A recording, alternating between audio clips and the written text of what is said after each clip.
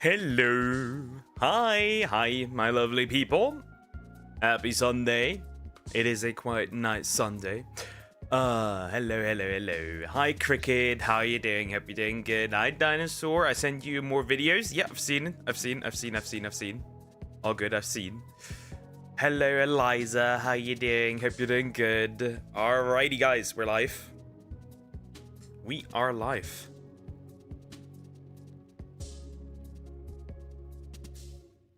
All right. Ugh. Never mind. All right. I think we are so far ready. Let me real quick adjust a few things. All right, good. All right, let me check.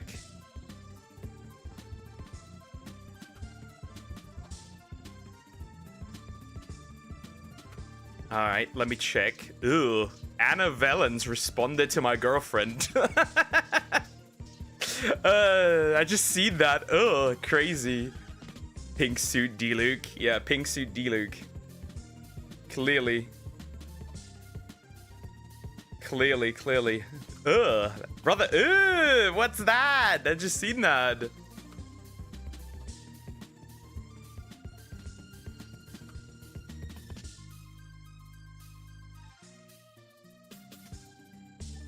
Okay, that's wild. That is wild.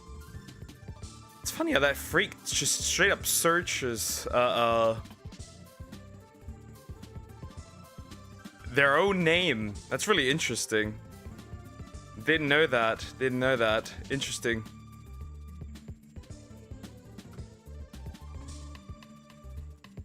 That's interesting. Ew. Too bad I can't respond. I just realized. Too bad I can't respond. But yeah. Very interesting. I guess it does respond.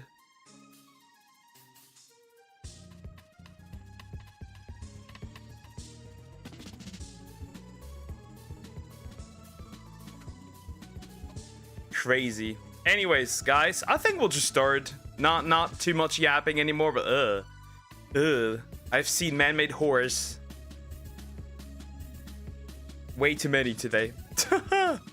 Alright, let me turn that off. We'll switch over to the reaction part. If I sit where my head is slightly tilted, that's not normal.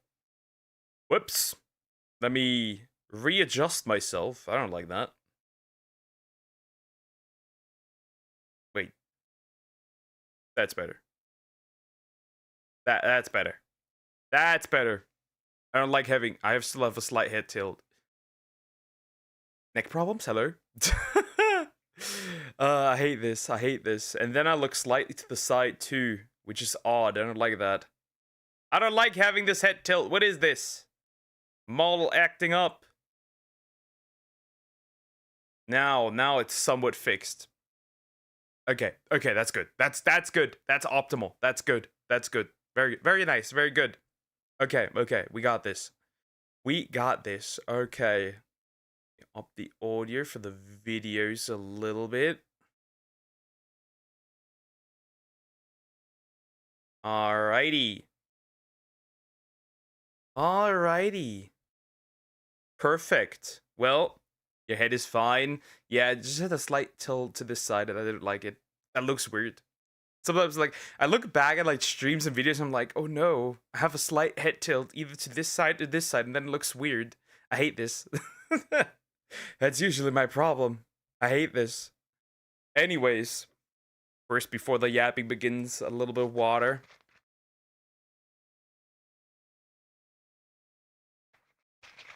That's important. Perfect. Anyways, we've got this one. But if you don't mind, start thinking of... Bro, that's crazy.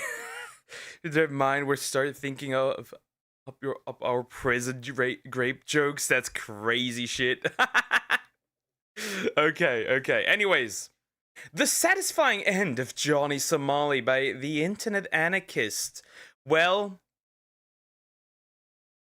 It is truly satisfying. And apparently also, I have a video for later where like another nuisance streamer apparently found out and got his ass beat by an old man. But yeah, regardless, we'll just see what happened now with the dude.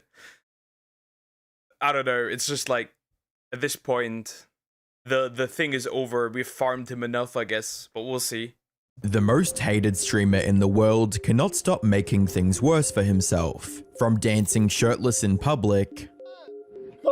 That was not necessary. That was not, and I was so scared. You know why? When I originally saw the clip, I thought he was about to like pull down his pants. He thankfully didn't do that. But bro, I was so ready to like close, like end the stream immediately. To cursing at and threatening the judge handling his case. Judge, prosecutor, y'all can suck my dick. Yeah. Suck off. Causing anxiety by carrying a fish. Tell the judge you can suck my dick. Bring a fish to your mother's house. I don't care. Johnny's on a one-man mission to self-destruct. I haven't actually seen that clip. That's a new clip, see? Sometimes I do find new things about Johnny Somali. I bet Johnny's favorite baseball player, Albert Pujols. That's interesting. Yeah. Could be. Nah, I think they're in a Johnny and his friend, his Korean friend, in a homosexual relationship. That's what I believe. And at this rate, that's my headcanon. Won't be long before the phrase digging your own grave comes with a picture of Johnny as its definition. The last time I talked about him, he was claiming to be a conduit of evil, someone who's willing to do whatever his viewers ask him as long as they give him money. If you want to see anarchy, if you're an anarchist and you want somebody that is going to crash out with no remorse, with no sense of self-worth, with no sense of self-preservation, I will be your man. I find that funny how he has no sense of when he says he has no sense of self-preservation, but then he really tries to find reason to not go to jail as well. I feel like you do. You're just lying. You're just talking out of your ass. Again, he's such an odd specimen for real. He's just like, why is he like? He doesn't even make money from this anymore, and he keeps just doing this. Also, I've not seen this clip either. I didn't even know he was doing that, digging his own soup, making his own soup, and not eating it too. Well, you made it. Now you gotta eat it too, regardless. Unfortunately for everyone else, he wasn't lying. He's since spiraled into even further degeneracy, willing to cross any moral line just so he can cling on to the little relevance he has left. And if that wasn't bad enough, the Korean authorities are now investigating him for a crime so disgusting, it overshadows everything else. Is it the kid stuff? It's probably the kid stuff, isn't it? Yeah, it's gotta be the kid stuff. But do you look soap? Soap, that makes more sense. Spelling mistake happens. Poker, do you love Johnny Somali? No, but I love you, Jacob. I'm officially homosexual for you. This is a joke. Don't worry, this is a joke. Nuh-uh. Else he's done so far. Ramsey Khalid Ismail is under police. He has been, and this has been referred to the prosecutor, serious consideration of child sexual harassment. Hi, I'm the Internet Anarchist. I create weekly YouTube documentaries, and today, we're taking yet another look at the train wreck that is Johnny Somali. How his... I don't even remember what he did. Was he like talking to a minor and like saying weird stuff to a minor? I think that was it. I don't know if there's more. Can call Johnny any name. He's worse than any slur. The word. You could... It's always kid stuff. Yeah. You know, we could like, you shouldn't say the N-word, but I'm not gonna be mad if you call him that. I'll be real. I kinda don't care. when we're talking about slurs here. Somehow found a way to sink even lower than before, and in a twist that defies all logic, how his vile actions are paradoxically paving the way for a better reality everywhere else. But until that positive change happens, everyone is stuck dealing with a guy like Johnny, who decided that he wasn't charged with enough crimes already and started harassing other streamers to add one more offense to his name. Nana, what's up? Somali! Nana Somali! No! Nana Somali! Go away, go away. He stream sniped a creator known as Slightly Homeless and approached Oh, wait, what? I've never heard of that too.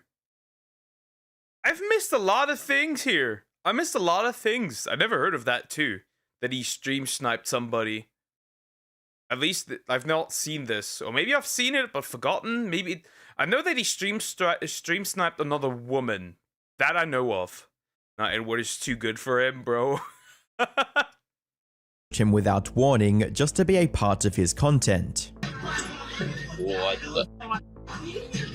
What? Wait. Yo! Wait. Switch the camera around! Wait. Switch the camera! Wait. Hit it! Wait. Yeah. You're setting me up. This is a setup. You might. Hey, you're gonna get me killed, dude. Slightly Homeless knew exactly who Johnny was and wanted no part of him. But when he tried to walk away, Johnny began chasing him through the streets like a lunatic. I think it's too late. I didn't do nothing. I didn't do nothing. You're just far. I am actually not up to date with the Johnny lore. You are correct. I'm just not up to date with my Johnny lore. That's true. Retard too good, Neanderthal too good, Subhuman too good for him. Everything's just too good for him. Bro, he's in his own class.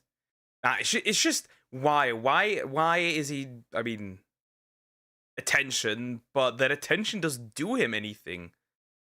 It doesn't do him anything. And this one is a new one. But also, does this guy stream on Twitch? Because if he does, I know Johnny's banned on Twitch. And remember, somebody shows up that is banned on Twitch in your stream while you're streaming on Twitch. As far as I'm aware, they can ban you. The question is, was that before or after? Just following me. Shit. I gotta go. I gotta go. I gotta go. I gotta go, dude. Dude, I don't have no.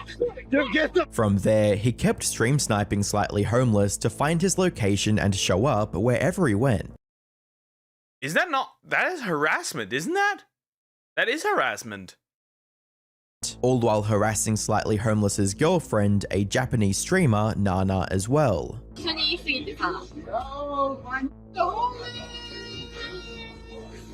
Nana, what's up? Somali! Nana Somali! Nana Somali! Go away, go away. Go away, go away. Why you acting like you don't? Go away, go away, go away. Oh, so it is probably this situation that I've known of. Yeah, but it was uninvited. I don't trust Twitch, that's a problem. Angel just for too good for him. Yeah, it is. You see Johnny harass a soldier verbally in Israel. I think he did that. Surely that falls into stalking. I guess so. Yeah. So I don't think Twitch would ban him. Okay. I don't trust Twitch. That's the problem usually. High five! Go away, go away.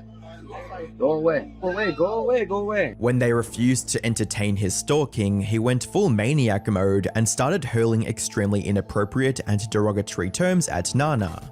Remember when I told you Nagadashi, Nagadashi? Oh. Kimoy-na. Kimoy. Timore, why are you saying that? The only way they got away from Johnny was by taking shelter in a police station.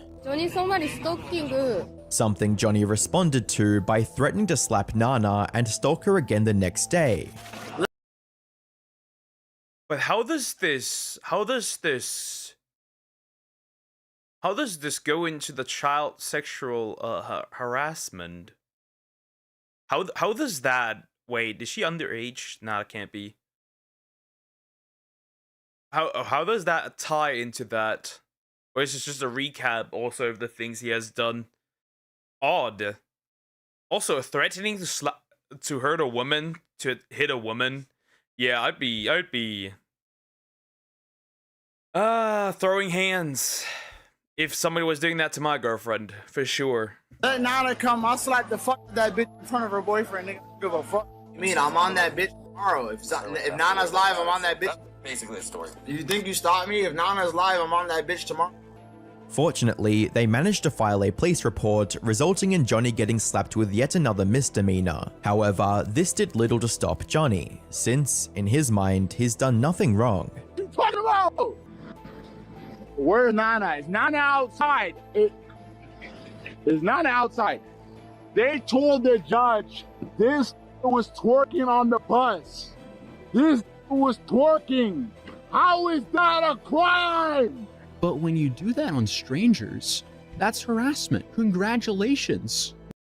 Like how does like, yes, twerking is first of all a sexual activity.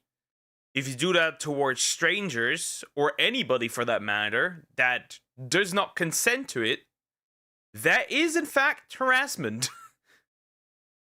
You could probably also call it already sexual harassment. So yeah. That is a crime. Dude is completely losing it because he's slowly realizing his actions actually have consequences. He even doubled down, went to a convenience store, and started blaring loud music, disrupting their business.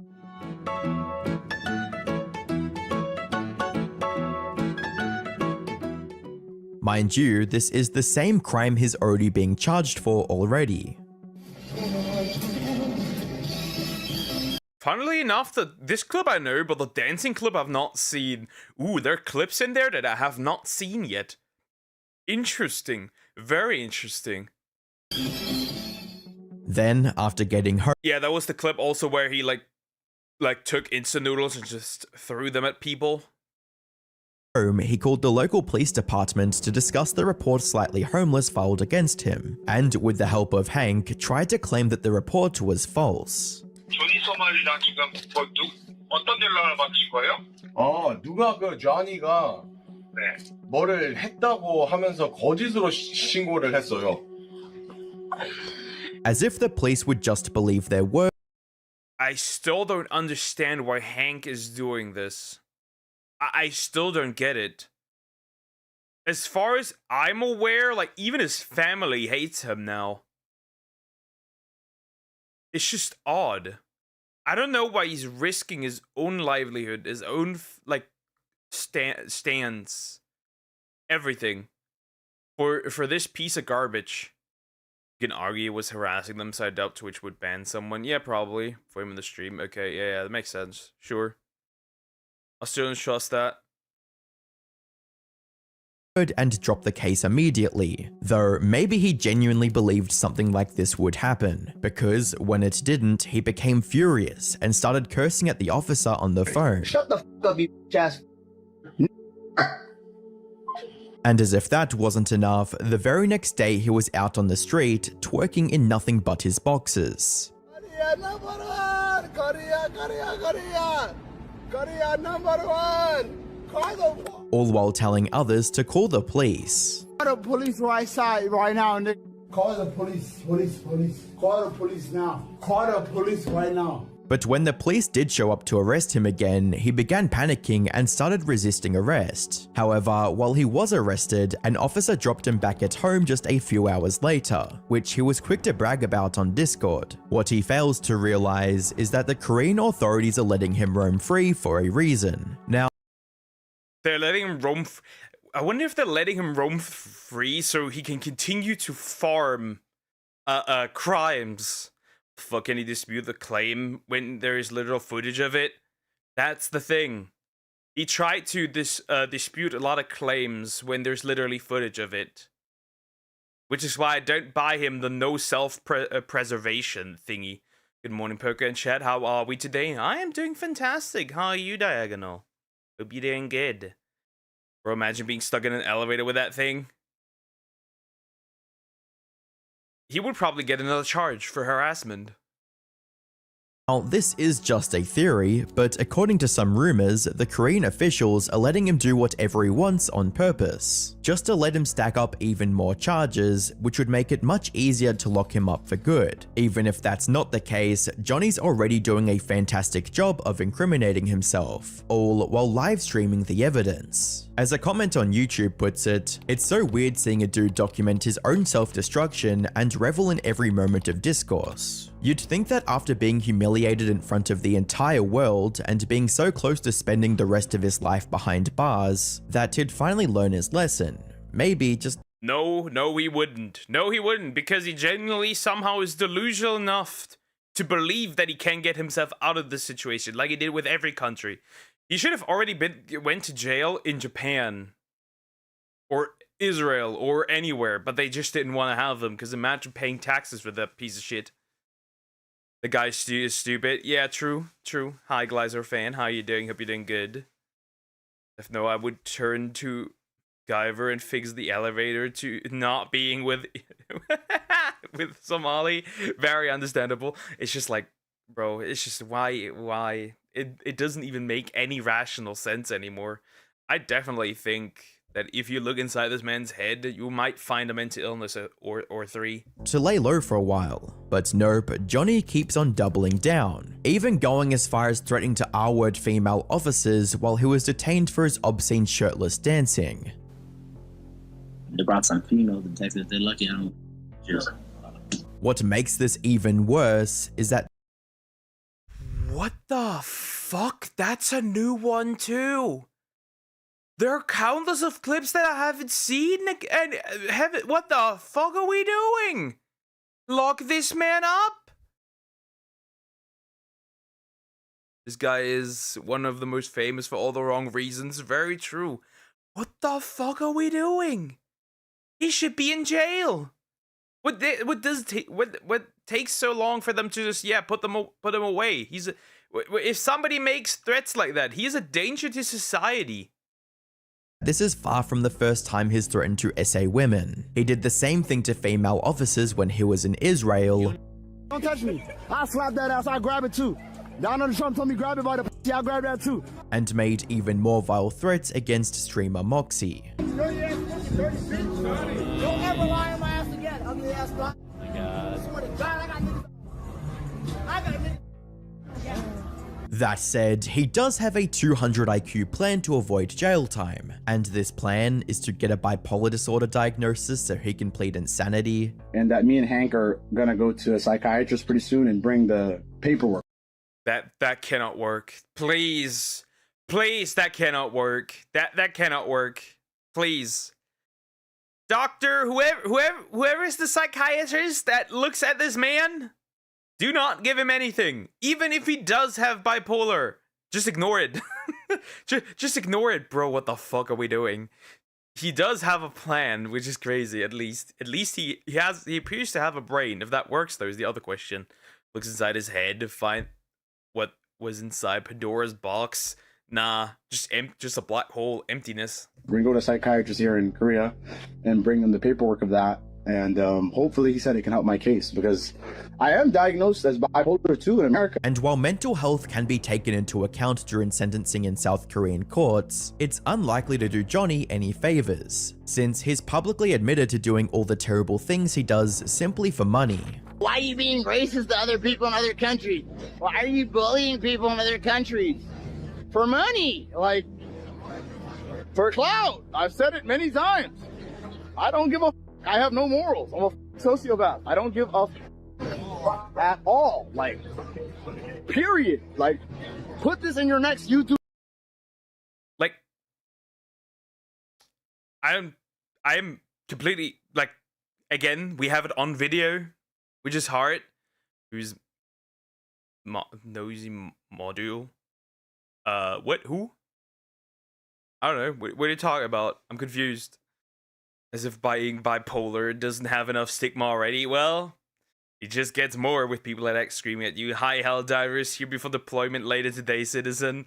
Hi, GT, how you doing? Hope you're doing good. Hello. documentary. I don't give a. But even if you ignore everything he said before getting arrested in Korea, his behavior since then is more than enough to reveal the evil person he truly is. Because when he's not out harassing people on the streets or making disturbing threats towards women, he's on stream trying to intimidate the Korean government by claiming he'll turn himself into a bioweapon. Korea does not let me out of Korea. I'm telling you right now, it is a danger to the Korean women. I have had so much sex with Korean women while I've been locked. I don't get any STD tests and I make sure to spread whatever I have to all of these Korean women. These. What the fuck? No! Dude, why is it taking them that long? He is like everything. He just has more and more stuff that they can use to just jail the motherfucker, but they just refuse to do it. Because they need more. Bro, that's crazy. That's crazy behavior, straight up saying, yeah, I'm spreading STDs on purpose. Wait, does that confirm me that he has STDs? Would Darga, would Johnny have up there? Or would Bonnie Blue have down there? Let's not get into that. Ugh. Threats are obviously nothing more than the idiotic ramblings of a man desperate to create drama, but as many on the internet hope for, maybe the Korean government should take them more seriously. At this point, he is a risk to the public health and safety. That's bioterrorism and could mark him as an enemy of the state. I do hope the Korean police and court system that could actually be considered bioterrorism? That is crazy. That is crazy. Okay, that's interesting. At this point, just put him down for real. Get the shot and end it. STD roulette. Ugh. Takes this seriously. Hypotheticals aside, it's clear the Korean authorities have no plans to let Johnny walk away scot-free, because as it turns out, they've launched yet another investigation into his past actions. This time for a crime far more serious than being obnoxious in a store or harassing people on the street. Here's a new spicy charge. Take some time. Let this sink in. This goes back to when Johnny visited the Lotte World theme park in Seoul. There, he left his Bluetooth speaker on, allowing donors to play any audio they wanted on it. And this was just as disastrous as you might expect. At one point during the stream, while surrounded by families, the text-to-speech on his speaker started repeating a disgusting Korean phrase, which essentially translates to "I want to have blank with children." Now, he might try to argue that what the fuck? That is crazy. I mean, this isn't from him. Technically, does that count? Does that count? Huh. he doesn't understand the language, so he was completely unaware of what it meant. However, that argument falls apart quickly when you realize park employees repeatedly begged him to turn the speaker off. Yet he kept refusing, claiming it was just his quote ringtone. Sorry, ringtone. So he's pretending it's his ringtone. Bro would actually put the shotgun and just pulled the trigger towards himself straight up with this one. Bro, you can't like, of course he doesn't know what it actually, I guess he doesn't know what it actually means, but refusing to turn it off when people tell him to turn it off and saying it's his ringtone, that's incriminating regardless. I don't know, that's crazy. What the fuck? What the actual heck? He's not turning it down intentionally. Once again, willful negligence. Even if he doesn't understand the text, willful negligence around children. He was calling me on the phone. Down. Okay, good. Okay. He keeps it on full blast, by the way. If convicted, this alone could add another 10 years to his prison sentence. But even that's not the end of his troubles. His second trial was set for May 16th, 2025, and according to reports from people who attended the hearing, he was late yet again. But unlike last time, Johnny, quote, didn't have a smile on his face, which does make sense. Depending on the conviction, he can be sentenced to over 36 years in prison, while he's still putting on the active 36 years in prison for being a retard in another country. Yeah, that comes great. That's great. That's great. Hey, at least he isn't like Vitaly, who like started becoming Christian. Being bold and unbothered, he's most likely starting to feel the weight of possibly spending the next few decades locked up in a foreign prison. A good example of this pressure is his change of mind about emulating Kanye. You see, he initially wanted to show up to court dressed in a black KKK robe similar to Ye. What the how does he even come to that idea? What the fuck? Huh? Pulling, what the heck? What about the cake outfit at the court? Is that too crazy? Yeah, one. The same one kind of had. He even went ahead and got one custom made before the hearing, but after talking about this plan for weeks and spending actual money on it. What the fuck are we doing? What the heck? I've posted a suggestion, thank you. What the fuck are we doing? Bro, there's just no way. There's just no way. There's just no fucking way. Dude, that's crazy shit, making that. He decided not to wear it at the last minute, knowing Johnny, the only reason he didn't go through with it was because he was scared of extending his sentence even further. And to make matters worse, there's nothing he could gain from being his unhinged self anymore. He's been perma-banned from high-paying platforms like Kick. So, at this point, he's destroying his life for free. In his own words, it's not worth it anymore. It's worth it. At this point, no. Unfortunately for Johnny, even well, that realization came quite late. That realization happened quite late. That realization happened quite late. What do you mean? At this point, no. Yeah, what did you expect? Like 3Ks is one hell of an oxymoron. You will not believe it, but there's cases of people who belong to that group. There's a black guy that collects these things after the 3Ks people like stop belonging to that group. He just they just give him the hoods and stuff. It's really interesting. I guess good ending. It's just weird. If he suddenly decides to turn his life around now, it's too little too late. At this point, any regret he shows falls on deaf ears, because no one has any empathy left to give. He only regrets it now because the consequences are severe and can cost him over 30 years in a foreign prison, where they don't believe in things like pleading down and early parole. He also tried to blame his actions on alcohol. Interesting, so if he does in fact go to jail, he will not be released early. Basically, if he goes to jail for those 36 years, he's going to stay in there for 36 years. That's actually quite wild. Okay, I didn't know that. Like alcohol is definitely the reason why I've done so many great. And it's do not back down, never give up. It's not backing down, never giving up. It's about just bettering yourself as a person. I think I'd truly be a better person if I didn't drink alcohol.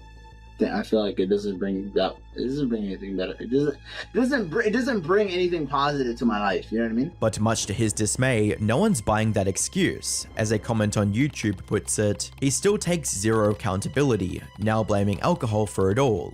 What a turd. However, the biggest reason Johnny might be starting. What a turd. That could mean multiple things, but I'm not reading too much into it. Self-hating racism is kind of odd. No, it not just kind of. It is odd. It is odd. Why do you hate yourself based on your own skin color? How does that work? What? Why are you doing that? That's weird. Starting to clean up his act is because he's running out of support from all directions. He begged Ice Poseidon to unban him on Kick. I don't feel like I'm a bad person. I want to come back to Kick.com. I want to stream on Kick again. I want to move past this. I literally do. I want to change. But was shut down almost immediately. His parents disowned him. You guys are my family. I'm not gonna lie. Like I told you guys, my family disowned me. His family disowned him? I didn't even know that. That's also new. Interesting. Based family. But then again, you raised this motherfucker, so I don't know what happened. When you went wrong as parents. But at the same time, you cannot control what your children do all the time. So I guess, I don't know. My dad, the other day, I was like, do I really cause you that much stress? And my dad told me, you caused the whole world stress. I'm ashamed to be your father. And now, the only person who stood by him all this time, Hank, is also starting to feel the squeeze. He was begging for donations earlier, stating, "Legal fees are very taxing me. If anyone wants to help out with the legal fees, please donate. Also, Johnny has a travel ban. Korea doesn't let him work and doesn't give any support. Johnny is out of money now and I'm supporting him. There is no choice. He will starve if I don't." Well, there's no other choice, you know. You support him doing this.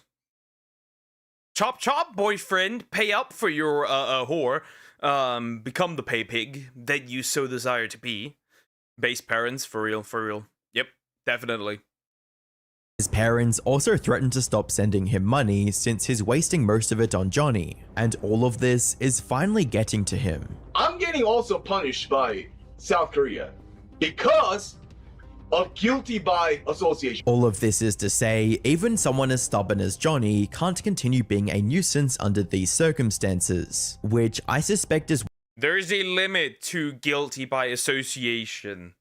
There's a limit. To me, there's a limit. Like, if you are actually supporting someone that does weird ass shit, and in this case, it is definitely... If you support a criminal, there's a difference. Like, this is no longer guilt by association. You are supporting a criminal. At that point, it's over. This is not like, oh, I follow him on Twitter. That's not what it is. It's actively supporting someone. And actively supporting someone's bad behavior. Enabling it, even. Why he pleaded not guilty to the 2 deepfake charges during the recent trial, as they're the ones that carry the bulk of his potential prison sentence. Unfortunately for Johnny, with the many clips of him proudly showcasing those videos himself, there's nothing he could say to successfully beat those charges. Though outside the courtroom, Johnny's infamy is starting to have a surprisingly positive impact on the world. As strange as that is, allow me to explain. In the beginning, Johnny's popularity looked like a bad thing for countries like Japan and Korea. Oh, this dude's German, which infuriates me. And people hate this dude. And he also got his ass beat already and stopped. I would disown him as family too of my brother. So stupid, I'm gonna let him drag me to hell, true. Eat Biscoff without tea, coffee. Usually with coffee. Also, hi dear, how are you doing? Hi tourist, how are you doing? Hope you're doing good. People feared that many other nuisance IRL streamers would follow in his footsteps and make life a living hell for the residents of these countries. And while that did happen, it also had an unexpected side effect. Johnny's behavior made it painfully clear that the only real way to deal with these obnoxious streamers is to stand up to them. Now, exactly. To properly punish them. What other options do we have? What other options are there? They're not gonna stop until until the countries, in fact, put a stop to it. That's just the truth. That's the only way we can get rid of these people, right? I mean, we just had another one. A Japanese guy, was it? Or just, like, in general, just a guy in Japan.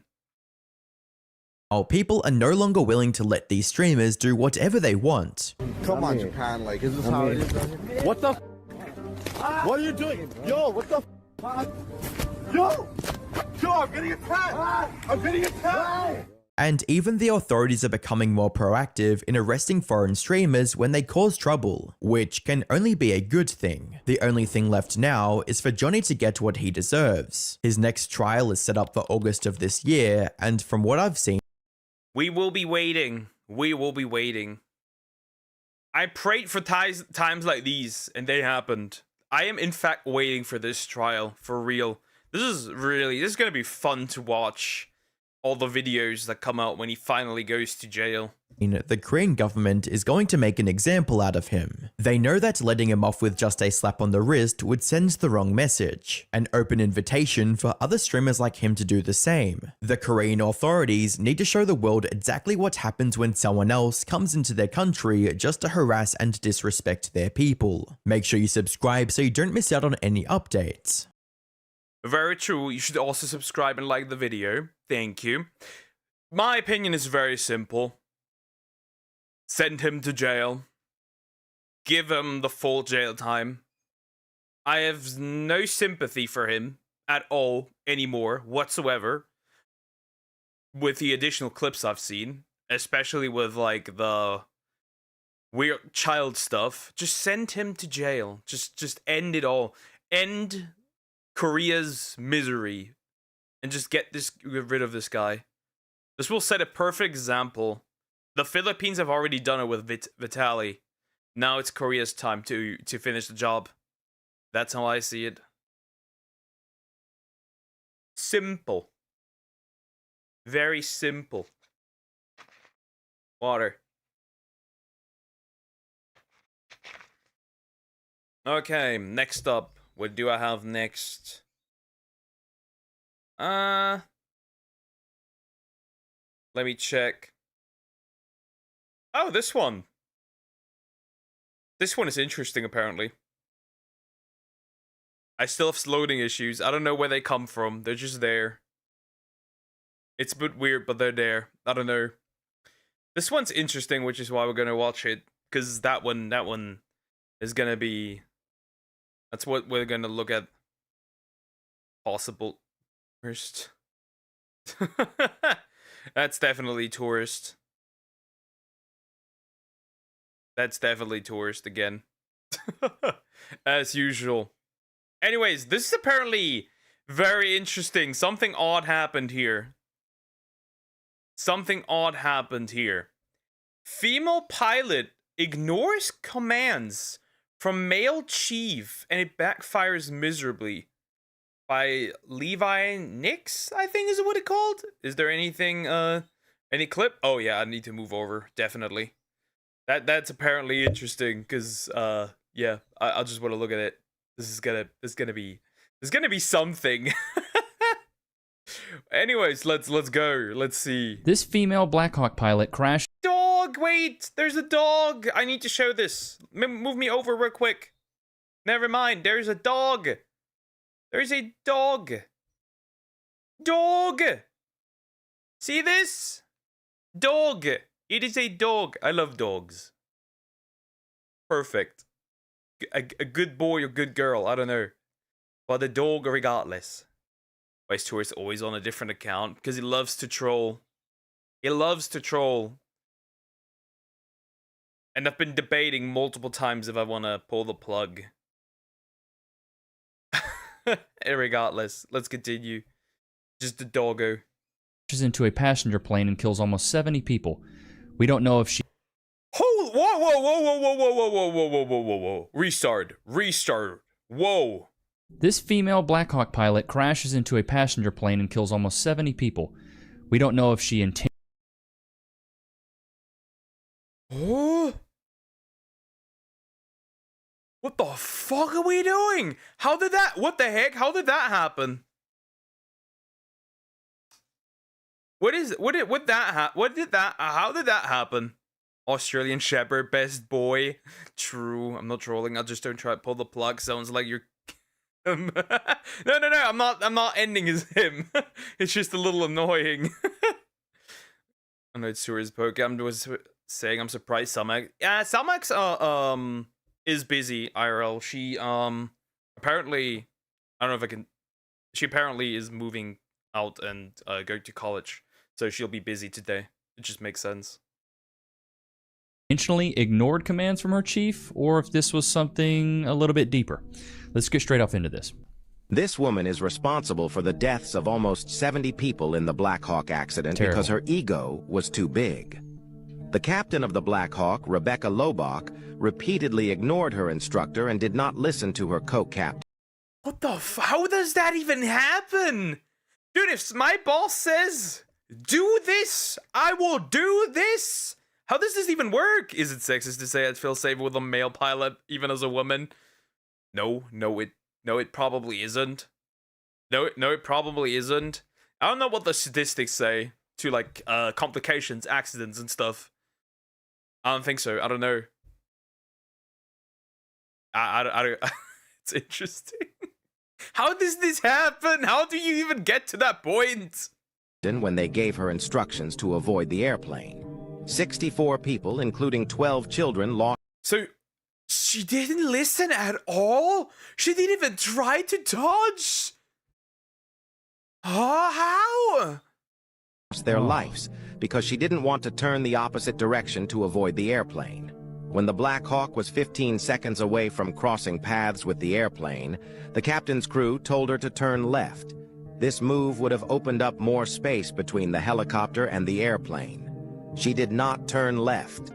Minutes before the accident, her instructor told her that the helicopter was flying way too high. This height could easily cause an accident. Captain Loback told her instructor that she would lower the helicopter soon. Guess what? She never did that too. Wow. Oh, holy shit. What the fuck are we doing? How does that even happen? You can't just think, what? Maybe mental illness? I don't know. But I would assume that these usually get, like, mental health checkups on a regular basis. I'd hope so. Women can be good pilots, but I'd always be worried they got the job simply for being a woman rather than because of talent, you know? Yeah, due to quotas and everything. Too bad you can also apply this to, like, general, also minorities, unfortunately. Yeah, so this story is devastating, absolutely devastating, but there's something to this, which is why I wanted to cover it today. Let me know what you guys think. I've had female managers, I've had female bosses. There's something about women that are placed in seniority positions where they have superiority or there's a hierarchy of them being higher than someone else. I've seen more women in management positions abuse power more than men. Chat, put a 1 in the chat if you agree. I had a sales manager one time. I think there's actually statistics that do in fact confirm that female... No. I think this... Don't take this for the absolute truth. This is what I've heard and read. As far as I'm aware, female managers, female bosses are much harsher on, in fact, not just everyone, but especially female workers. As far as I've heard. I could be wrong, but there's apparently some studies out there that say that this is the case. And also, like, in general, here's a fun fact. Apparently, women, hairdressers that take care of women that look prettier, I usually, like, get a worse service because they're prettier. I don't know how that works. Hi, Gaming Master. How you doing? Hope you're doing good. Hello. Yeah, sounds intentional. I don't know how this works, how this happens, but it must be. Way back in the day, back in my day in Austin, Texas, I was working at a massive company, and I had a female manager. She would be super hard on all. I also look at this with where I was in a lower position than a woman. I've had this in a similar way. However, I also have experienced the opposite. The woman that I was working with when I did my voluntary social years in the primary school, the one that was basically in charge for me and the other lady that I did it with, I think this was actually really cute. She had this really like motherly vibe, which was like so cute. So I experienced the opposite as well. Like somebody's like kind of, I don't know. She was like really like motherly. I don't know how to put it. It's weird. It sounds weird when I say it, but that's what it is. Like this like looking after you and like taking care and looking that you do everything correct and like be like, you know, it just was really cool, that experience. I will forever remember that woman. She was so great. I think they abused power because they try to imitate men in power, but because they have a skewed idea of men, they end up acting worse. Plus, they're harsher to women because they're insecure. That could be. You're a woman. You would know more. The guys, but anytime a girl came by, she'd be like, "It's okay. You don't have to. It's fine. You don't have to hit your numbers. We won't fire you." But then they would fire a guy left and right. They would fire guys left and right. If I don't know. I've not made that experience. I've been busy with new videos. Okay, yeah, that makes sense. That makes sense. By the way, Gaming Master is also content creator. Okay, yes. they didn't hit their numbers. Have you guys had that same experience? I don't know what it is, but it seems like when women are placed in positions of power, they abuse that said power. This is crazy, though. It's an absolutely wild story. So sorry. I wish I could do something, but I... Why did you put that in there? No, not that clip. Female Blackhawk pilots when they're flying straight towards an airplane. Holy fuck. Why did you put that in there? That's diabolical. That's horrendous. Why that clip of Selena Gomez when she was crying about the deportations of illegals in the States? Interesting. Yeah, I don't know. Interesting choice for a clip. Girl was making a video. Okay. What to do? I'll try everything, I promise. The Army... Bro, the internet... Oh my god, that was terrible. The internet is undefeated.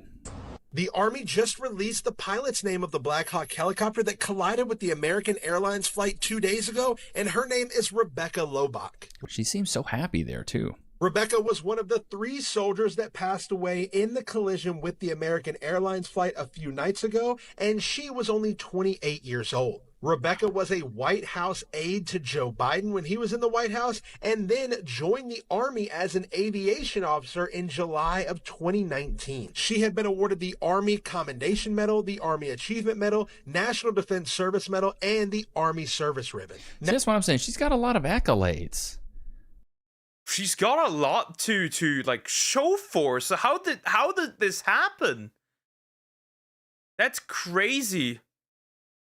She got caught in the flood. Her dumbass was still trying to make a video. Classic Zoomer behavior. A person saved her. She said, "We don't need men." He threw her. That's wild. bit harsh, but wild.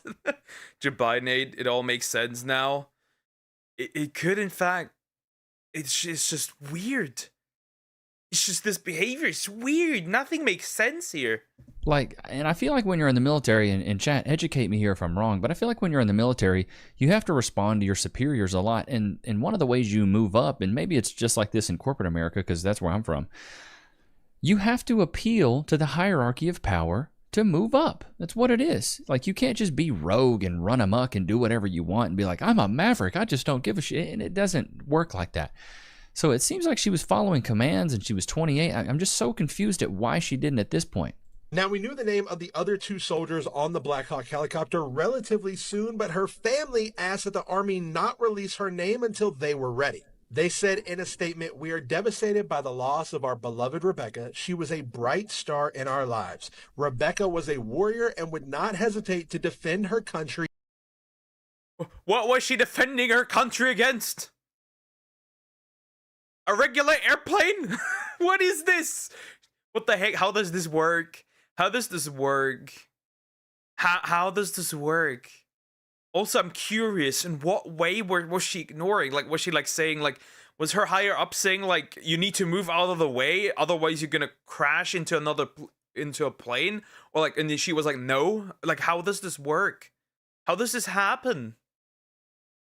In battle. Lobach was from Durham, North Carolina, and she enlisted in the National Guard back in college in 2018. It seems like it was intentionally done. With all the information coming out about this DCA crash with the Black Hawk helicopter. I mean, I'm going to keep it a thou wow, dude, in chat. Put a 1 in the chat if you agree. I feel like if you intentionally did not follow instructions from a superior, you made a choice. It goes back to my whole philosophy of like, what you're not changing, you're choosing. And so she chose to do nothing when she could have changed what she was doing and followed instructions, followed orders. So it's a kind of like no answer is also an answer. But true, if you don't make... No choice is a choice, technically. You're making a choice, regardless. She saw the demons in the plane. I don't know what... This can only boil down to mental illness. It would be huge if it was like a I don't listen to a man thing. This has to boil. This got to be the reason has to be mental illness. That's the only way this makes sense. And that's the only way I can reason with this. a little odd to me that she didn't do anything. So I don't know. What do you guys think? Do you think this was intentional, chat? Put a 1 in the chat if you agree. The commercial airplane, fingers are pointing to the fact that Rebecca LeBach intentionally did this. That's what it's leaning toward. Now, I don't know if you guys remember, but earlier this year, the Black Hawk helicopter with Rebecca LeBach, she was the pilot, she was training, being overseen by somebody who was higher than her, and there were other occupants on that helicopter, collided with the commercial plane while they were landing in the DCA airport. Now, and doesn't that have to be like, once again, educate me here if I'm wrong here, chat. I feel like the likeliness of a Black Hawk hitting a passenger plane, that is like 1 in a skrillion, bruh. That's very difficult. I bet people trying to do it, it would even maybe fail. But like, that seems very difficult to do. That it's just like, it's just dumb. Gotta hope she had a reason, and it wasn't just to defy a man. I hope so, please. This be terrible. That's why I would love to hear what would happen between like the higher up and her. Do we get anything? Airport, move down, land the lady. I hate my boss, and rising up. the woman be like, I don't need a man. Straight into the next plane. I would probably assume that if people would try, would probably definitely fail. No? Now, both aircrafts crashed over the Potomac River, and there were no survivors, none at all. And we were wondering, well, what happened? Maybe she didn't see, maybe she turned. But then remember, there was the recordings coming out from the tower where the tower explicitly said, hey, you know, there's this plane coming in, and she still didn't listen. So let's go ahead and read through what's being reported now. The pilot of the Black Hawk helicopter that collided with the American Airlines passenger airplane did not comply with the directions to change course seconds before the fatal incident, a bombshell new report has revealed. On the night of January 29th, Army Black Hawk pilot Captain Rebecca LeBach was conducting an annual flight evaluation with her co-pilot, Chief... Bro, this is totally out of pocket, but what if you drove a Black Hawk and your name was Mike Hawk? Horrible. Why did you do that? Obi, why? That was not needed to be there. Here's Krokok. Hi, Krokok. How you doing? Hope you're doing good. Hello. Bro, it just doesn't make any sense. It just doesn't. I need to hear what her response to the avoid this plane message was. Oak. I'm sorry, chat. I do apologize. Warrant Officer 2, Andrew Eves, who was serving as her flight instructor. 3 months on, new details published by the New York Times revealed that the pilot made more than one mistake, leading to one of the worst catastrophes in aviation history. Not only was LeBach flying her Black Hawk too high, but in the final moments before the impact, she failed to take advice and instruction from her co-pilot to switch course. Huh? Multiple mistakes have been made?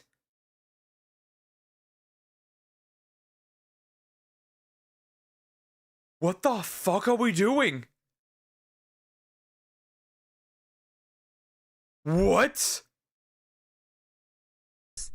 Now, here, I'll give her this. Maybe she was freaking out.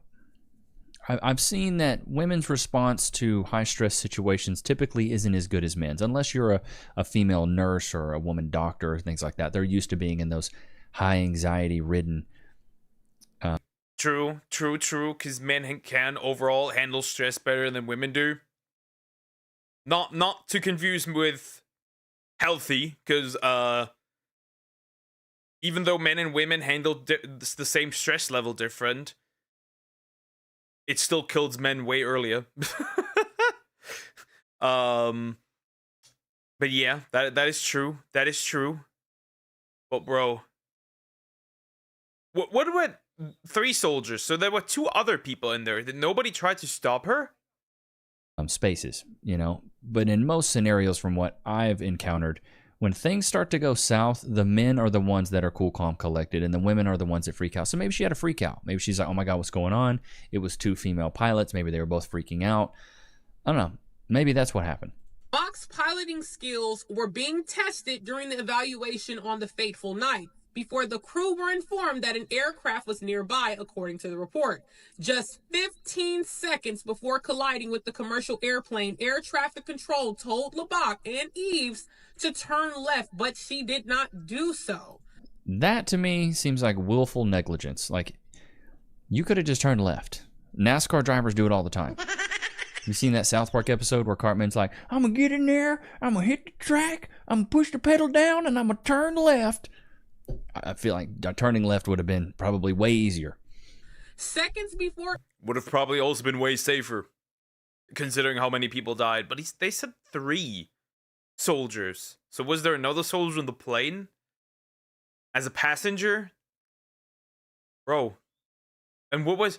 You cannot tell me that both of these ladies start crashing out.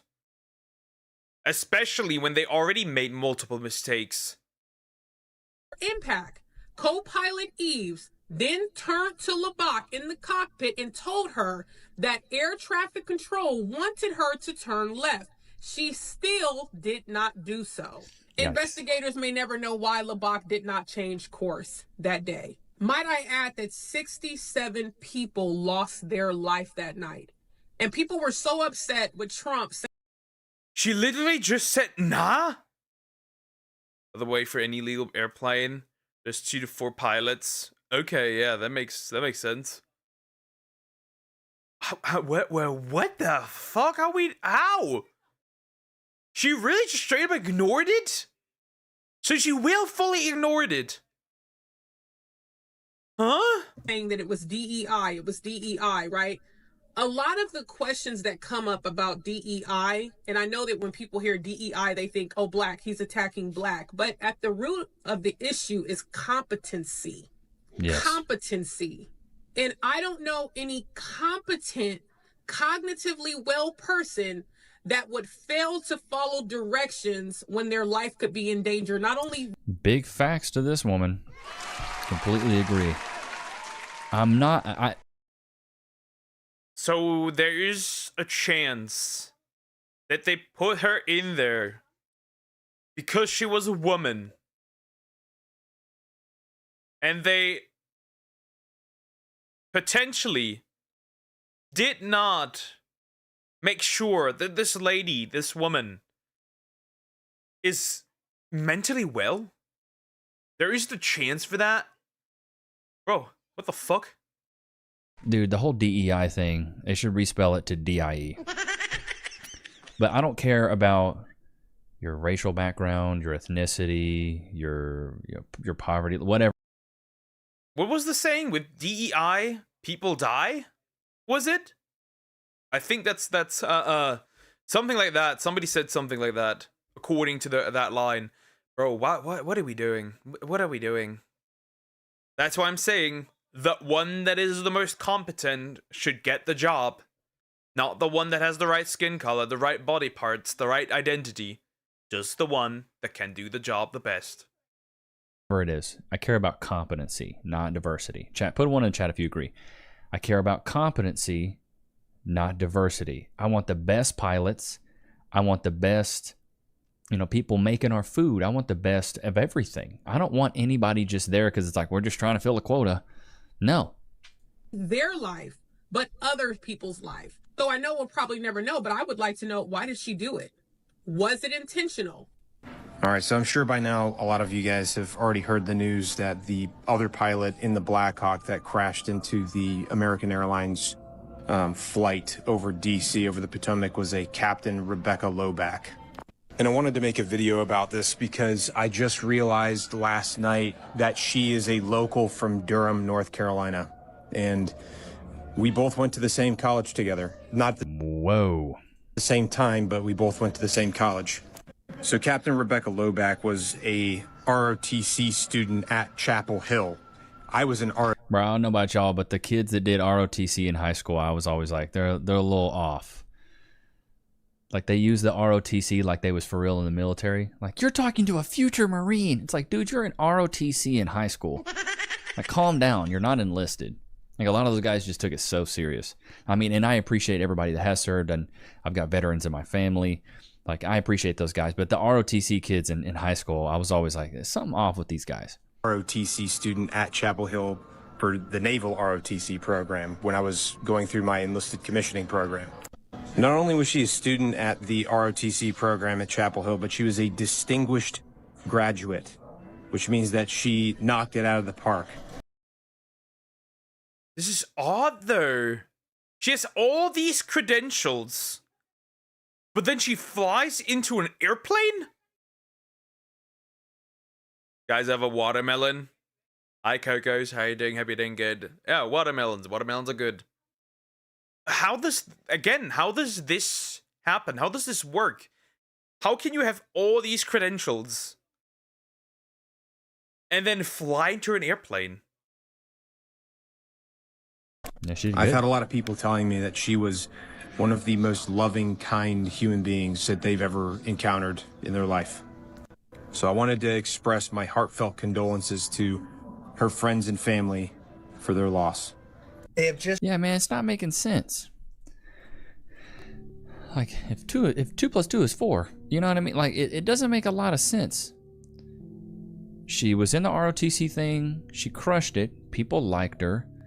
She was a captain. She was a young captain. She was 28. She had done more by the time she was 28 than I had done, I'll tell you that.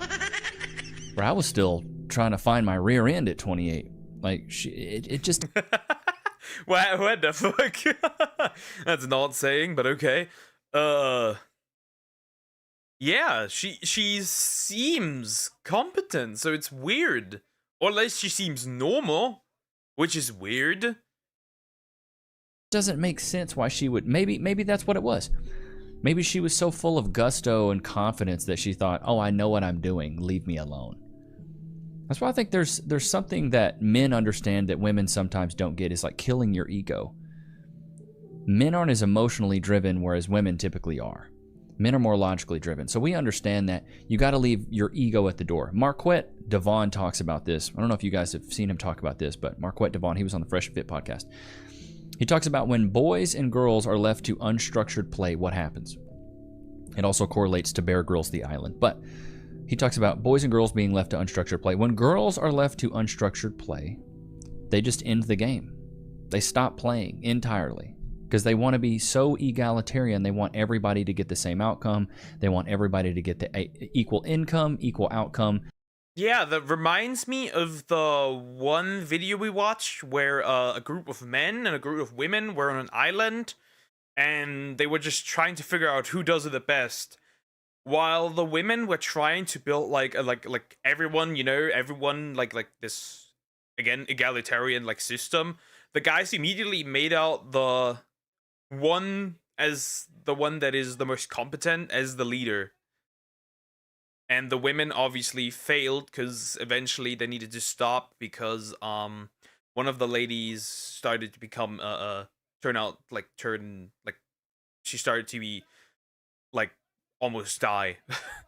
For the guys that wasn't the case, because the guys started just straight up hunting alligators. They didn't care. So yes, kinda. I do see that sometimes. And it just falls apart. They can't go back to a hierarchy and continue the game. When the boys are left to unstructured play. Also, like in like gym classes, like the guys, like we as guys, we immediately quickly established who was the leader. And for the ladies, it always took a little bit. They create hierarchies. There's a captain, there's officers, there's enforcers, and then there's guys that are more, I guess, pawns in the game. You got your pawns, your knights, your rooks, your bishops, and your king, right? When conflict arises, the boys address the hierarchy, they go through, they do conflict resolution, and then they continue the game. Girls don't do that. They're more egalitarian. If you guys want to see this in real time, I have a video where I break down Bear Grylls, The Island, and like the first 2 weeks, the women are getting dysentery. It's like a game of Oregon Trail. Homie needs to leave the soundboard alone. I agree. I agree. Men are emotional, but the emotion is usually anger, which can be useful when harnessed correctly. Women get overwhelmed, which isn't helpful. True, true. It's also, I think men are like, usually like, when it comes to emotions, we kind of feel those, but it's also like, first of all, not in that intensity. And also, like, oftentimes we just don't even know what to do with them. So usually anger is the one we resort to. You got dumped on? Yes, angry. Somebody talks bad about you? Angry. It's just like, yeah, fuck yeah. It's like, I don't know, just that. What, thunderstorm is coming. It's still sunny outside here.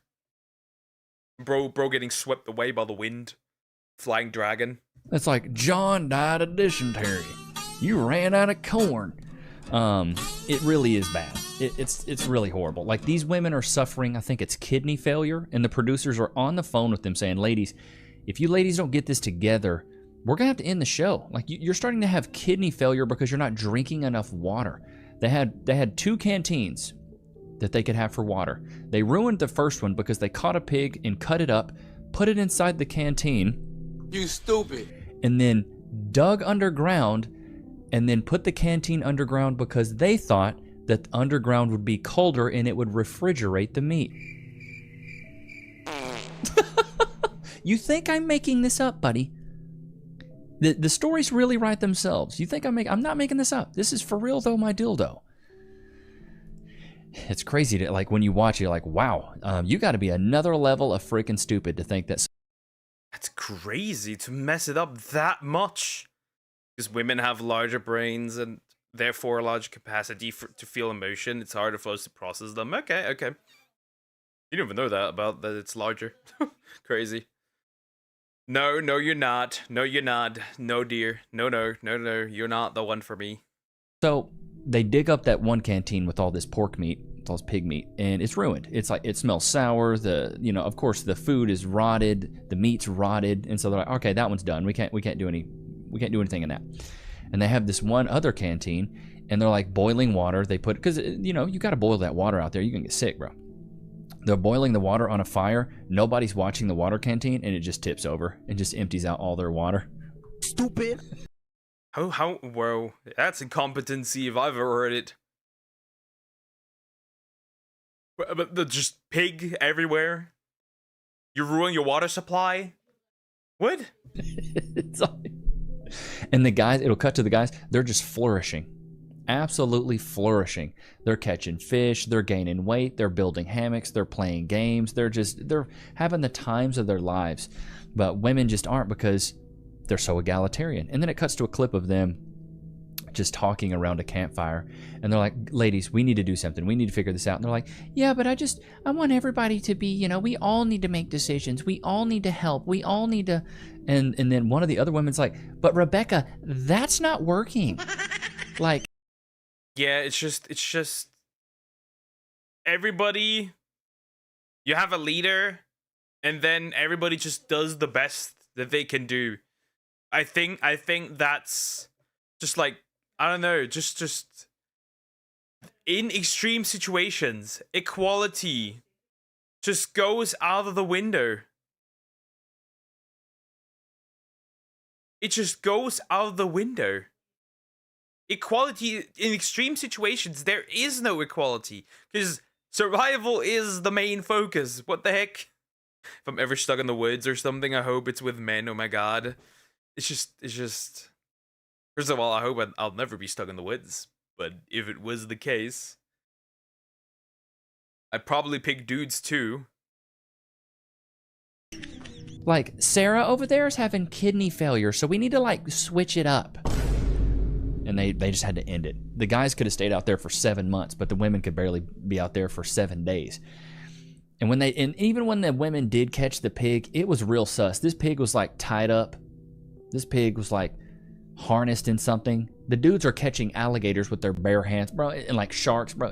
Wait, he is in fact talking about that video. He is in fact talking about when they like the survival thing. That's the same way he reacted to. The dudes were like straight up catching alligators and cooking them. They had like no trouble at all doing this. They didn't struggle. Insane. You got to go watch it. If you haven't seen it, it is truly. And the women, it was actually worse. The women were essentially running in circles. They started somewhere, kept walking, and ended up at the same spot again. With no water, nothing. That was the interesting part also. They just ran in the circle. A spectacle. Oh, look at this good boy! The goodest boy! Or girl. The goodest girl, the goodest boy. It's just a dog. I love dogs. Somebody want some? Here, let's do this. Wait. Can we get some frees in the chat? Free. Boy. Good boy! Let's go! No Morgan and Morgan. We typically do like monthly deals. So the last month deal is over, sadly. We'll probably renew. Just keeping you guys updated because I know you just love that stupid Morgan and Morgan ad. It's so ridiculous. But no, I love Morgan and Morgan. They're great. Let's see here. Let's get back into this. Just released the name and images of the female pilot that was involved in the Black Hawk incident plane crash in Washington, D.C. This is Captain Rebecca Lobach. She was only 28 years old. It still does make no sense. All of this makes no sense. Why did she do this?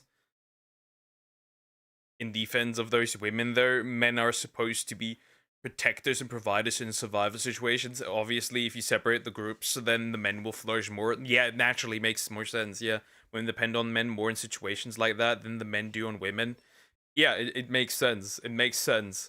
I think it just disproves this idea of men not needing women and women not needing men. This weird agenda, which is bullshit. The day of the plane crash, and her family wanted to keep her identity private until now, which they've just released a few hours ago. She served in the military for almost 6 years, and she was also an aide to the White House during the Joe Biden administration. Here's an image of her serving our country, and while she was in the Army, she achieved many different medals, like the Army Accommodation Medal and the Army Achievement Medal, along with the National Defense Service Medal and Army Service Ribbon. And there was a lot of rumors that came out about her, even though people didn't know who she was, saying that she was a transgendered individual, which she is not. But the Army did have this to say about her, that Rebecca was a warrior and would not hesitate to defend her country. And though she has a lot of flight experience, mistakes are sometimes made. I know a lot of people want to put mistakes and blame on a woman. She was being overseen by a chief warrant officer who would have taken control in the event of an emergency. Mistakes were made, and that's just not how things panned out. But bro, I feel like the likeliness that they would crash is gotta be low, chat. It probably has to be. But they so stupid. So see dog, pause, good boy. It's just like it just does not add up. It just makes no sense. Like this has to happen deliberately. Like she has to have planned this. But even if she plans this, it's like the chances that she would hit it are pretty low. Especially since I would assume that the airplane was warned as well that a pilot, like somebody else, a different aircraft was coming towards them. It just makes no sense. Am I way off base for thinking that? I feel like in the aviation industry, they have some of the highest safety protocols. You don't hear about this stuff a lot. You don't hear about planes going down a ton. You really don't. So it's wild to me that... Except if they're a Boeing, then that's a different situation. They love to go down, apparently. That's what happened. They collided and went down. But it goes back to my whole entire thing of like, women typically, and it's not all the time, but women typically abusing power when men don't. This is why I believe matriarchies don't work. Because patriarchies create hierarchies inside the patriarchy and say, all right, this is the figurehead of the man. He pushes commands down to the enforcers, and the enforcers, make the things happen, right?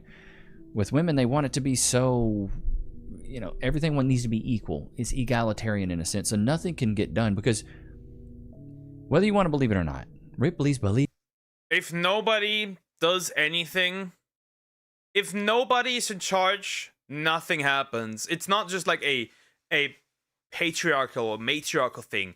If nobody has the say, nothing gets done. You can already group works of students, right? They turn out really bad if no leader is established. It takes ages if nobody takes charge. You need somebody you need a leader regardless of what happens. You need hierarchy. You need somebody who says like, okay, you do this, you do this, you do that. Otherwise, nothing gets done. It's like you can't have equality in such things. It doesn't work. It just doesn't. You need some form of leadership. Believe it or not, you can't make everybody happy when you make decisions. No leader can. Chat, put a 1 in the chat if you agree. Even with the whole... No, if everybody's equal, there is no leader. There is nobody who takes charge. Yeah, I think even women are less likely to take orders from a woman because they're less commanding. Probably. I don't know. It's just like you need somebody to run. You need somebody to run this stuff. Presidency right now, there's certain things that he does that make certain people mad, make certain people happy. Not every decision that you do is going to make everyone happy. It's just the same thing when you're like a free thinker or a commentator like myself. Like, not everything I say you guys are going to agree with, but I think the beautiful thing is that you guys can come here, we can have a good time, and we can agree on most things. Maybe we don't agree on everything, and I think that's totally okay. I think we need to get back to a point where people can agree to disagree. Y'all remember that? Y'all remember them times? Oh, you need to leave that soundboard alone. True. We are gone in the we have gone away from the times where like, okay, we disagree, but we can have a respectful conversation. We can talk. Those times are gone. Cause if you're on the right and somebody says something to you that you don't agree with, then it's like, call me. And on the other side, it's like, you don't agree with me, you're a Nazi. That's the two extremes we have. I want to go back to the times where like people weren't as offended as they are now, as sensitive as they are now. I miss those times. I remember back in my day, you could agree to disagree, and you could still be buddies. You could still share a cold beer with your buddy from agreeing to disagree. Nowadays, it's like people are looking for someone that 100% agrees with them. And I think it bleeds off and gets muddy in the water of the dating market. Women want men that just agree with them 100% on everything. It's like they want... That's why relationships also are fucked up. Because, like, you want equality in the relationship, but then nobody takes charge, then nothing happens. Nobody initiates anything. Nobody does dates. Because, you know, if you take charge, you're toxic. It's like, what do you do? What do you do with that? I'd rather, as a man, just take charge of a relationship in the relationship. I prefer that. Liberal-minded men, but then they want him to have conservative values? You stupid. You want him to provide and protect and love you unconditionally, but you want him to want free health care and want him to also stay home and raise the kids, but, you know, let you work, but also pay your bills. It's like, what do you ladies really want? So I think we're gonna see a shift here in the next few years where women go back to wanting traditionally conservative men. Right. Oh yeah, it's already happening. Like, there's trad wives. They're not particularly trad. They still go to work. But I think they're a symptom of what is currently happening, which is people go back to established structures because there's a society that we're trying to create, that this is this androgynous blob where, like, there's no rules, nothing, no identity, because, you know, you can be whatever you want to be. And I feel like people are going back to those older structures because they give direction. They give you an idea of what you're supposed to do. They give you, like, a way to go. So I think that's the reason. People go back to these older structures because they work. I don't have to think much. I just have to fulfill my role. It's simple. It's easy. It just makes sense. A retort. Welcome back, Zoom. I miss those times too, Poke. Good times. Good times. Truly. Peak. now being conservative is radical. Chat, put a 1 in the chat if you agree.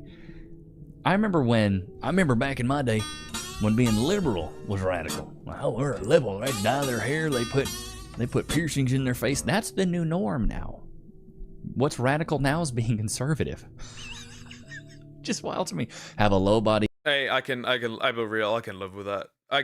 If people call me a Nazi or weird shit because I'm more conservative, I do not care. I'm an extremist. I don't care. It's just like, I'm saying again, nobody does a better job at making people conservative or right wing than leftists, especially on Twitter.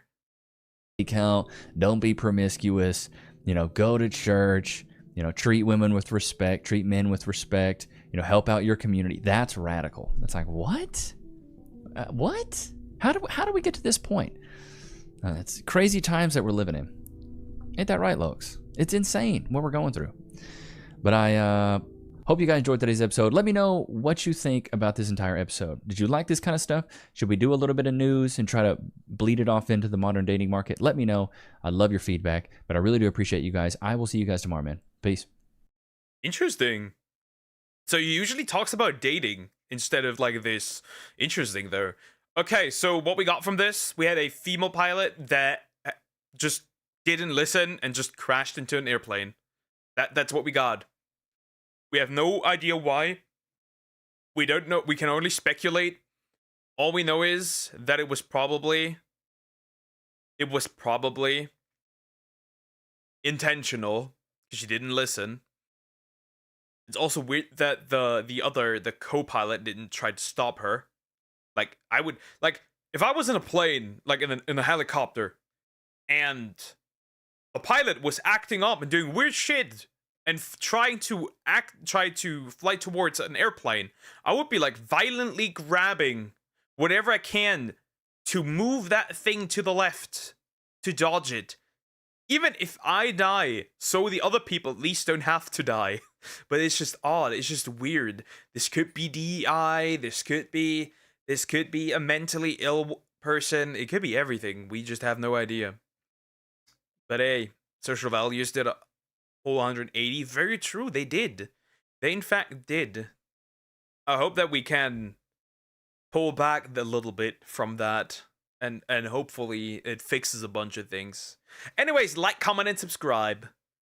I really want to go back into time and live in the Holy Roman Empire. No social media. That means no bullying. Hey, bullying has been a thing throughout history. And probably, you know what the worst part would be?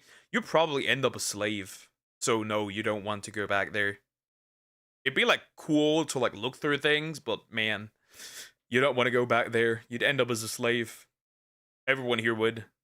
This airplane has at least 2 pilots. I don't know about helicopter. They had 2. There was a other co-pilot in there. So that's the thing.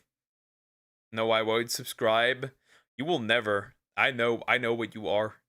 You refuse.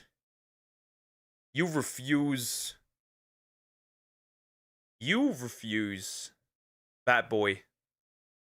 For the high shadow clip, sorry, hope you're doing good. Alright. Very good, very nice. Chat, I need a quick bathroom break. I will be right back. And then we look at the next thing.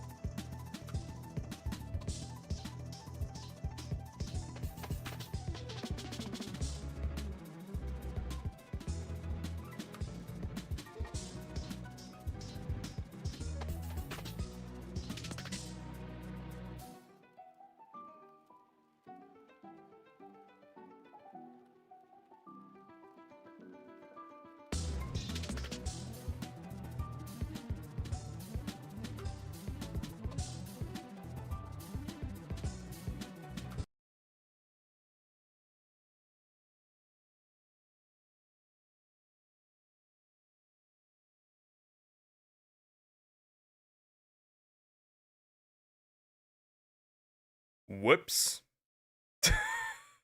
Yeah, I just realized accidentally. I just realized accidentally that I moved it too far over. Whoops. Accidentally. Probably pushed it too far over. Hi, Joe. How you doing? Hope you're doing good. Hello. Yeah, just pushed it too far over. Is there a hole in the red Gyarados? I'm gonna redo that screen anyway, so all's good. Eventually, I'll have to redo it. Alright.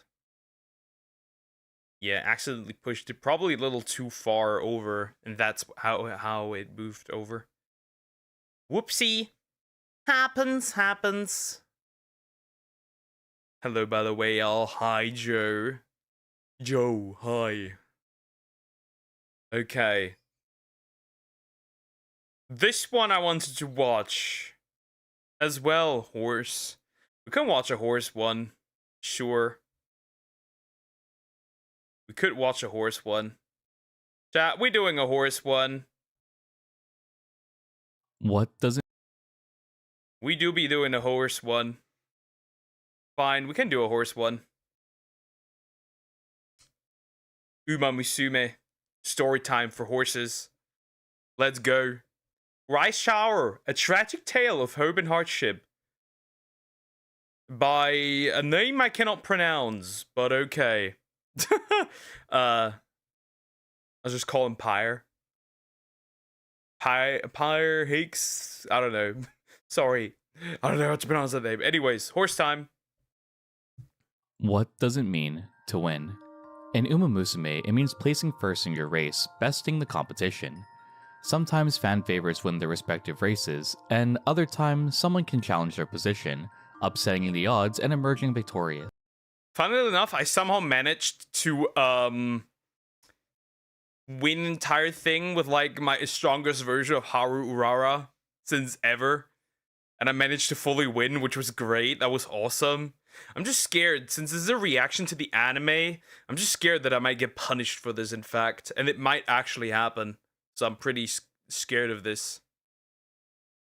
I might actually... How much of this is anime stuff? Maybe it depends. Yes. I haven't seen Apple yet. Starting to be worried. No, it's all good. It's all good. She has to do something more important today. But what happens when this individual fears the results of winning? Instead of embracing victory, she rather shies away from it.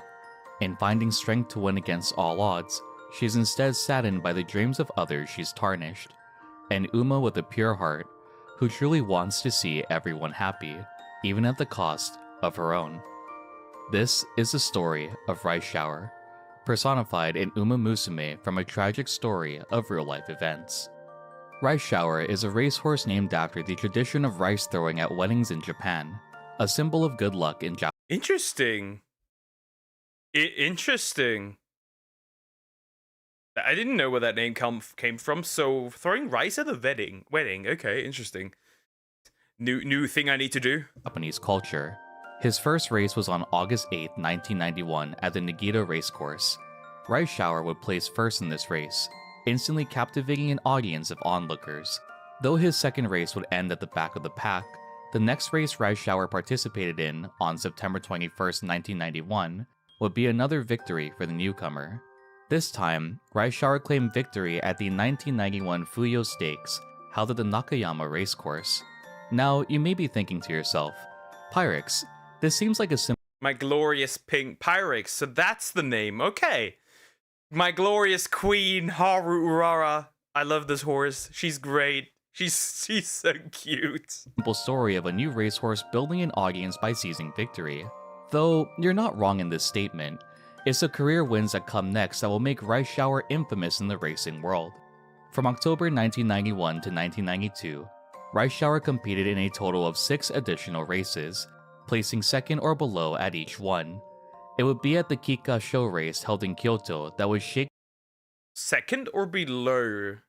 Okay. Gotta go, might be back, I don't know, bye. Bye, Eliza, take care. Interesting. So she... placed second or below. She didn't want to win. The racing world in Japan. Or he. Probably. I don't know. It might be a male horse. I don't know. Probably. Just like in Uma Musume, the real-life counterparts also had a hierarchy of favoritism on who would come out on top. For this race, held on November 8, 1992, Rice Shower was the second favorite to win. The favorite of the Kikasho was Mihono Bourbon, the Rito-based racehorse with an undefeated race history up until this point. From Bourbon's debut in 1991 up until the Kikasho, he remained a strong pillar, a hometown hero for the Kyoto area. Rice Shower, having trained in the East, was widely seen as an invader from Kanto, a narrative driven by the media mainly to drum up drama and hype around the highly anticipated race. Even in the We got horse race drama before GTA 6. That's interesting. Far before GTA 6, in fact. Interesting.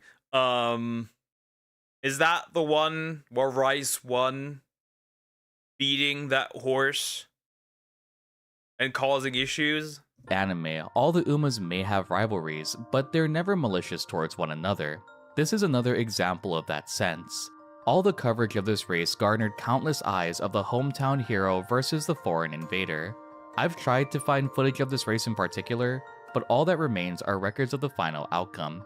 Rice Shower would upset all odds, placing first in the Kika show. This would come as a major blow to fans of the fan favorite, Mihono Bourbon. For context, Bourbon had competed in a total of 4 races previously against Rice Shower, placing first in every single one. So it comes as no surprise that he'd be the fan favorite at the Kiko show. This would also be Bourbon's final race in their career, ending an undefeated legacy shattered by an invader from the— Damn! Oh, wow! Okay. And the rise is a symbol of prosperity. Old Japan. Could be, I don't know. I'm not too familiar. The East. An overall race record of 7-1 over the course of 7 wins, 1 loss. And that 1 loss is against Rice. Interesting. 8 races total. After the major upset of the Kiko show, Rice Shower raced in 3 more competitions from December 1992 to March 1993. Aside from the Nikkei show, held on March 21, 1993, Rice Shower would have an unremarkable performance after defeating Bourbon. Then, the sun rose over the Kyoto racetrack once more on April 25, 1993. Just like before, Rice Shower was seen as the second favorite to win this race. Once again, bested by popular vote by another Rito racehorse. This time, on the same race course that Rice Shower defeated Bourbon on, he'd be racing against Mejiro McQueen. This race is actually depicted in the anime, and truly personifies the reason why Rice Shower acts the way she does both in the series and in Uma Musume Pretty Derby. If you haven't trained Rice Shower, I'll give it to you as simply as I can. She is incredibly difficult to train. Rice Shower in the anime is very hard on herself and sees any misfortunes that fall on others as a fault of her own. There are events in the game where she'll attribute any— She also has some oddly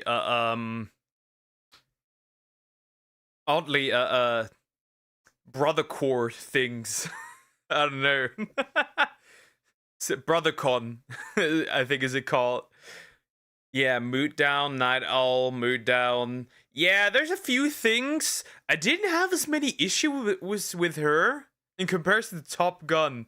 I don't know, Top Gun was a bitch. Every single time.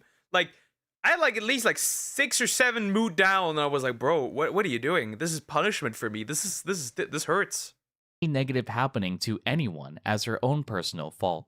Even with her outwardly kind-hearted exterior and determination to win, instead of cheers, the audience remained a distant murmur.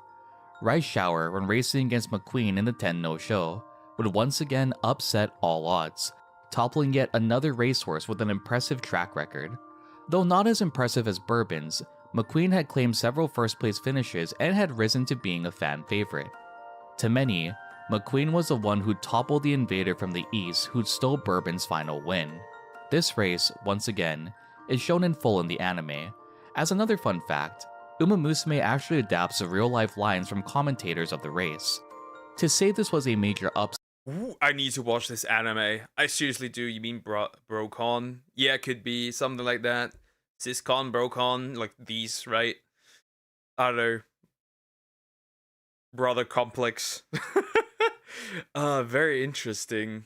I need to watch that anime for real. It would be a drastic understatement. It was a devastating blow to the pride of the West. Not once, but twice, had Rice Shower assassinated the victory of the hometown heroes he raced against. This earned Rice Shower the nickname Black Assassin, and began the solidification. Why? Why did these horses have aura? What is this? They're not supposed to have aura. They probably just get aura from the anime, but now I have aura IRL. Hi UMW, how you doing? Hope you're doing good. How does this happen? How do horses get aura? Of his infamy on the racetrack. In the anime, fans comment on how Rice Shower will be the heel once again, directly taking inspiration from real-life events. Rice Shower, both in Uma Musume and in real life, is often labeled as a heel who shattered others' dreams. In the anime, Rice Shower states mid-race that she won't be the heel, but instead, the hero. With this, Rice Shower passes McQueen with the final spurt of the race, taking victory over yet another fan favorite. The audience didn't cheer, didn't clap, but instead began booing Rice Shower. Distant murmurs can be heard of a disappointed audience who were unsatisfied with the final outcome. Rice Shower, in the anime, had set a record time, which also reflects real-life events once more. Despite the record-setting race, and the amazing performance. And that horse is him! By the way, there was a race where the rider won the race, but when everyone came near him, they realized he's dead. So you can say a dead man won a race? That's crazy. That's wild. New lore! Rice Shower received nothing but glaring eyes from the audience. Though McQueen and a few others clapped for her in the anime, it can't shake the feeling Rice has from taking yet another person's dream away from them. When retreating away from the racetrack, Rice is clearly disheveled. She had won the race, but still had upset thousands of people who were there to witness her loss. The beautiful thing about Uma Musume is how they show the next scene. It isn't a random trainer nor Uma that comes to comfort Rice. It is instead Mihono Bourbon, the very same one who Rice defeated at the Kika show. Instead of glorifying her own win, Rice Shower is completely devastated. 優勝おめでとう、ライス。また、たくさんの夢を壊してしまいました。それが勝つということです。勝負ですからね。I'm so scared of getting copyrighted here. I'm so scared. This might happen. This will definitely happen. I might die in a few seconds. 誰かが勝てば、誰かは傷つき、夢破れる。そういうものです。ブーイングって痛いですね。やっぱり痛かったです。ブーイングはチャレンジャーの勲章です。傷つく必要はありません。I can feel it. I might go Rebozo. I might go Rebozo in a few seconds. I might. でもいつかこれが歓喜と祝福の声になる日は必ず来ます。あなたが勝ち続ければきっと。だってあなたの名前はライスシャワーなんですから。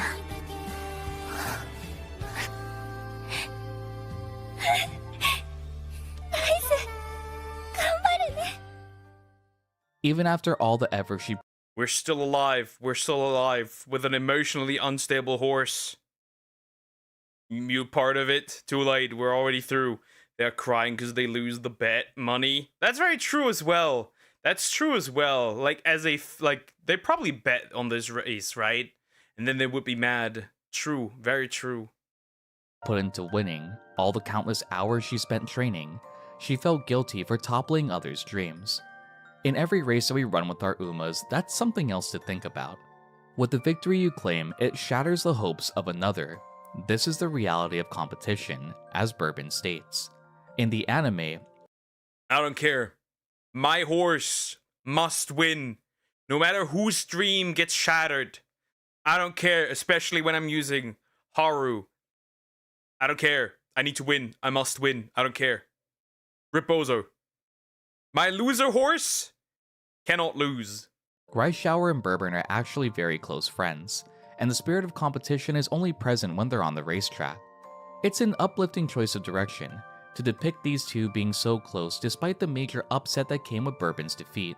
Though this is a beautiful ending in the animated Rice Shower story, the real-life counterpart of this Uma had a far sadder ending.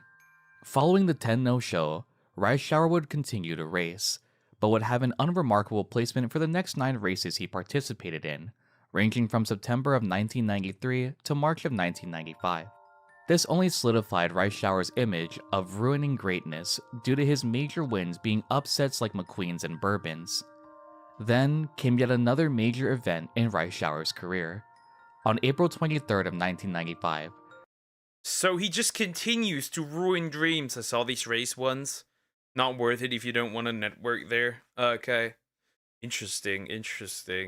So he just continued to wipe the floor with the competition. Rice Shower competed in the Spring Tenno show, once more on the very same racetrack where Rice shattered the dreams of many. During this time, the Kansai region had been recovering from a devastating Hushin earthquake which occurred in January. A mourning region washed as Rice Shower began the race at the Spring Tenno show. At the final spurt, once more, Rice Shower seized another victory in the Kyoto racecourse. Instead of receiving silence and boos, this time, Rice Shower was greeted with the applause and outward cries of the audience. This victory meant a lot for the Kansai region, and stood as a source of hope and inspiration for a grieving region. With a legacy that began an upset, Rice Shower now has solidified himself as a hero. Due to Rice Shower's rising popularity, he was considered to be placed in the Takarazuka Kinen race. Due to unstable conditions at the Hushin racecourse, the Takarazuka was moved to Kyoto, the place where Rice Shower had been both a savior and a spoiler. Oh, so that's how the story changes from a so-called race villain to a race hero. I don't know, feels odd. Before that, yeah, shattering, essentially like shattering dreams, and now a hero. I don't know, feels odd. I guess it's good for the region, but in general, it just feels weird. Previously, Rice Shower, as per their handler's choice, were planning to retire him after the Spring Tenno show. However, seeing the public support of the racehorse caused them to reconsider. So, on June 4th, 1995, Rice Shower would take the racecourse once more. With countless fans supporting him, Rice Shower and his jockey, Matoba, planned to give it their all once again. Sadly though, this would be Rice Shower's final race, and the final time anyone would see Rice Shower alive. Matoba, Rice No! Pokechu's a number 1, 5 versus 9, 5. No. Ain't no way this horse is dying here. Shower's jockey, stated following this race that he could sense something was off. This was not the time to win, but to instead tread lightly. The safety of Rice Shower was his top priority. However, Rice Shower had other plans in mind. That horse said, nah, we ain't chillin', we winning. Matoba attempted to keep Rice Shower at the back of the pack. After the third turn, he suddenly accelerated by himself. This resulted in Rice Shower tripping, sending Matoba off the horse. As the race continued, one of the most tragic outcomes unfolded for this newfound hero. Rice Shower had suffered a comminuted fracture on his front leg and foot, as well as a dislocation. In most cases, horses are moved off the racetrack and tend to away from the racecourse. Sadly, the injuries were too severe to even move Rice Shower, and so a curtain was placed around Rice Shower, and he was euthanized on the very— Oh no! Tanya Alpha, maybe if you want. I haven't watched the anime yet, and before I do that, I'd rather watch the anime first. I don't want to get spoiled. Because I do want to watch it. New Eevee Old Art acquired. I hate you. Fuck. Oh no! No! How would they put that in the anime? Is she gonna get euthanized on the on the track? racetrack that made him a hero. Matoba, though injured, remained by Rice Shower, witnessing the whole process unfold. When Rice Shower's body was carried away, Matoba bowed deeply for his longtime partner. Rice Shower's groom, Kawashima, could not stop crying at the sudden loss. A symbol of hope who brought many newfound inspiration, had been snuffed out at the very same racetrack which garnered him so much love and hatred. Unsurprisingly, Rice Shower's death became the headline news in Japan sports. That is so depressing. That is so depressing. Oh, nah, bro. That horse. That horse. I picked the dead horse. And several monuments were created in honor of him. One in Utopia Farm, where Rice Shower was born, and the other at the Kyoto racecourse. At the end of the year in 1995, the JRA gave a special award to Rice Shower, commemorating the racehorse, and in 2010, Kika Sho was also renamed to the Rice Shower Memorial. Fans gathered to this day to pay their respects to Rice Shower, displaying their gratitude and mourning his loss. Though Rice Shower sadly met a tragic demise, the legacy of this racehorse lives on both in the hearts of his dedicated fans and personified as a kind-hearted Uma in Uma Musume. So the next time Rice in an anime and the gacha game. Not bad, not bad.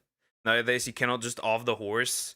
There are many many tests to go through. Well, back then there wasn't, and the horse died. Shower gives you a little trouble while training, keep this video in mind. The legacy of this horse is shaped after one of many ups and downs. This was the story of Rice Shower, a racehorse forever remembered by many in Japan, one who both stole dreams and inspired them, who invoked hatred and hope. Who would you like to see next on this series? This was a very rough ride to write, but I don't know. Special week if he hasn't done any yet. Here's. I need to win this. I need to win at least one entire career with Rice. That's my next goal. I need to build that horse up. She needs to win. She needs to win in Uma Musume. I need to make that clear. I may also react to more of these videos. They're cool. Well, great story. Unfortunately, tragic ending. It is what it is. Sad. Okay, spoil it. Is she at least happy in anime? He did Urara and Tire as well. Yeah, okay. I see Urara here, so that makes sense. Cool. Anyways, like, comment, and subscribe. That's crazy. That's cool. I like this one. Get to grind for Rice for real. I need to. I really do. No, the sun is a deadly laser. I placed my water way too far away, dude. Way too far away.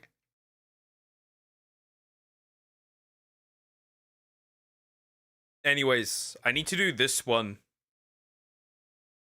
This is a short one, but we'll do it.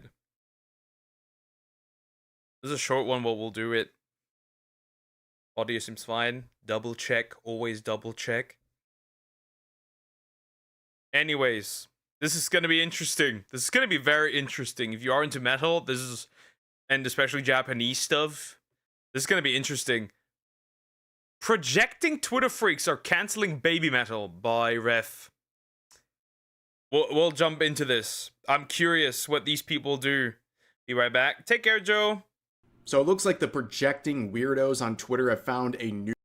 Let me guess. They're calling them...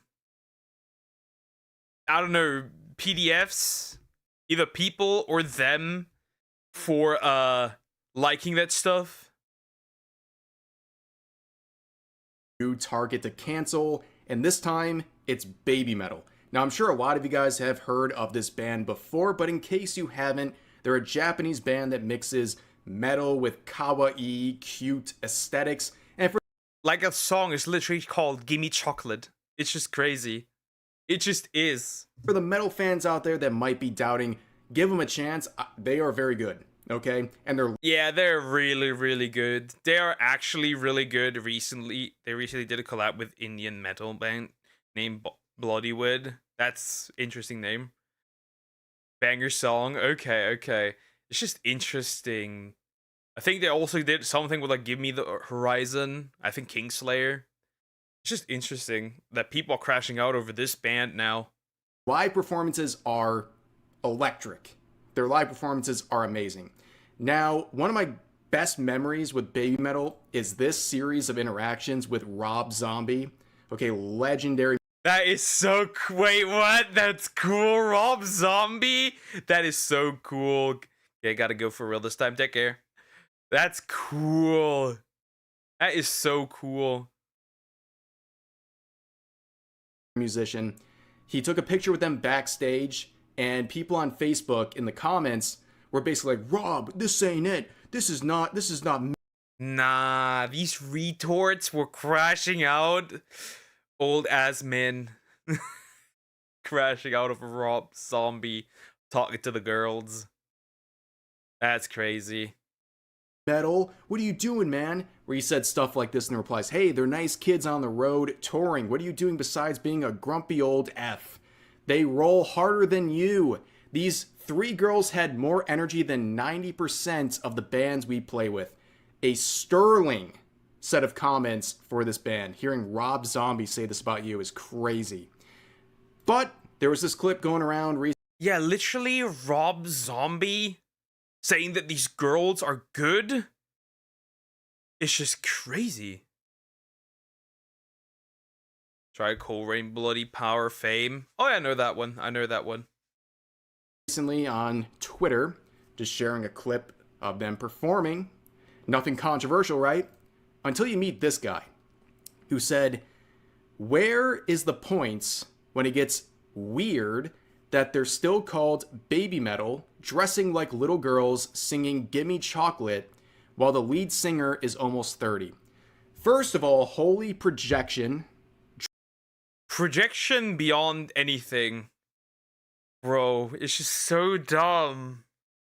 Yeah, Rob Zombie is called Rob Zombie. That doesn't mean he's an actual zombie, bro.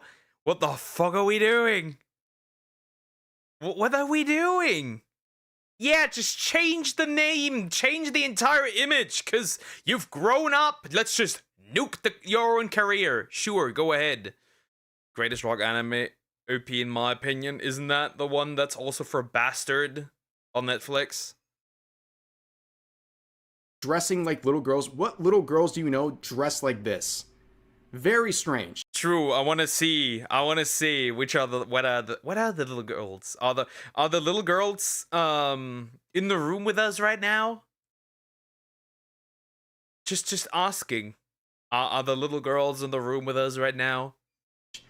I'll tell you right now, we know what this is. It's the infantilization of Asian women, as per usual with social media. But in this case, to be fair, this doesn't just hit Asian women. This also hits just women that are women in general. I think this is a problem for women in general, and I also think it's a problem for women that are like short and petite. Like, dude, the amount of shit I've seen that my girlfriend gets because she looks like a middle schooler is diabolical. It's just diabolical. It's just crazy. It's just crazy. Well, the way she describes herself and like the way people see her IRL is like crazy, dude. Yes. Not everyone that is an adult does in fact look like an adult. 10 years ago, my aunt was still in her 30s and needs to pull out her ID when shopping. It just happens. It's a horribly misinformed and ignorant take.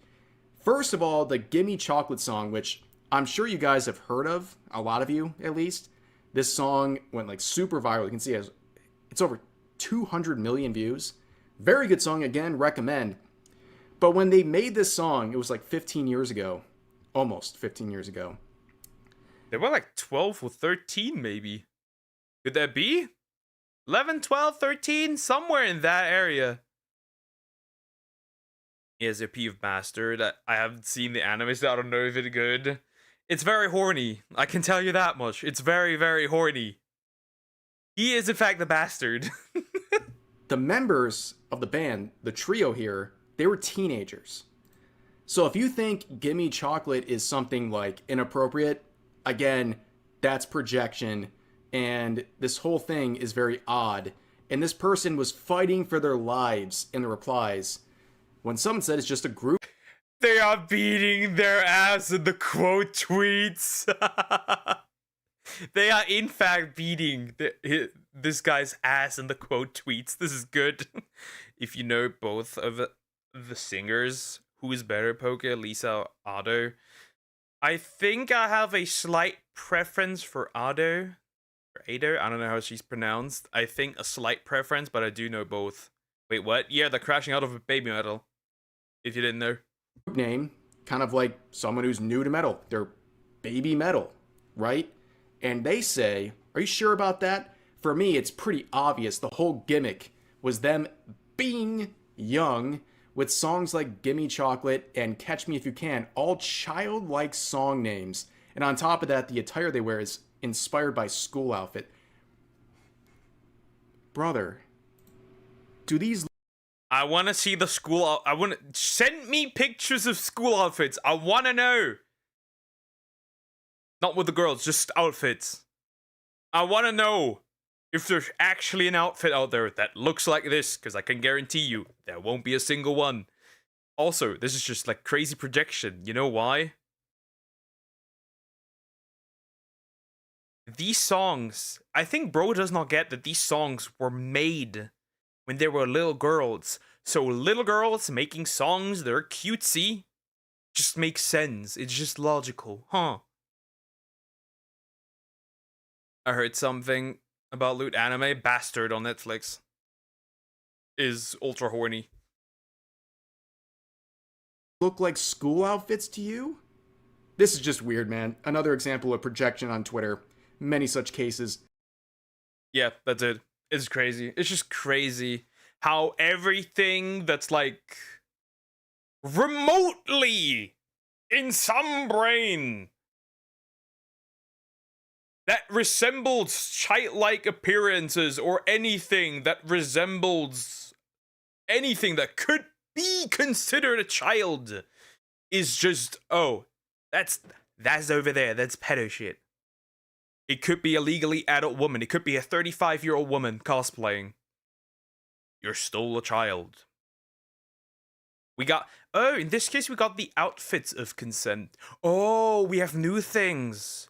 The outfit of consent, the name of consent, and the song titles of consent. I didn't even realize that. We got an update for the of consent. Cool. Cool. Anyways, like, comment, and subscribe. You directly to my bias. I prefer odd. I also prefer odd by a bit. Yeah. Bro, that's just retarded. That shit is retarded. That shit was retarded as hell. That's crazy shit. That stuff is, bro, mental illness.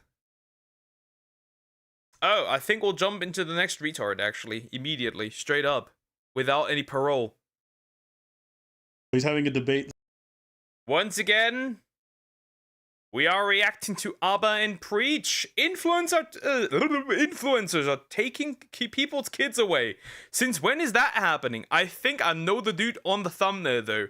And I know he's kind of retarded, but so we'll see. We'll see. But yeah, this is going to be interesting. I did not know that. I mean, this is new.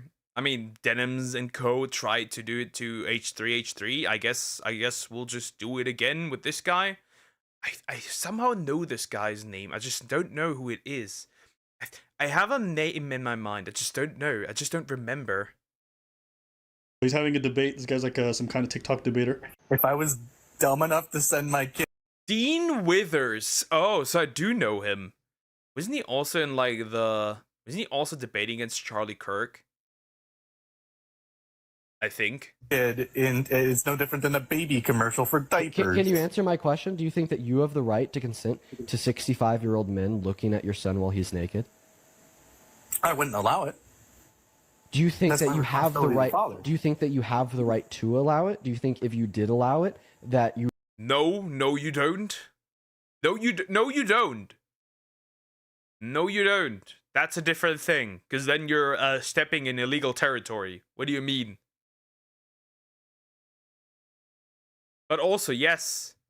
Wait, I didn't even read the full caption. Dean Withers orders his fan page to dox a father and report him to CPS for saying that children aren't able to consent. Children aren't able to consent. Oh god, Nyarap 2.0? But actually at least male. Bro, children cannot consent. That's why we have the age of consent. It's there for a reason. Or at least not.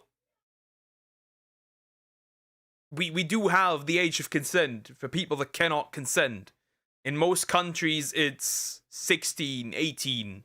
Some countries, it's still 14. But regardless, I don't know how that is undeniable that people like that cannot consent. And even then, there's still, even if you have the age of consent in one country, there's still limits to what you can consent to.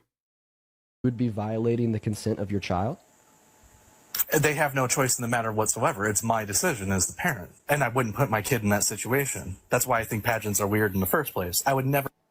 So he ends the call there. That ends the debate, I guess, with this guy. Yeah, but he overreacted, I think. Keep watching. Okay.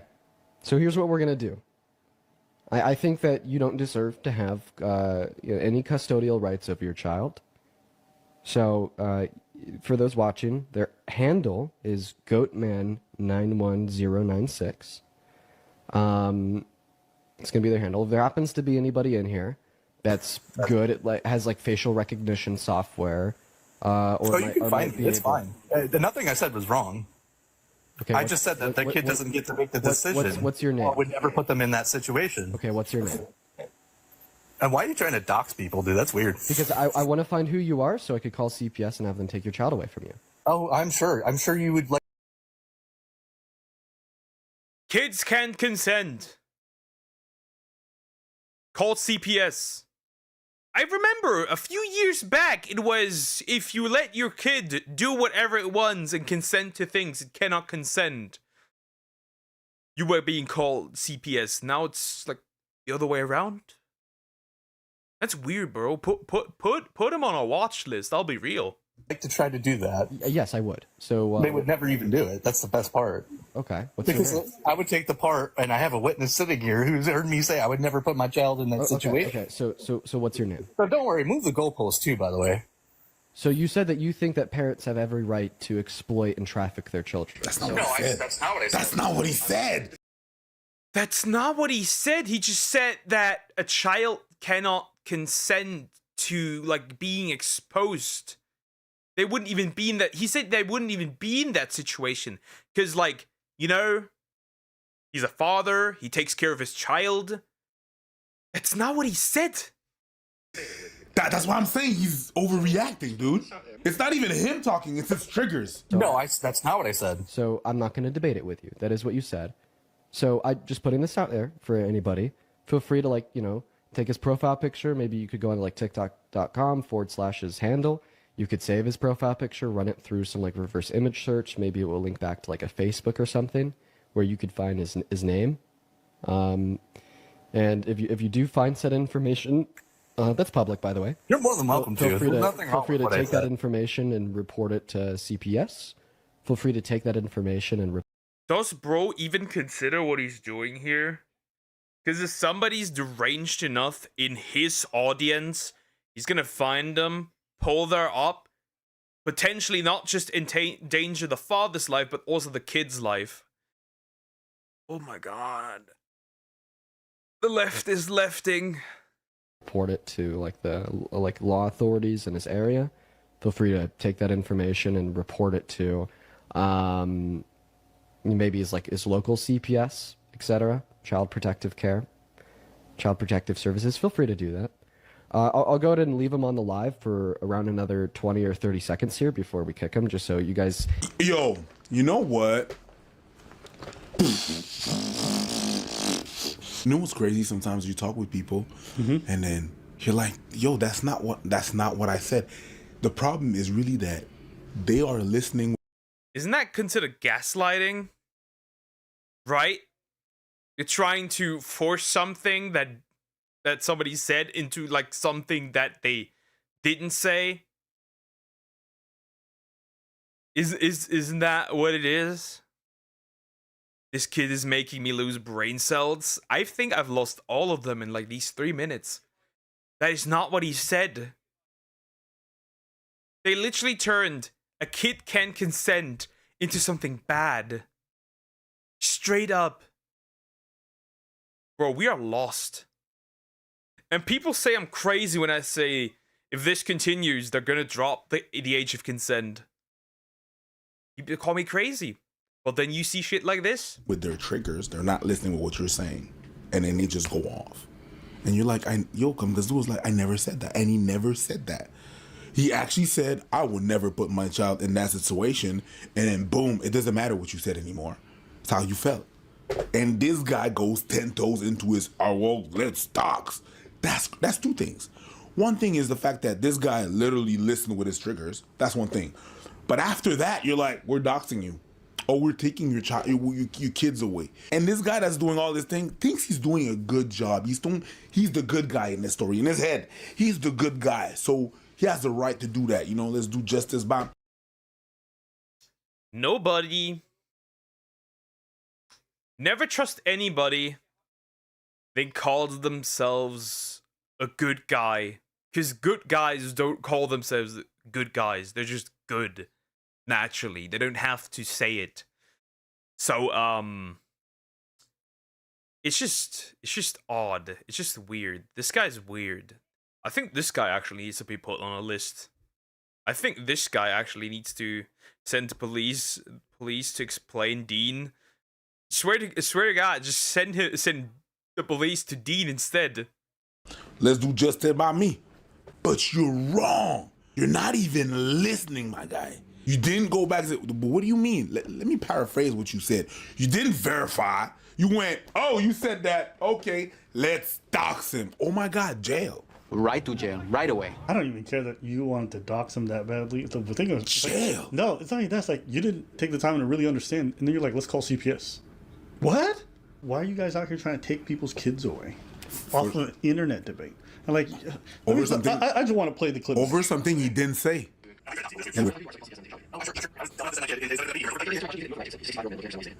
have to play it back, so I just have to re-listen just a few times. You do you. I rarely see them do that. I rarely see them do a double take. So this is something. This is something. It's just crazy that like literally there's somebody out there who like somebody says something and they just turn and twist it into something that was not said, and then start to like dox and like try to take legal action. It's so weird. Weirdo. I understand why you play back. So here's the thing about what the guy said. The guy's correct. They have no choice in the matter whatsoever. It's my decision as the parent. Parents have jurisdiction over their kid. They do. Don't believe me? I've been to public pools many times, and I see a little baby running around naked. Yep. And there's adults around. And the kids ain't got nothing to say about that. And you know what? I can't tell the kid to put on some clothes because it's not my kid. Nope. And the parent doesn't have to do anything. And no one's going to do nothing to that parent. Nope. Does that mean that as a parent, you could take your kid and send him off to be trafficked? Of course not. You're going to go to jail. That's trafficking. There's crimes involved in that. But the kid ain't got to say. That's what he was saying. But, you know, the whole talk about the kid's consent or whatever, like, if you think about it, this whole consent stuff only really applies to when you're adult. Yeah, parents have a lot of authority over their children. They tell them how to dress, what they can or can't wear, and they have the right to. And no one can stop them. They can't. They can't stop them. That's just a reality. I don't know if people realize that, but, like, I see kids dressed incredibly, in my opinion, this is my personal opinion, very inappropriate, and he brought up the... Very true. Very true. I've brought up this anecdote from my time from my voluntary social year. Especially some of, not the boys, some of the little girls were dressed in a way that made me so uncomfortable that I did not want to be around them or even look at them. In fact, it made the teachers, even the women, so uncomfortable that they didn't want to be around that child. That is very true. Kids should not dress that inappropriately. Too bad that is the case, because parents have the authority over their kids, but still, that should not be a thing. It is, but it shouldn't. Terrible. Example of pageants, that's perfect. I go to dance competitions, and I see little girls look like they're ready for an Epstein video, okay? By the way, we're never getting that list. We're never getting a list. We are never getting the list, by the way. It doesn't exist, apparently. That's what I think. It's normalized. Parent has the right to do that. We may not agree with it, but that's what it is. The idea that you're going to call someone's CPS over somebody saying, like, they don't have consent, it is my decision. It's just the truth. Over something that you didn't understand. Yes. There's a little bit of a God complex, where you have followers and you dictate people, let me part the seeds for you so we can dock this nigga. Yeah. You know what I mean? It's kind of crazy. And I see it more and more. I used to refer to this kid as like the Ben Shapiro of the left, but even Ben wouldn't call CPS on. He is much worse than Ben Shapiro, like much worse. They're not even Ben would be like B rank, and then bro would be like S rank, double S rank, something like that. I don't know. They don't even compare. I've never seen Shapiro ever call law enforcement on somebody. That just doesn't happen. Somebody to get their kids taken away, and Ben is pretty horrible. What is going on? People are extending shit so far past the debate itself that they're now involving government agencies and law enforcement into discussions because of a difference of opinion. Yeah, because we disagree. I have to wrap my brain around this. This is a very bizarre one. I've disagreed with a lot of people's parenting. God. You lost your kid. What happened? Oh, I debated the streamer. What? Bro, this causing brain damage real. At least for me, this is legit. This is legit concerning. Oh, truly. What? Just look at his face. He looks so shocked, and I was sitting there it's flabbergasted. I don't think it's as bad as you think it is if you just take a second to think about it. It's not. He didn't listen to it, and he asked again. He clarified. He still didn't want to hear it. Oh, you know what? Kids don't have a lot of consent over a lot of things. Want to know an example? School. Little nigga doesn't want to go to school. I don't give a fuck. You're going to school. In fact, the state. Yeah, kids have no consent over whether they want to go to school or not. You consider that a problem? For example, here in Germany, you have to go to school. You have to. They will take you by force to school with the police if you don't go. The police will straight up pull up at your house if you don't go to school. Will punish you if you don't put your kid in school. Yeah, but we didn't have the kids' consent. The state sometimes don't even need the parents' consent to force certain things on the children. This idea of consent with kids doesn't exist. Yes, you should take into consideration their wants and needs, but as a parent, sometimes you got to override that because they don't know what's best. All right? So that's one. Two, as far as this whole discussion goes. I thought you was about to say, two, you're fucking stupid. The timing would have been wonderful. This whole CPS thing, I've noticed this a lot lately. It comes down to even Ethan Klein and the whole, crazy leftist calling CPS on his kids and stuff like that. They're calling CPS, Child Protective Services, to come to our house and break up our family. An agent showed up to our house saying that they had received an anonymous tip that our children were crawling around in dog shit, eating dog shit, and contracting diseases. Not only have they called CPS on us, now they're starting to try to call in a 5150 to get me committed. 5150, bro, that is crazy. That is just wild that they're doing this. What is this, bro?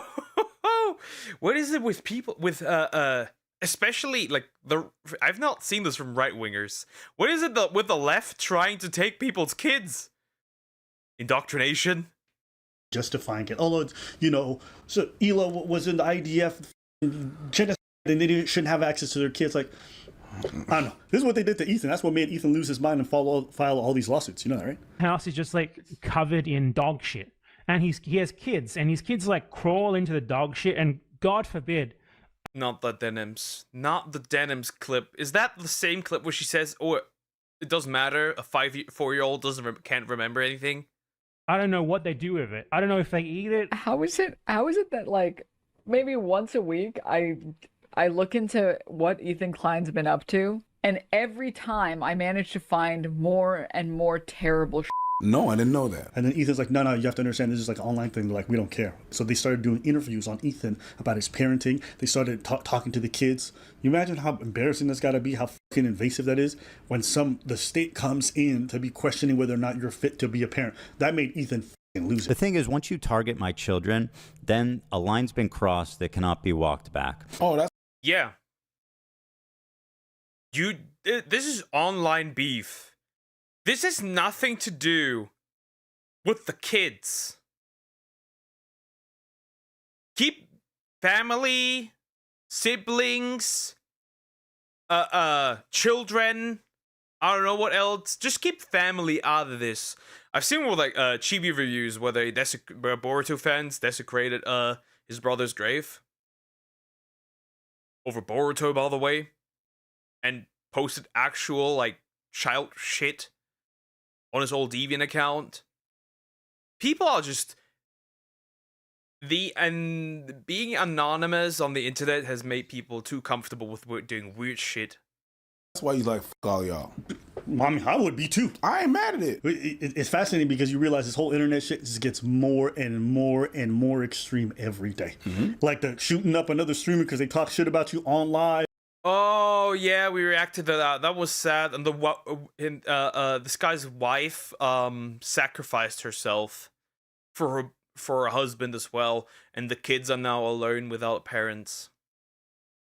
Calling CPS on people's kids, like the boundaries are being pushed to what's normal every single day. And there's evidence of that. Like this guy proudly told his audience exactly what to do, facial recognition software, all this stuff. And the thing is, this is something you should take incredibly serious because creators have a lot of sway over their audience. If that's how this man acts, trust me, his audience is probably pretty extreme as well. Probably there's a large segment of them who are going to support him irrespective of this, which means that there's a lot of people who are going to look for this man who said these comments. Oftentimes, the people watching are more extreme than people being watched. They really, really, really go crazy when you give them the permission and you say, oh, he... If I ever say something out of joke and you do it, you're gone. I'll ban you everywhere. just for your information. It's just crazy. This behavior is just mentally insane. Dude, shooting up people, calling CPS, calling law enforcement, doxing, swatting. Just so dumb. Told me to do it. So, yeah, that could go really, really wrong. That's going to be on your hands. And this should be 100% bannable. I don't care who it is. Anybody who does this shit online, left, right, center, blue, greens, yellow, whatever your hair, I don't give a fuck. Get banned. I hope this dude gets banned. Perma-banned. Weaponizing your audience to go dox somebody because you have a disagreement which you didn't even vet, think about, reflect. Yeah, but this is apparently on TikTok. Maybe not, but most platforms don't give a shit, really. And casually talking about taking their kids away is insanity. That's crazy. Well, we call that... I mean, Hassan was doxing somebody recently and nobody gave a rat's ass. So there's that. Should never normalize casually talking about taking people's kids away. This is one of those things where people who are very young and very smart do this content creation stuff and don't realize their own hubris. Dean doesn't need more intelligence. He doesn't need more, knowledge about things. Doesn't need more debate prep. What he just needed was the wisdom to just think it over. That's it. Just a little bit of patience. Man went from 0 to 100 and is calling CPS. Because if you sit him down and talk about this post, I'm pretty sure Dean regrets this moment right now. You think he does now? Oh, absolutely. There's no way you look back at this and have people telling you to call CPS on someone over a difference in opinion. There's no world where that's normal. Unless a dude says, I my kid every night or something crazy, like, yo, you need to slow it the down. The discussions around kids and consent and parents, that's always been a bit of a... I don't think so, that he regrets it. I remember him saying much worse shit than this, to be fair. And I don't think he regrets it. If anything, he would probably now try to start beef with Abba and Preach. That's how I have experienced Dean, in general. Being further away from reality, the more surprised they be when they have results for their deeds. Probably, yeah. It honestly wouldn't surprise me if it was on TikTok. Yeah, if it is on TikTok, then, yeah, TikTok doesn't care. You can see tits on TikTok. It's over. Gray area. Because we really do allow parents to do whatever they want with their kids. Whether you think they should have the right to or not, that's a freedom that I think we have to afford parents because there's so many different parenting styles. And it's like, how are you going to legislate a lot of this stuff? Okay, take the beach example. And the kids running around naked. Should that be allowed? There's a bunch of adults there. Some people say it's, a little bit exploitative, for example, or inappropriate for a kid to be running around naked. But are we really going to tell the parent what they do with their kid in that moment? Past a certain age, the girl stops being topless, obviously. But you know, when they're really small, like it's a normal thing. I've seen full on Adam and Eve shit. When I go to Europe, I see it a lot more. Here, I don't. This has always been the case and always been the standard. I don't know why Dean's acting all incredulous, but I don't know. What do y'all think? Is this too far? Is it too far? You good? Yeah, I just want to be a little extreme. Bro got angry for a second. Look at his smile. Or Terra Twitch. True. Yeah, probably. If it was on Twitch, you'd notice that too, because they don't care. Screaming feels unnatural for me. Yeah, I don't think you have a voice to scream. Oh, I think that if you scream, I don't know. ha! What the fuck did you say? Yeah. Even that, I'm trying, but it's not natural. Yeah, it doesn't feel like you don't have a screaming. Yo, voice. stop questioning my man. I'm not questioning You're your making me man. very upset. No, that's your problem. You need to stop. That's your problem. Pinky. Yes. you need to. You need to stop. But yeah, you don't have a screaming voice. You don't have a screaming voice. I think that you have to have like a sense of like actual rage and upset in you to train it. I just never, like when I was an unstable person, it wasn't screaming. I went straight to violence. Yes. Okay. That's even. I can scream a lot. I notice that sometimes when I scream too much and my voice is just down in the gutter after stream, I can notice that. I do notice that a little bit, at least. I don't know if I have a screaming voice. Better. Yeah, nobody had any warning. No warning. I just bang. Yeah. There was no. Yeah. There's nothing. A silent killer. Yeah. That's it. Rage. Yeah. But I can't do it. Like even when a heated argument is going on, I'm like, can we bring it down? And I'm getting mad, but I never raise my voice. Like when I get mad, it's in my my body posture, or whatever. Yeah, or veins. Something about forehead, the Ethiopian forehead. You know when I have I have the Nile. Yes. Right here, and it goes all the way up to Egypt and shit. Well, I call it the Ethiopian map. Yes. Okay. That's what happens. But other than that, I don't scream. I'm not a. With kids, I don't need to scream. With teens, you do have to change your voice though. Of course. With kids, yo, Vinci. You have to definitely put in a bit of that bass. Yeah, definitely. I got that. That's okay. Yeah, that I can do. But screaming, But actually, because I talk loud usually, I've never heard you. These two are just being goofy for 2 minutes straight now. These two guys have just been goofy for 2 minutes straight. You scream. Toss. Objection! Gay? What the fuck is wrong with you? See, to me, that's not screaming. No, that's not talking. I've heard motherfuckers scream. The decibels go up. That's not you. You were loud. That's not screaming. Sure. But screaming is something else. Yeah. Oh yeah, I screamed before. Okay. What y'all think? But you're not. Yeah, you're not. Yeah, you don't have the voice to. I think I should have to have a reason. I should never have to have a reason. I ain't mad at that. You know, like Where's bros go? They're just being goofy goobers. The short guy look a lot like Rob from RRTV. I don't know. Maybe. Like, there's just no reason. Why would you ever be screaming like that? Like, you have to have a crisis moment. Like, let's say my niece was like running, something's about to happen, I would scream. Yeah. My lungs would be deflated. But I've never had to do that. Even when I have intense situations, it's never been necessary. So who knows? Maybe. What y'all think in the comments? I think Dean is a retard. Like, the most classic version of a retard. And yes, I agree. You don't have a screaming voice. Kind of nod. It doesn't feel natural. The other one, sure. But yeah, Dean is a retard. I don't know what happened with the left calling and like doxing, like calling the government on somebody, or like law enforcement or whatever, right? Or like just other weird ass shit. It's just like, this is not normal. This should not be happening. I don't know what we're calling CPS on people. I don't know what we're doxing people nowadays. I don't know what we're shooting people over internet shit nowadays. But hey, it might get worse. Who knows? Someday maybe somebody might pull up here and I have to move. Who knows? You know, with what I'm saying and what the controversial things I'm saying. You know, you never know. Anyways, like, comment, and subscribe. Hey, dear. Hey. Hi, dear. What is it? What is it? What is it, homie?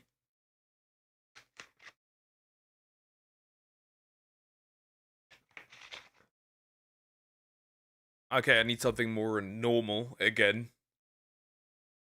I need something more normal. And I think... What the fuck, dear? What the heck? Ah, let's do this one. That one was also recommended. Why is it always experiencing interruptions every single damn time, dude? It's just so weird. It's just so odd. I need to fix something. All of my does. You don't even have... We could... What does? I have does right here. I will give you Coty if you need it. With the pick me voice. I don't know. Oh, nah, it's sausage a sausage thingy. That was an interesting inflection, Poke. I can give you Cote, dear. That's the only thing I can get you. The weird comic was copyrighted too, though. Interesting. It doesn't matter. It's on dear to decide. No. What else? Something short, please. Not horror. I have nothing else. You gotta throw something at me. You gotta, homie. You gotta throw it. Eat me with it. You gotta do it before I do this one. Otherwise, I will end your existence. I will end it all. Speak! Come on. I need it. I'm waiting. Still waiting. This deer. I was just gonna look up something sloppy. And I'm gonna suffer because it's sloppy. Not in that way. Calm down, Gooners. I know where you are.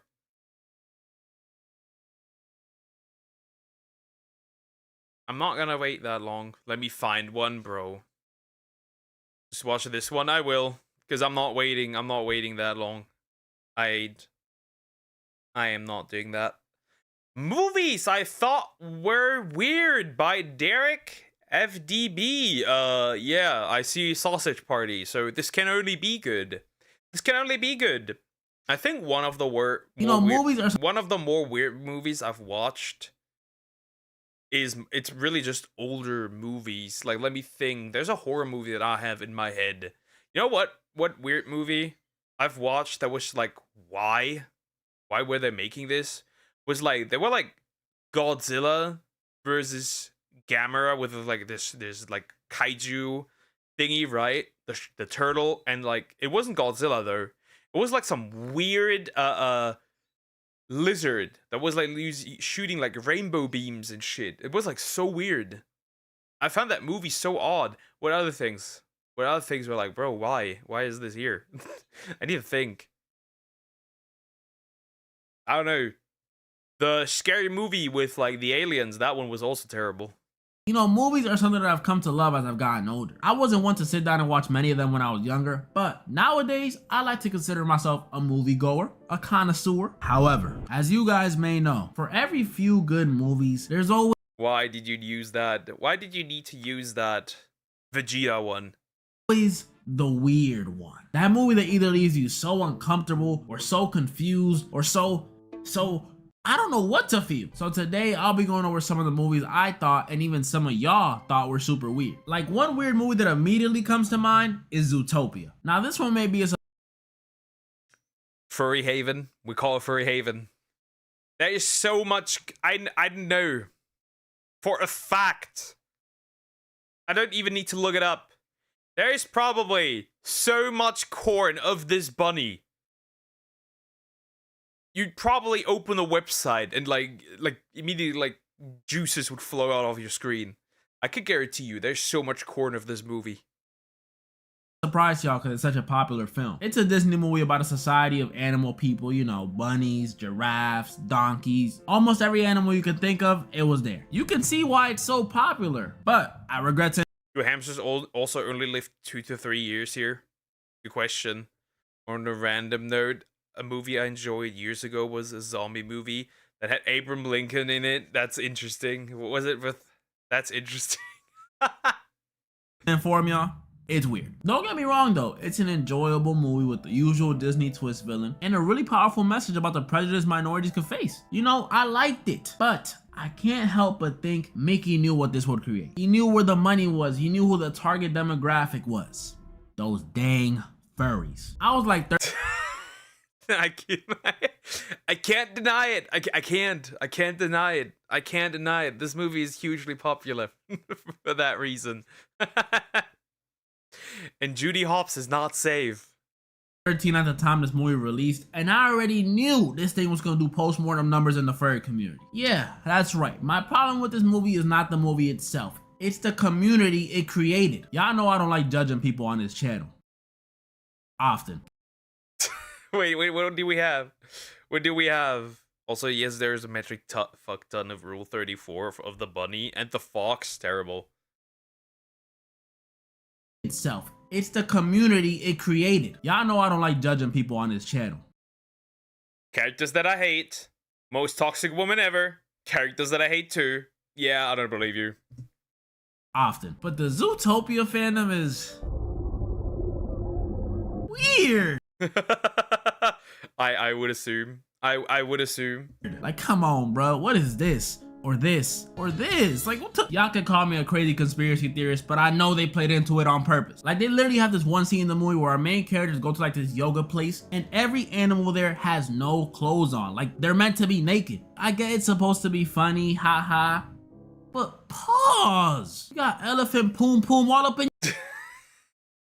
I mean, technically, he isn't wrong. He isn't wrong. They're all naked now.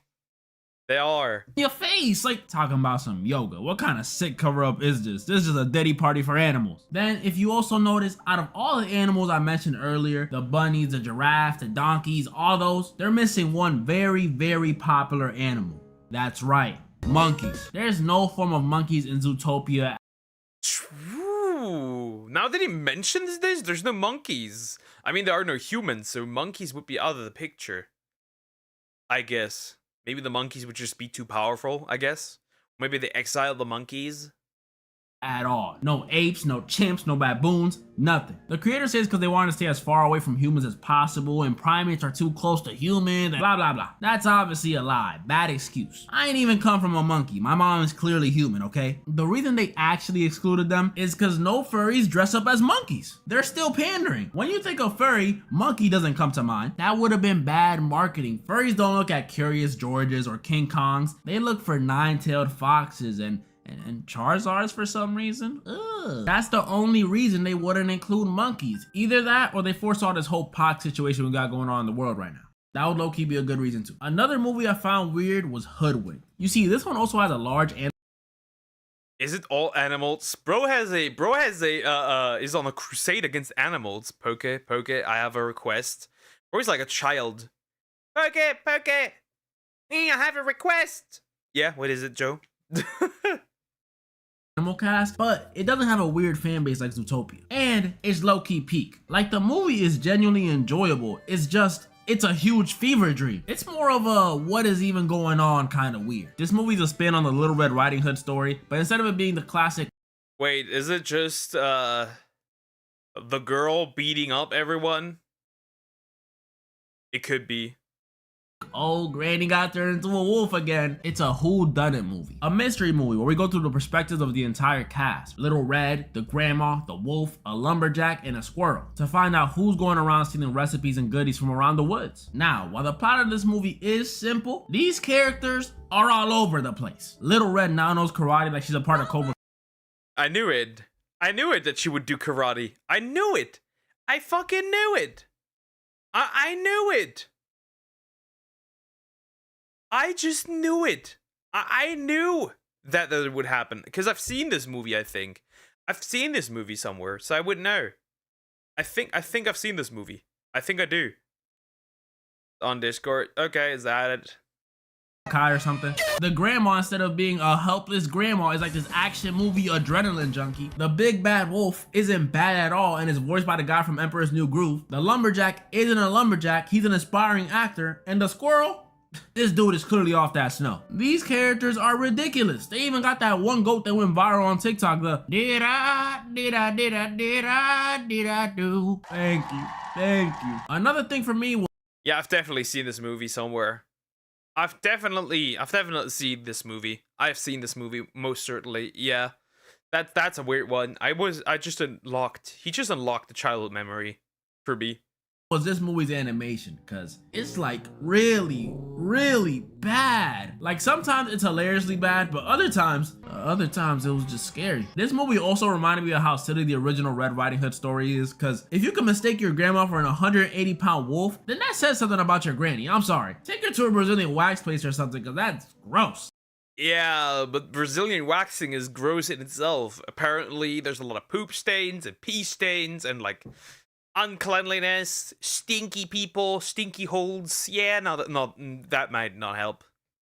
But those are the more silly animated movies. That's not the ones that are hard to watch. Like a movie like The Human Centipede.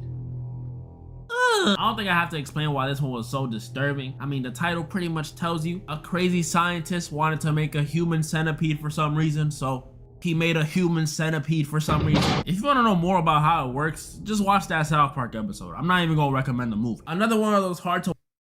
They're shoving their heads in each other's ass. Is that how that's gonna work?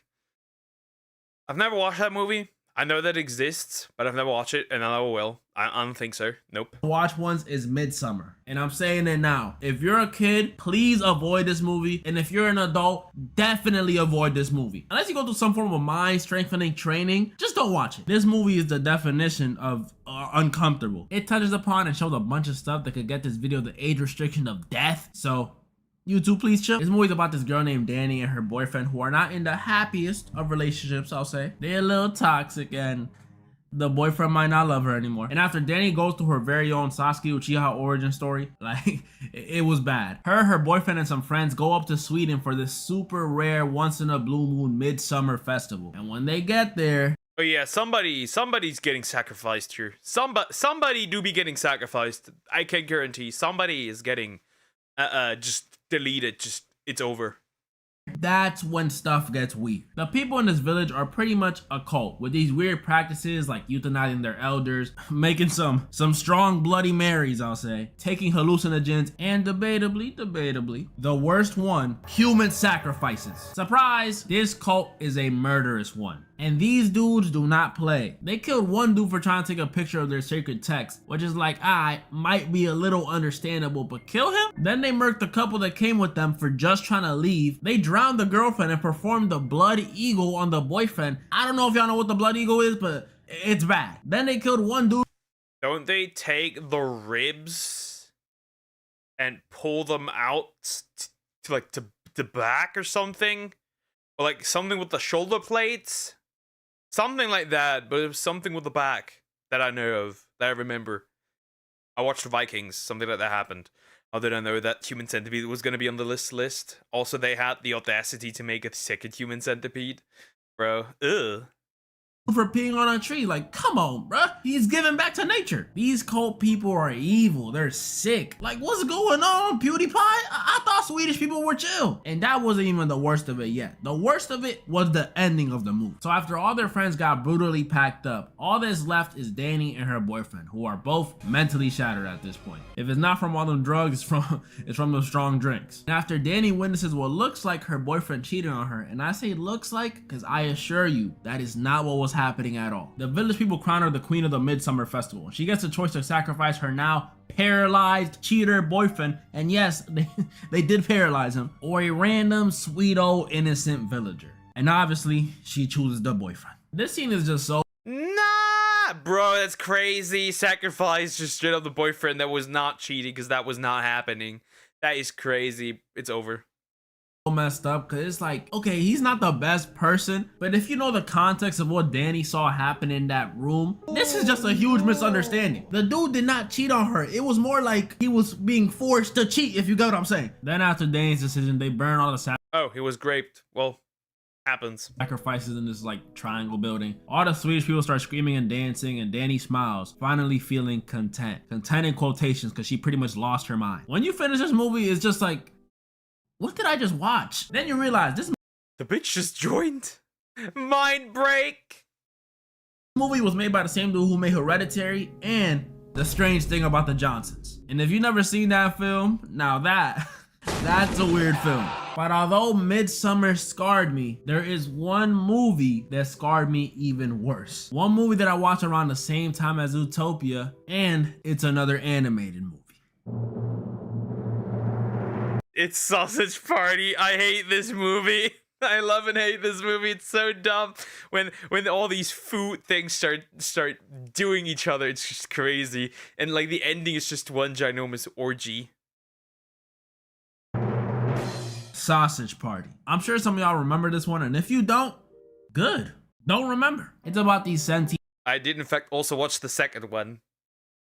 And it got worse, literally. It just got worse. Eating food and grocery store items who see us humans as gods. Stop it, bro. Even Celtics fans go grocery shopping from time to time, and those are the least godly things on earth. And after a group of them find out what humans really be doing with our food, they start trying to warn the other items. And this movie is like the dark Toy Story for foods, because we really see how messed up stuff looks from their perspective. Like they had this whole scene that looked like Omaha Beach on D-Day with grapes, just vegan propaganda, Oreos, PB&J, all getting brutally murked. And it looks super intense and super scary and super sad, when in reality it was just a cleanup on aisle 5. But this movie really did have me feeling bad for my food. Like if I had known my salami and plantains were really going through it like that, then I wouldn't have... No, that's a lie. I'm still eating them. But weirdest of all, this movie had me worried that my salami and plantains might be trying to get freaky deaky with each other. Yes, that's the weirdest part of this movie. It's not what us humans do to our food or the literal evil douche running around. It's all the freak. I never saw that Sausage Party movie. Don't. It's terrible. The villain of this movie, food or the literal evil douche is this thing, right? And at one point, I think it was the manager from the supermarket. He just goes inside the guy's pants, shoves this thing up his ass, and grabs with his hands the guy by his nutsack. And then start controlling him like a robot.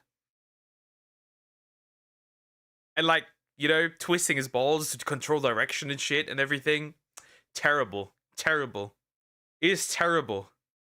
Douche running around. It's all the freaky tension throughout this movie. Like these food items were itching to get one in. And don't get me wrong, it's funny. But that is a scary concept if you ask me. I would hate to have finished doing groceries and the second I walk out my kitchen, these dudes start trying to get their freak on. Like imagine just hearing The Weeknd coming from your fridge and you don't know what's going on. And the movie wasn't subtle about it either. I mean, the title, bruh. Read the title. We literally follow a wiener and a curvy hot dog bun, and their goal is to get up inside each other. I'm not pausing that. That's actually their goal. And all this tension builds up and gets released. You see, I'll pause that one. Pause on that. At the very end of the movie, where we got the freakiest, most adult, most out-of-pocket food scene in any movie ever. I literally can't show this, so I'm gonna throw up a huge censored bagel or something and break down what happens. But be warned, it's graphic. So first, the wiener and the bun start all over the top shelf in front of everyone. And then, out of nowhere, the taco comes in with her leg and so then the other foods are like, damn, I wanna be left out. So then they all start at an obtuse angle, and then they and just when you thought it was over, the bagel comes in and with his elbow, and then it was crazy. I mean, even the juice was all over the place. And in the end, they all just at the same time. So it was pretty much a Diddy party for foods. That was pretty much all the movies that... Yeah, that was the entire... I know exactly what he was referring to, even with this little information. That's crazy. That was an information that was not needed to be shared, Poker. Well, it was needed. It's a movie of all time, chat. I wanted to go over today. There's a lot more that I thought were weird, like the bee movie. As my boy Ken said, why are you leaving your boyfriend for a bee? I don't know. Comment down below any more movies you guys want me to go over, and maybe a part 2, maybe. And moral of the story? Ugh. Yeah, there is a fucked up part 2, food orgy. Yep, that is the entire movie at the end. The end is literally that. A food orgy. That's it. That's the entire ending of the movie. And the second movie is literally basically what happens if when the food takes over and tries to eliminate the humans, and rotting food indifferently. They start eating humans. It's just crazy shit. It's just, the second movie is just crazy stuff. Well, next movie for Disco Movie Night, I guess. Cooked. Anyways, if you like more freaky stuff like this, like, comment, and subscribe. Why you like that, Poke? That's a good question. I don't know. I don't know why I'm like this. I do not know. Maybe because I am like this. But I don't know. It's deep inside of me, ingrained into my blood. I need to reload.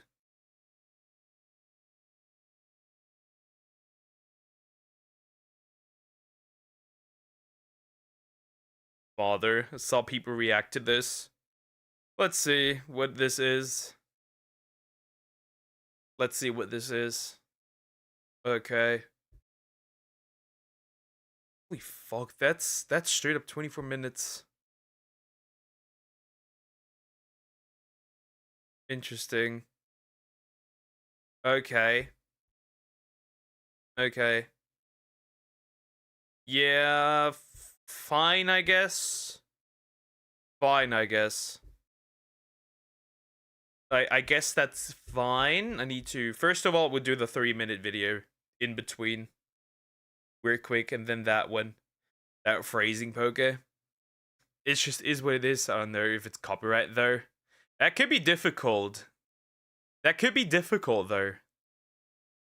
It depends. Because usually, I'm not trusting that stuff. It depends. I don't know. If we die, we die, I guess. I don't trust this. It might be copyrighted, though.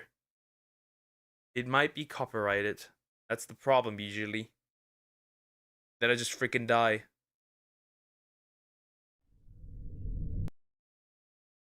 The one I sent just 3 to 4 minutes, not traumatizing. Check if that's actually the right one, and I didn't put anything weird in there, but this also already appears to be traumatizing. Yeah, this is the one. This already appears to be, from the looks of it, traumatizing, though. Well, we'll see. Mickey Summoning, Part 3, original. We'll see. We'll see. Now, the first cult of Clubhouse meeting shall now come to pass. May the first perpetrator step before me at once! Oh yeah, this is already freaky. I can tell, react to this later, okay. That is already freaky. That is already freaky. I'm not gonna lie, that is already that way. Nah, okay, this is probably gonna have some really twist shit in there. I know what you are, Joe. I know what you are.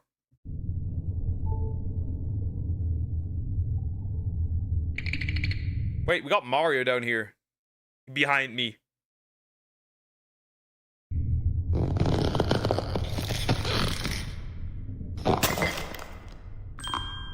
Ah, yes.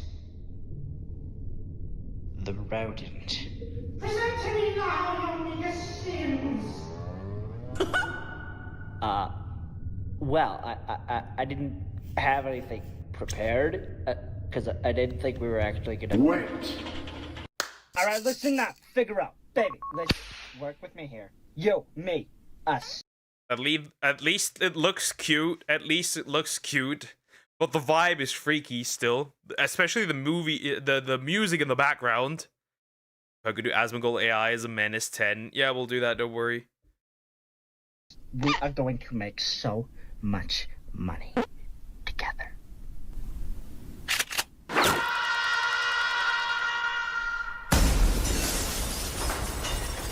PETA certified.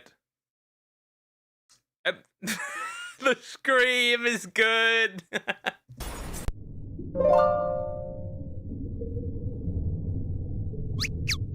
That a goose? That was a goose in the background. Be right back.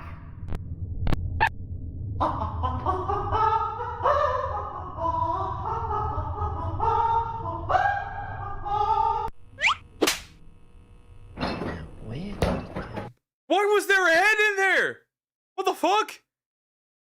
Ain't no way. Also, Sonic Prime over here. Claim of defamation. What the fuck? This appears to be Minnie's food. And it has to be somewhere around.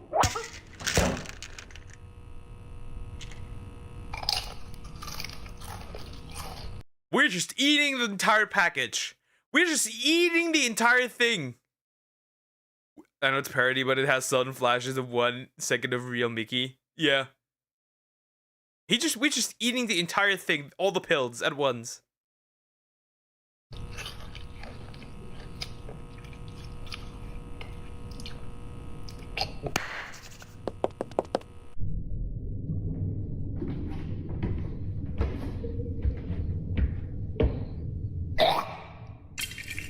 So what'd I miss?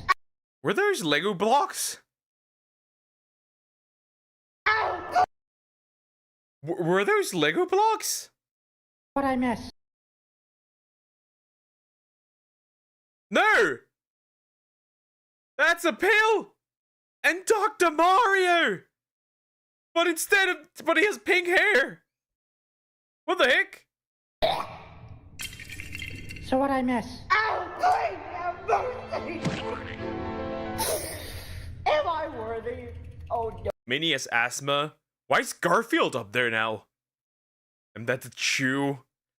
Garfield is just up there. What the fuck?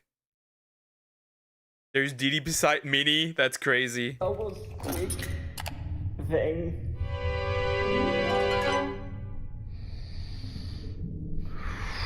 Behind Minnie there was Dee Dee? You can't be serious. There's actually Diddy. There's actually, I don't know if you see this, there's actually Diddy. Right there. The oiled one! The oily one. That's crazy. Am I worthy? Oh noble big thing.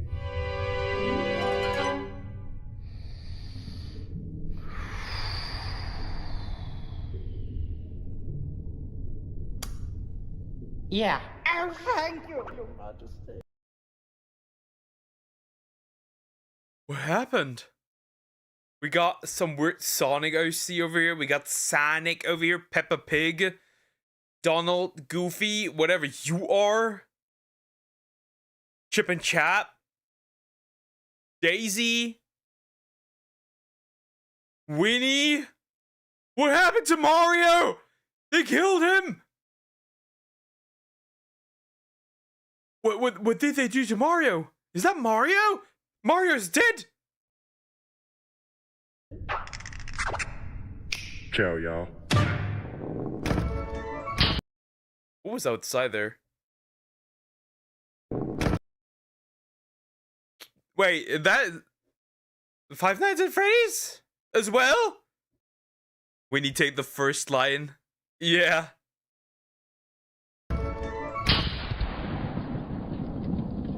To be continued. Lol, that was terrible. I did not get the context because this is part 3. Great manga. It will fuck your mind. don't want to mind fucked. Thank you. That's crazy. That was wild. Well, Mario's dead. That's all I got from this. Mario's dead. Mario is in fact dead. Life was being taken. Life was being taken. Remove that. Can't see Chad is on it. Yeah. It was the big deal. It wasn't. Don't worry, bro. That's crazy. That was wild. That was wild. Chat, I need another bathroom break. I will be right back, but this time the be right back screen is going to be UK, and then we'll do the year's recommendation.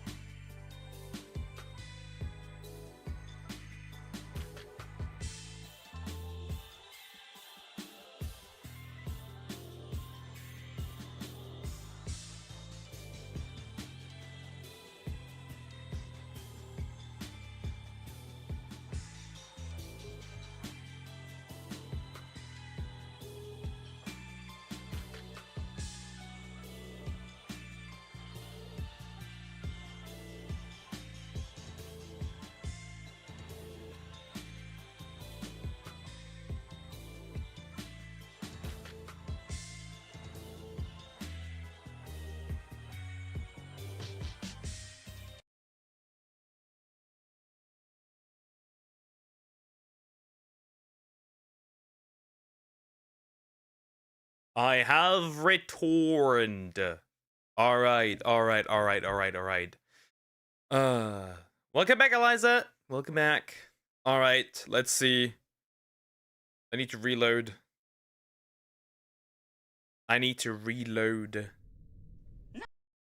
what's up, guys? We're here. Nope, not yet. Later. Well, we'll see if I get copyrighted for this one. Because this is a pretty high quality production, apparently, so I'm pretty scared about it. Because apparently, people have reacted to this. Regardless, I do not know. I might die. Because depending on what, on Twitch, this usually doesn't work. Like, you usually don't get DMCA'd. On YouTube, however, that is pretty quickly. We'll see. We'll see what happens here. I don't know. I can only imagine. Also, what is this weird format, regardless? The 096 SCP short film by Mr. Clay. We'll just see. I have no idea about SCPs. None. Nothing. None. Zero. I have no idea. I'll be completely honest. I don't know anything about that stuff. I'm not gonna it's denied. I have no idea. I just don't remember to give your opinion on it. You should be fine. Yeah, it's usually just like, it doesn't matter when they notice something on stream that isn't supposed to play, they usually kill you. We'll see. The following contains explicit material. Viewer discretion is advised.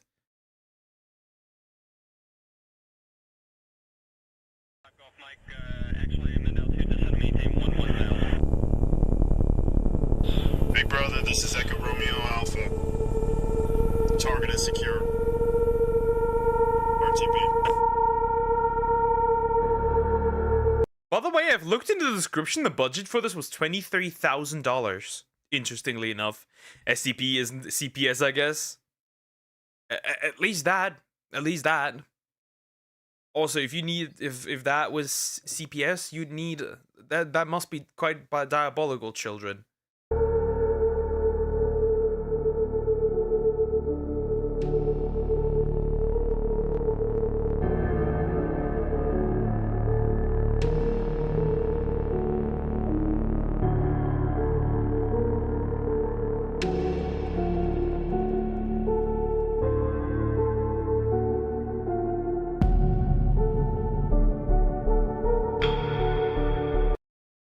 Secure, contain, protect.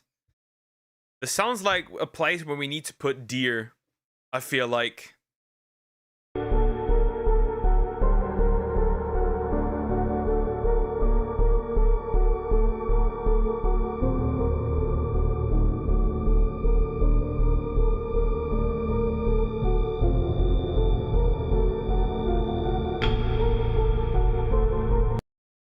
That is a hole. That is a hole. That is a massive. That is a massive hole. Wait, isn't 096? Isn't 096 the thing that you can't look at? And it goes crazy? Isn't that the one?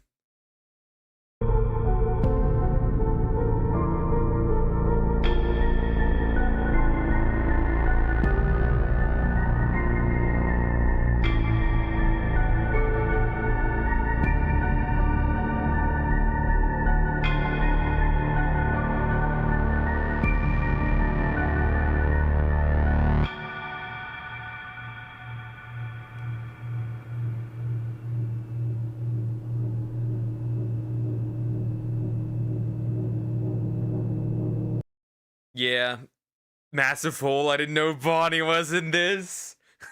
You are just as interested in her as I am, huh? Yes, you look at its face, you cooked, even a pig. But I'm not contained! I don't even have pictures of me out there!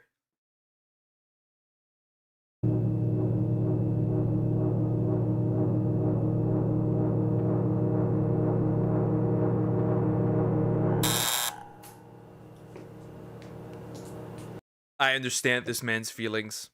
This is how I feel when there's exams. This is exactly how I feel. I'm exactly as nervous. I get that. I get that.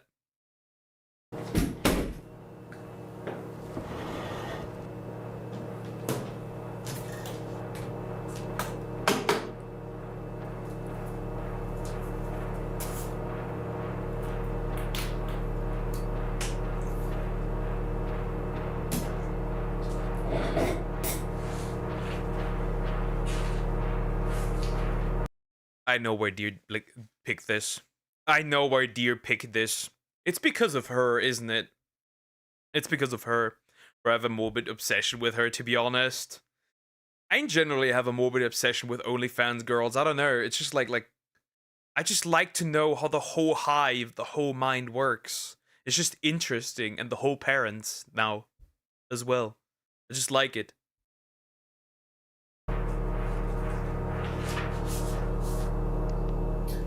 This is Inspector Arlia beginning session 5 of the investigation for incident 096-1-Alpha. I am here with Dr. Daniels. Hello, Doctor. Have you caught it yet? Yes. You'll be pleased to hear containment has been attained. Oh, thank God. We do have some questions, obviously. It's been very difficult to get a clear picture of the case. We hope you can help us. Yes, of course. Good. Now, Doctor, for the record, where were you when containment was broken? I was on an excavation in the mountains, comparing lab samples. Clearly at the Diddy party. Definitely. Most certainly.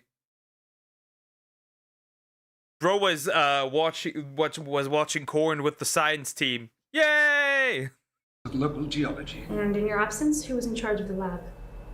Dr. Oleksy. And how was 096 being held? As per protocol.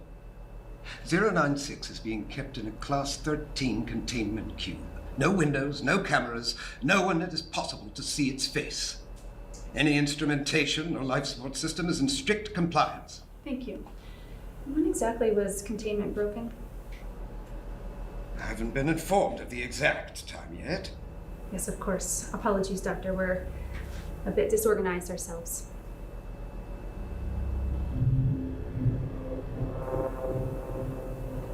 Doctor?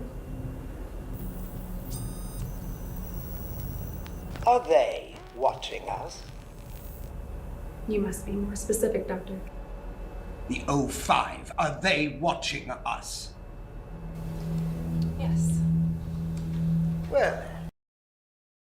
So this is what it must feel like to be a VTuber or a YouTuber in general. This is all of you watching me, stalking me. Dilf. Now would you calm down? This is a Christian channel. We do not use such terms. I'm just joking. This is an actual story on the wiki. 05 Council, okay. Okay, I have no idea. Maybe now they'll listen to me when I say we need to kill it. This could have been a catastrophe. Unfortunately, it's a bit too late for could have been, Doctor. What do you mean? Let's start from the beginning, shall we?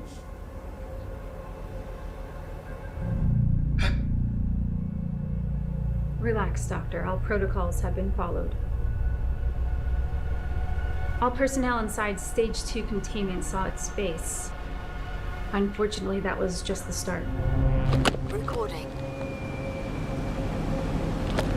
Okay, this is researcher Michael Allen. And researcher Daryl Landry. Reporting an event with 096. At approximately 1557, audio blips were picked up by sensors Alpha 1 and Alpha 2. There it is again. Who made the mistake looking at bro, though? Who made the mistake looking at bro? I'm a Christian, he's a DILF. Damn. Interesting. I'm right behind you, Poker. Hear me breathing. You are not... Were you the cameraman yesterday for the monkey video? Yeah, I'm literally standing outside your window. Why are all the men in my chat gay? Or bisexual? The readings are showing 096 on the north wall. Stationary. You should Get Alexi down here.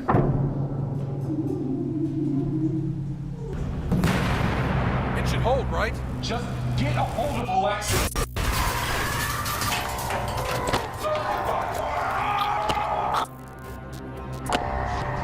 Bro just came and made a nom.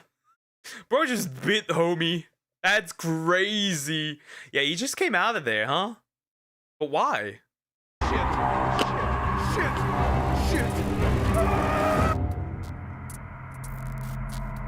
It rapidly became clear that 096's target, which we've labeled 096-1, was nowhere close by. Wait. In the event of a stage 1 breach, the automated protocols ensure that a sleeping agent... The automated protocols failed to start. In the event of an automation failure, it would be up to the operations chief, in this case, Dr. Alexi. Well, where the hell was he? He was found hiding in a janitorial closet in Division 3. Dead. Dead? Indeed. Lexi, you idiot. I'm sorry for your loss, Doctor, but we do have a lot more to cover. After breaching the base, 096 moved in a straight vector towards the mountains. Bro running like David Goggins up the mountains. That's crazy. Is this like based on actual stuff or just a creepypasta thing? It's based on like this just like fictional a government agency, whatever you want to call it. It's just that. You also have a pansexual chat at poker. That's just bisexual with extra steps. Each second you are not running, I am getting closer to your end. It's a reference if you don't get it. It's a line said by Cat. I don't get it. I don't.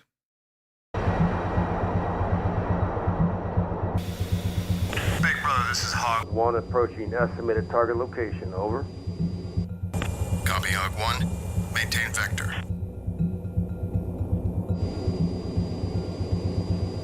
I think I've got something.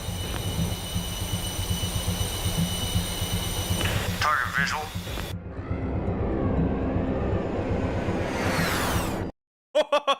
Liza! Pansexuals are bisexual sluts. Shots fired. But give me modest tip D of his mod. So I ban him. Nah.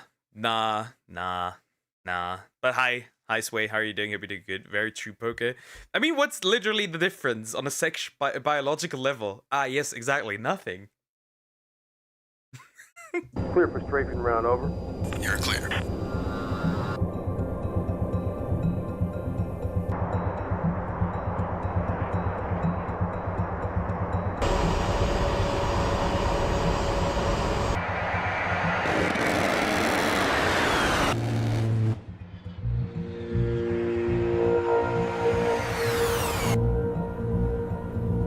It is very obvious that bro did not give a rat's ass. Hey, you were considering for half a second. Yeah, sure, remember all this is $23K budget. Yeah, I get it is highly, it's very, very well made. I can tell. I can definitely tell it's well made.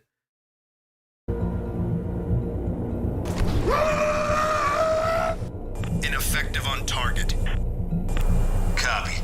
Going hot on 2 Mavericks. 3, 2, 1. Fire.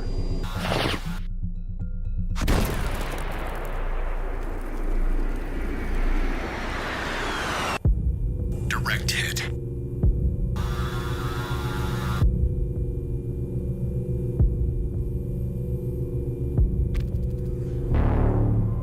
No effect. I repeat. This is literally the definition of 100% attack and 0 damage. It's exactly that. It is exactly that. No effect on target. Copy, Hog 1. Return to base. Retrieval team, maintain vector. 096 proved difficult to keep track of. It doesn't show up on satellite thermal imaging oftentimes. We were only able to track it by the path of destruction it left. About 2 hours into pursuit, it crossed a state highway. We were lucky it was lightly traveled at the time. The 12 people still saw its face. We needed more preparation. For when, not if, but when there was a breach. You did have a considerable budget, Doctor, but it seems that most of your focus was on the scramble goggles. Yes. I've said time and again that the Scramble program was the only achievable technology to give us a fight. Jzilla Productions! Thank you for the sub! Thank you so much. Appreciate it. Thank you, thank you, thank you. Oh, Pokey, congratulations for 1.94. Yeah, we're at it. We're at it. It has been slowed down recently, but we're working on it. Okay. Basically, he wants to create goggles so you can look at it. How is that gonna work? How is it gonna not notice that, though? Because not noticing it would be supernatural. Like, it has to notice it that way, not just directly look at it. Fighting chance. Especially when you assholes wouldn't let me do proper research. As I said, it has always been a when. Doctor, please, we have a lot more to cover. Finally, 096 reached victim 096-1, a young man who lived on a small farm at the foot of the mountains.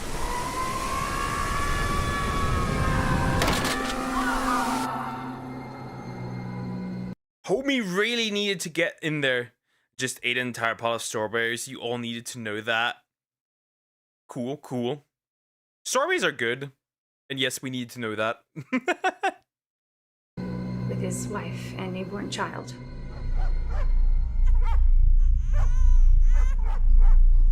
Ian? Was homie going for the wife and the kid? That's crazy.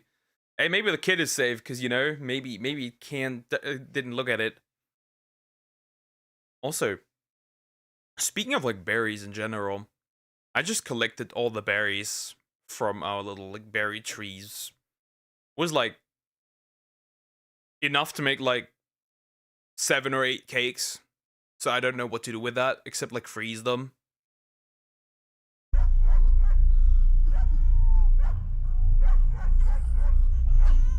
Ian!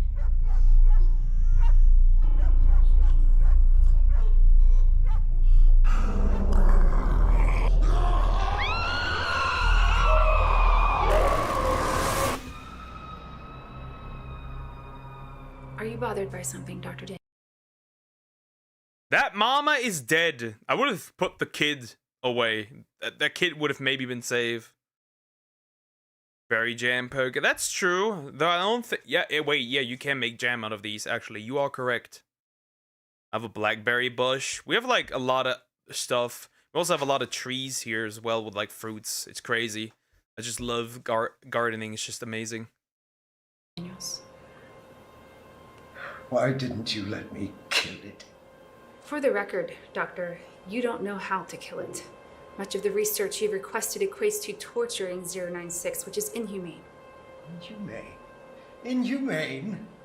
There's nothing human about that thing! This is insane. People have died. Yes, Doctor, people have died. Isn't that a tragedy?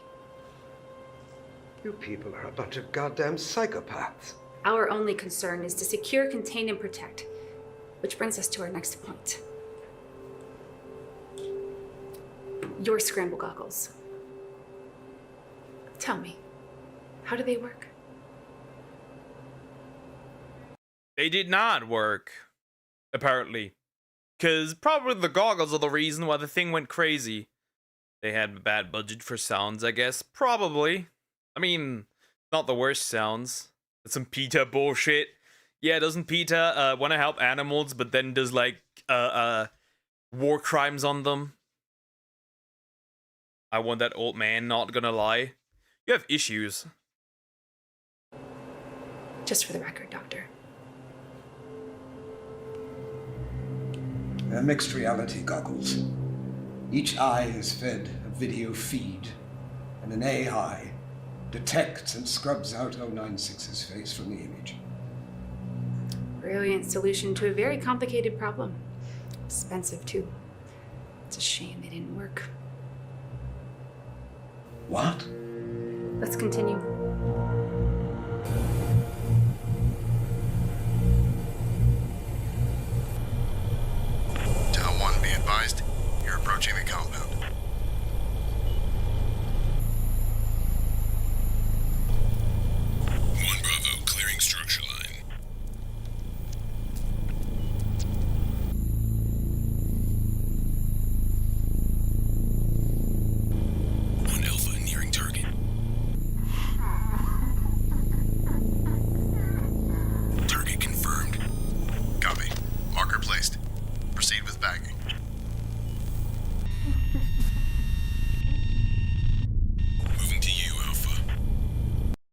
Homie's just standing there menacingly. Menacingly. Father saw a picture of SCP-096. Full fucking pixels in the background. Wow. Okay. Can't even just see a pixel. It just goes crazy. Excuse me, I do not have issues. One might argue there are in fact daddy issues. I just can't understand you, but goon whatever you like. That's crazy. It blurs 0986 face. Okay.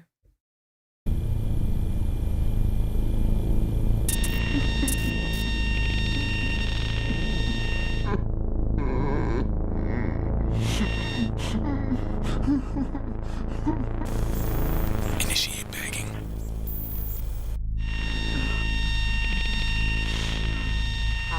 What was that? Shit. Something's wrong. The scramble is ineffective. Fuck! Engage! Alpha and Bravo, fall back. My father has nothing to do with it. Actually, well, not too much.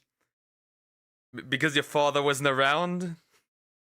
We bring ASMR for free. Yeah, I don't know. It's just thing goes, the goggles failed and now they're cooked. For real.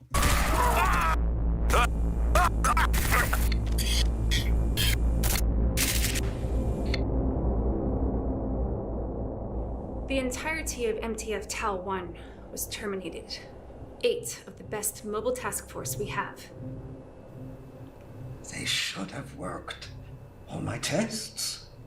They were supposed to work. All of this brings us to the source of this tragedy.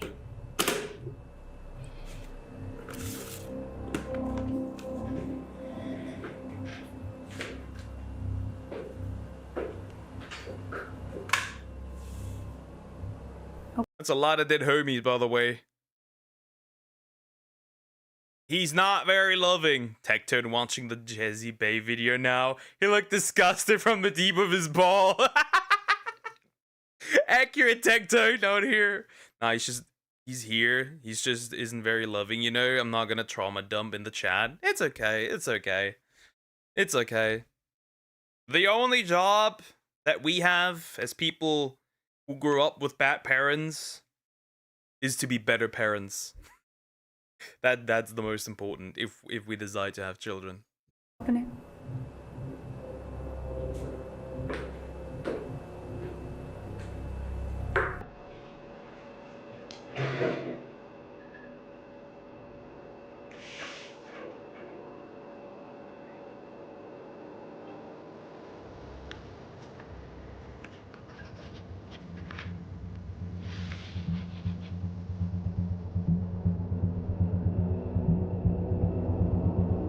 What am I looking at? I believe the important part is still in the envelope, Doctor.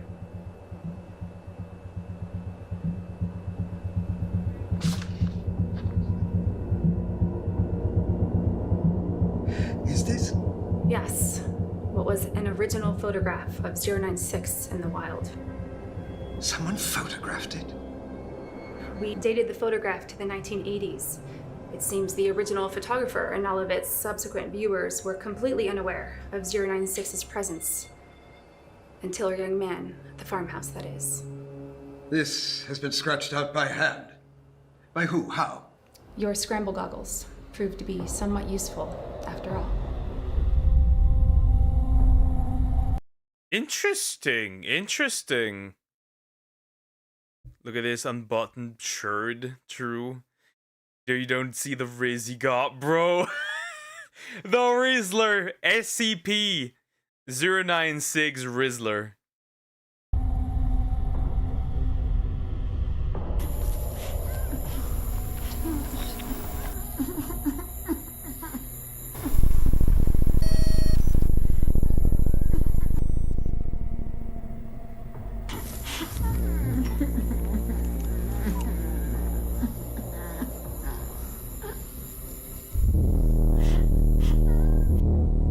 Echo Romeo Alpha 1.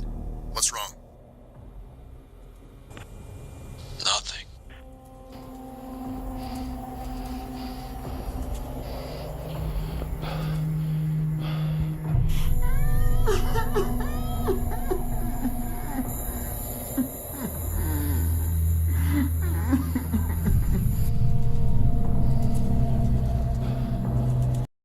lot of dead people here. That's a lot of dead people.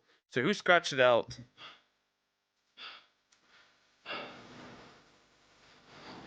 Holy shit.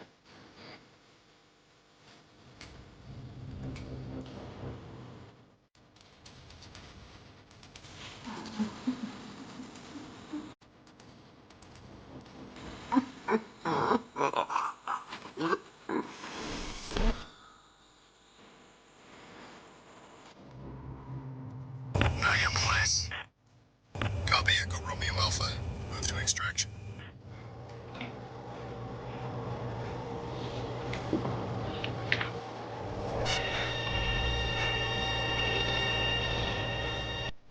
What's up?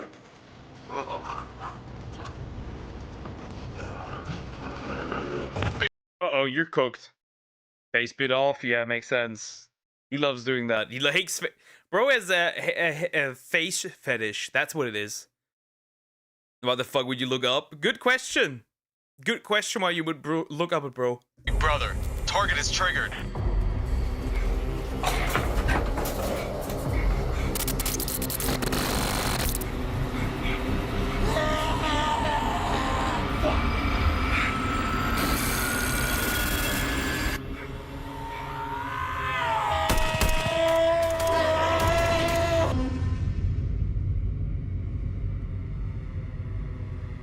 Apparently, 096's face was so small in the image it took up less than 4 pixels. 4 pixels, God. Yeah, 4 pixels. 4 pixels in this case was enough. Some good work. His scrambles were working. That's why he looked up. Yeah. For the other one, they weren't, in this case. For the other one, they weren't. Isn't it look like Stranger Things with this alien? He looks like a Demogorgon. Yeah, that's very true. Lost all of these. 4 fucking pixels? I'm sorry. What are you sorry for, Doctor? Everything. They were supposed to work. All my plans. The goggles. They were supposed to save lives. What was the final casualty count? 15 civilians, 48 Foundation members, 63 deaths in total. 63? Holy shit! Bro is the ultimate weapon! Alpha 1 unit of soldiers. I think they were trained for containing all kinds of SCPs. Well, not this one. So, that's what all this is about. So much death. And you want someone to pin it on, eh? Someone to punish.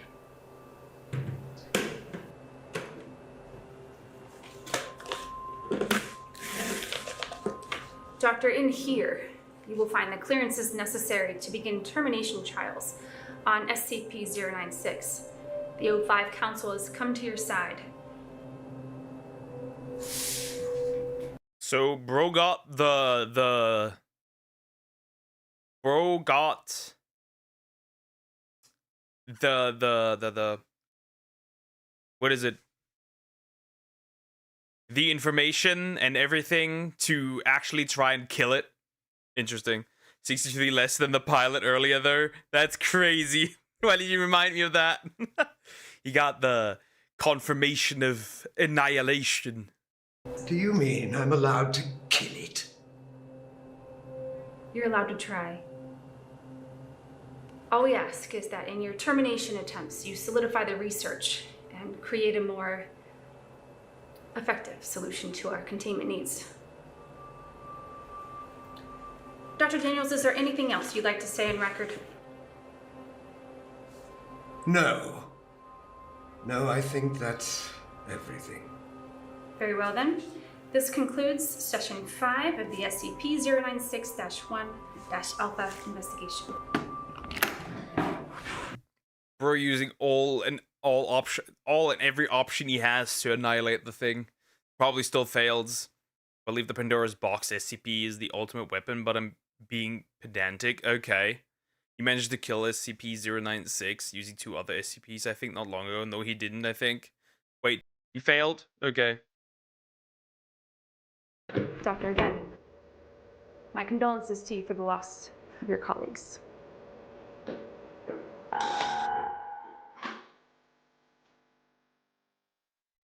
Her ID, look at her ID. I could see it. I can see it. I won't try.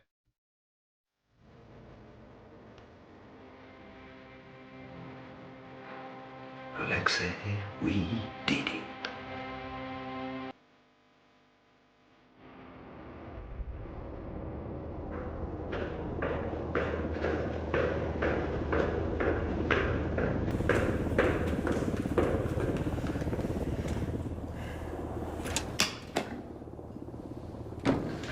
Good work. He's smart. I'll give him that. Yeah. Are the O5 still in line? We're still here, and Inspector Everett is right. Well done, Arlia. He solos. He managed to knock SCP-096 out using 173. Interesting. Interesting. Knock that little shit out. Thank you, madam. It was short of a confession, but I believe we have enough. It's a shame. Daniels really is brilliant. If he were more motivated, perhaps he could have unlocked the secrets to 096's uncanny sensory abilities. Easy to. He's proven his point. The only thing he's proven is that he's as much of a monster as he considers us. That's enough. Inspector Arlia, after everything you just saw, has your hunch been confirmed? I believe so. The way he handled the photograph, he's definitely familiar with it. I suspect he's been holding on to it for a stunt like this. But still, how could he have warned Alexei? His absence in the control room was our first lead. Outside help? Wait, this was a setup! Hold up! This was a setup by him! Okay. He wanted the thing to escape? Has Alexei given us anything new? No, he's staying loyal. Although his initial discrepancies are damning enough. Get what we can out of him. Then he's to be terminated. Quickly and quietly. Remember, he's officially already dead. Yes, madam. When do we inform Daniels that we know he orchestrated the breach? Only after he kills it.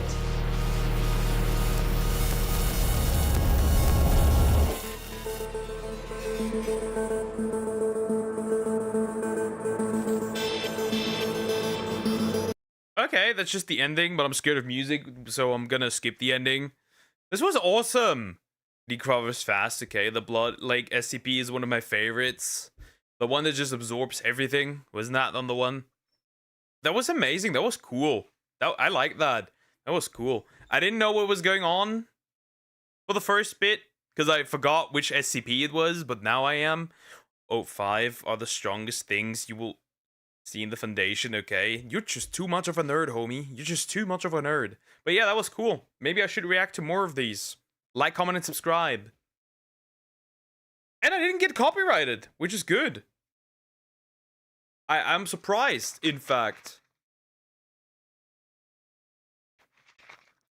I'm surprised that that my ass did not get nuked. That's more surprising than anything, really. That's more surprising than anything. Check something real quick. Okay, all's good. Everything's fine. Below administrators, okay. Anyways, I think we're gonna do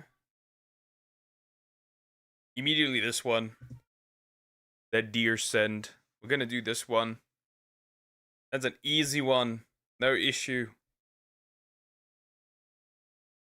Easy. There's an Overlord one. Okay, interesting. Anyways, PewDiePie shutting down arrogant influencers by Neves.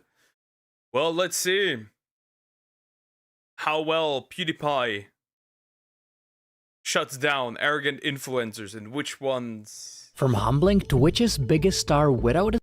Oh no. Oh no. It's Pokey. Oh no. Not again.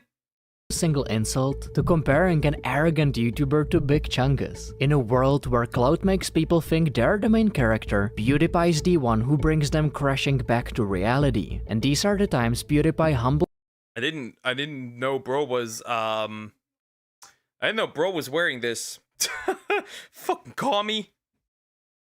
The Blood Lake SCP spits out incredible dangerous creatures as well and sent people that took a submarine into another dimension. That's crazy. That's interesting. Chat has delayed, I think. I think it's delayed. I just in general have a problem with Brave being just troublesome as well. In general, Brave is acting up recently. Arrogant influencers. At first glance, Alinity was just another rising Twitch star, but she wasn't like most streamers. God, I hate this whore. I hate this whore. She gave her cat alcohol as well, and like, or was it the dog? One of the two, and she also threw her cat a bunch of times. I hate this bitch. Before drama and apology videos were Pirate Software, ugh. A daily thing, Alinity was already giving the internet a masterclass in controversy, so it didn't take long for Alinity to get noticed for all the wrong reasons. From tossing her cat over her shoulder during a live stream like it was nothing, Milo! to even banning herself from What the fuck? Ah yes, this was back then already. We can look back in 2020. Female streamers were already treated better by Twitch than anyone else.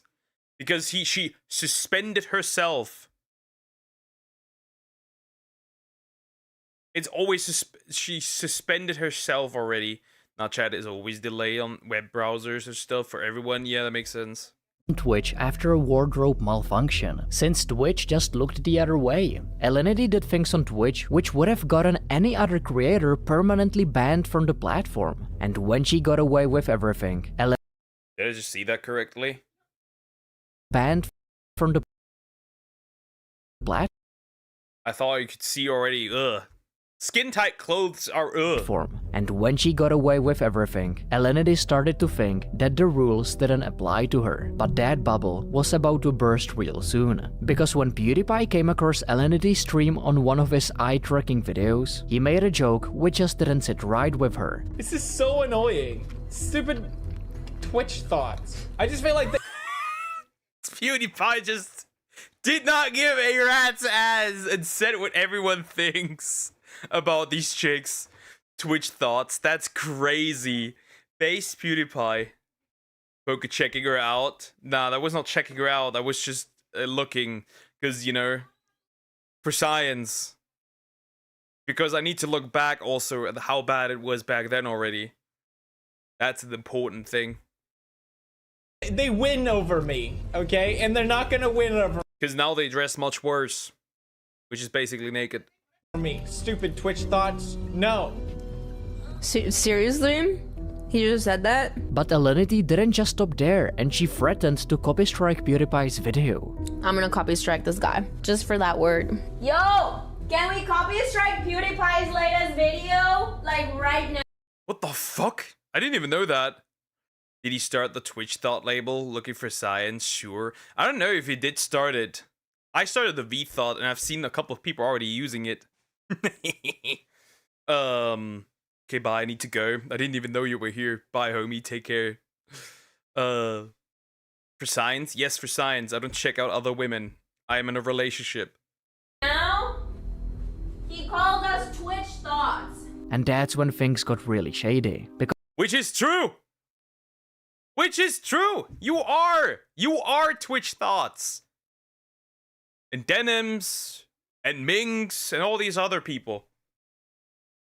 Amaranth. Because Alinity wasn't just bluffing when she threatened to copy strike PewDiePie. Behind the scenes, she was actually working with a company called Collab DRM, an agency that was filing copyright claims on videos that even mentioned Alinity, even if those videos were 100% protected under fair use. It didn't matter if it was a reaction, commentary, or a meme. If Alinity didn't like it, Collab DRM would take it down. And the worst part is that Alinity didn't even try to hide it. Instead, she bragged about. Yeah, I hate. By the way, one of the snake things, one of the most ballless things you can do, is falsely copyright strike somebody.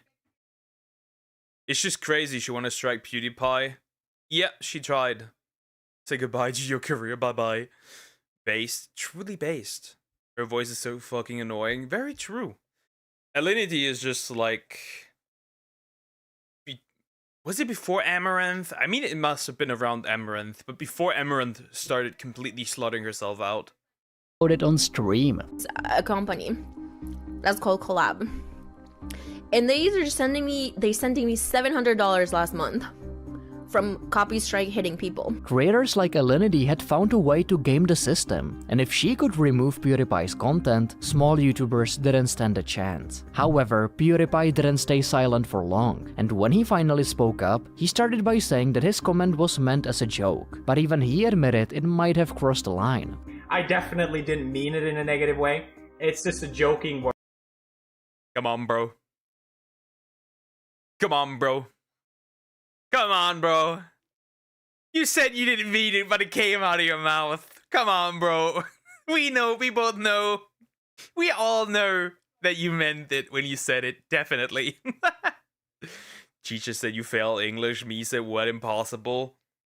Well, apparently, not.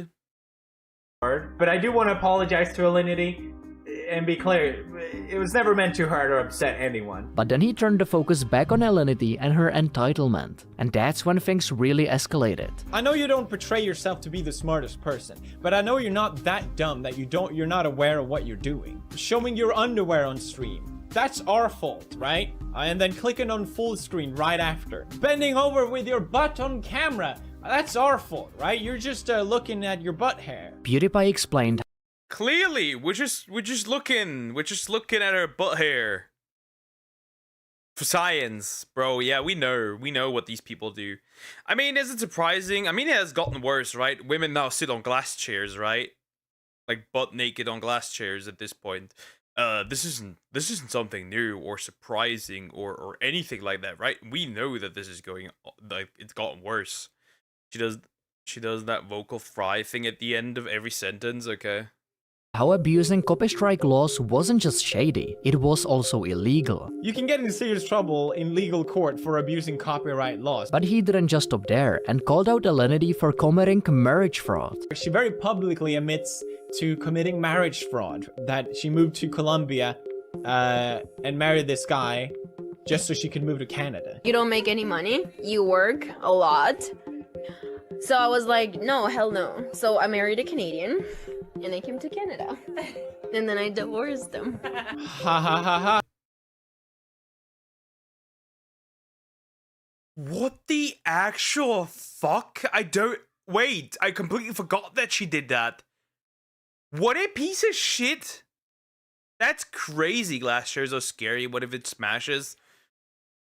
Apparently not, because they're sitting on it with a camera under the chair upwards. It's terrible. KSI failed the eye tracker, including KSI failed. Do not look at Pokemon. Okay, Pokemon responds to KSI, but she said it's okay. KSI. It's only okay if they're famous, I guess.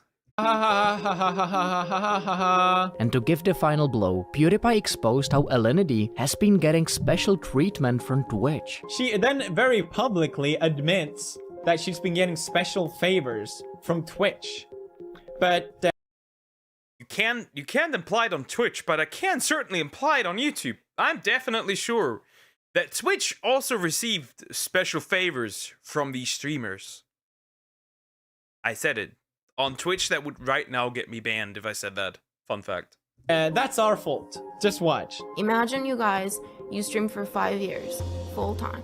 I've gotten drunk, I've fallen, my butt has shown, you know, and Twitch has been behind my back the whole time. Like, hey, it's okay, you know, just delete the clip. What do you mean by that? How literally, behind your back, how literally are we going to take that one? Chat, what do you think? How literally? How literally are we going to take that one? Clips, you know, we're cool. I've been good with Twitch. I've never even had a 24-hour suspension. I've never had a suspension on Twitch. Maybe this is the problem. She's never actually been forced to be held accountable for her action. Twitch has, like she says, be giving her favors. PewDiePie made it clear he wasn't going to let entitled creators walk all over him. He exposed how Twitch handed out bans like candy to some creators, while Alinity got to just delete the VOD and move on like nothing happened. Alinity did try to come back at PewDiePie, claiming he was being sexist and setting a bad example for his young fans. I take issue with someone like Felix degrading and minimizing women to what is largely a very young audience. Your audience is 12-year-olds hoping to see some cleavage. Very accurate. It's just like this. I remember when the argument "you're sexist" actually worked back then. That's the crazy part. Like back then in 2020, it did work. Now it does not work. You're sexist, so everyone's a sexist. It's like that doesn't work anymore now. And if I say something sexist, I'm like, yeah, okay. Anyways, moving on. Yeah, I bet you're right, Poke. I'm very right, probably. The current CEO already is a massive coomer. If you've got your boobs on show, then you've gotta expect someone will look, especially if you're around men and men are watching you. True. Literally behind my back or inside the back door. Very literally, I guess. Are you kidding me? How delusional do you have to be to project this sort of statement? But by then, the damage was done, and when no one took her side, she quickly deleted the post. PewDiePie had already humbled her, publicly and permanently. You'd think after all this whole mess, no one else would ever hit the copy strike button again, but apparently Pokimane didn't get the memo. Emon Ennis, better known as Pokimane, wasn't just another influencer. By 2018, she was the face of Twitch. Get it off! Get it off! Gross! With a bubbly personality. Why my boy Gordon Ramsay? Why that? Why do we need to do that to my boy? Why do we need to do that to Hermie? Nah, bro. Nah. No. We know you're sexist, don't worry. Hey, this is like we know that you are too. Don't worry. And a kind reputation, Pokimane seemed almost immune to online backlash. But that public image didn't tell the full story. Behind the scenes, Pokimane had started showing signs of someone who didn't handle criticism well, whether it was complaining to sponsors of creators who— Ah, right. Remember, she took she attacked It's a Gundam and his sponsors, and they dropped him. And since then, he's been already not really nice to Pokimane. It just makes sense.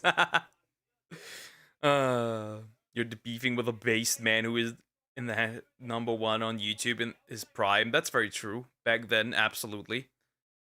And he could probably be, again, in his prime. Probably. If he wanted to. But he's chilling. He's spending time with his wife and his kid. Makes sense. I am probably, yes. United through sexism and racism. I'm just waiting for my first Google Doc, I'll be honest. I'm just waiting for it. Call her out online to calling her own fans out when they complained about the price of her cookie. I know math is hard when you're an idiot, but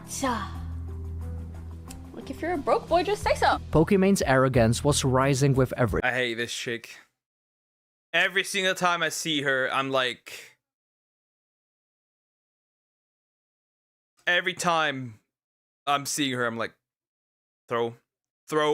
Just throw her. Just eat her. How do you know about the racism? That one responds in the monkey video.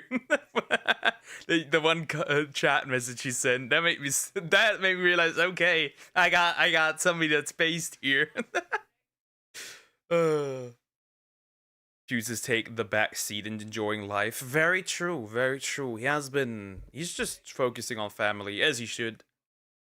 stream, and then came the copyright strikes. Pokimane began filing copyright claims on videos that featured her, even when it was just screenshots or short clips. And in one stream, she said it out loud almost proudly. "Well, I'm so sorry that it takes you a lot of time to steal other people's content. I'll be taking down some of your videos." That line hit the internet like a punch in the face, because the irony was impossible to ignore. Pokimane's own streams mostly involved her reacting to other people's content while chatting with her viewers. So when she copy-striked YouTuber Boblax's video, which was a simple recap of her feud with Keemstar, the internet wasn't just surprised, it was pissed. Boblax's video wasn't some hit piece, it was just a timeline of the fight with public tweets and archived clips. Yet, Pokimane took it down. Suddenly, the sweet Twitch star looked less like a creator protecting content and So yeah, Lenity 2.0, so accurate. I mean, again, in the curse video, I already said, she tries to look relatable, like this relatable girly on Twitch, right?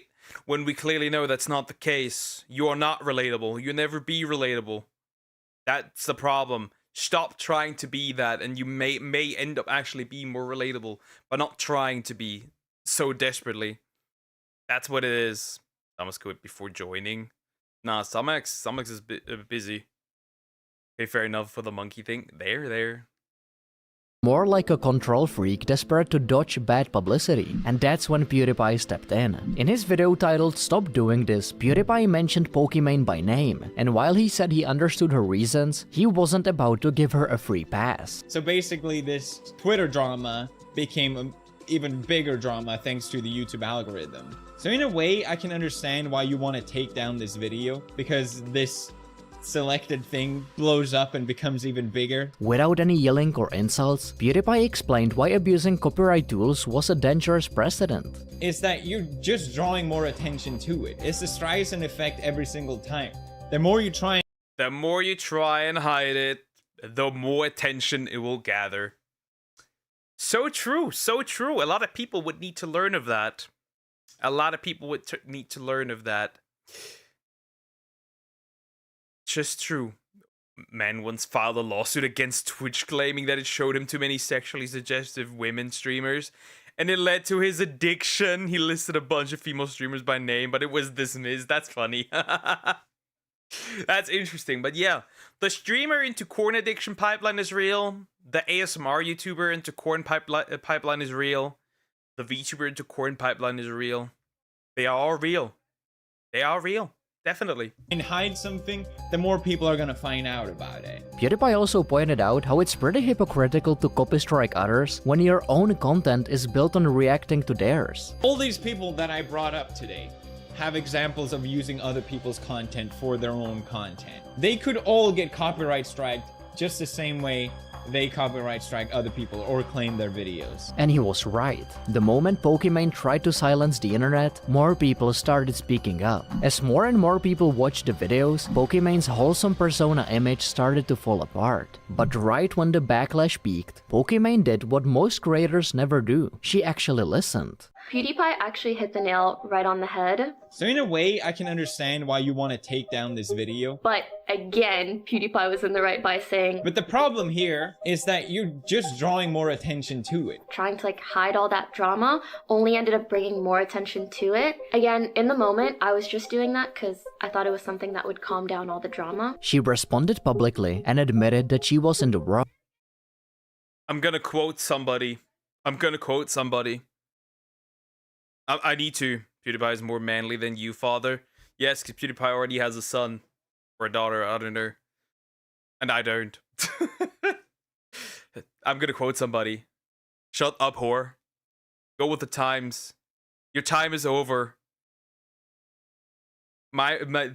Your womb is dried up. My womb is eternal. Shondo.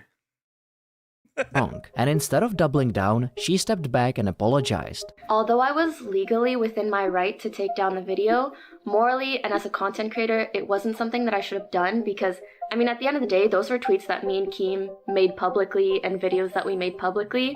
So I totally apologize for that. And for once, the internet actually respected that. PewDiePie didn't cancel her. He corrected her with humor, clarity, the message across without turning it into an attack. And in the process, he held one of the biggest streamers accountable without turning it into war. While PewDiePie humbled Pokimane without making it personal, the next influencer wasn't so lucky. Lily Sign was one of the defining voices of early YouTube. From her viral skits as Superwoman to hosting her own late-night show, she broke barriers as one of the first South Asian women to dominate the platform. She was funny, relatable, and proved that hustle and heart could take you from your Bald!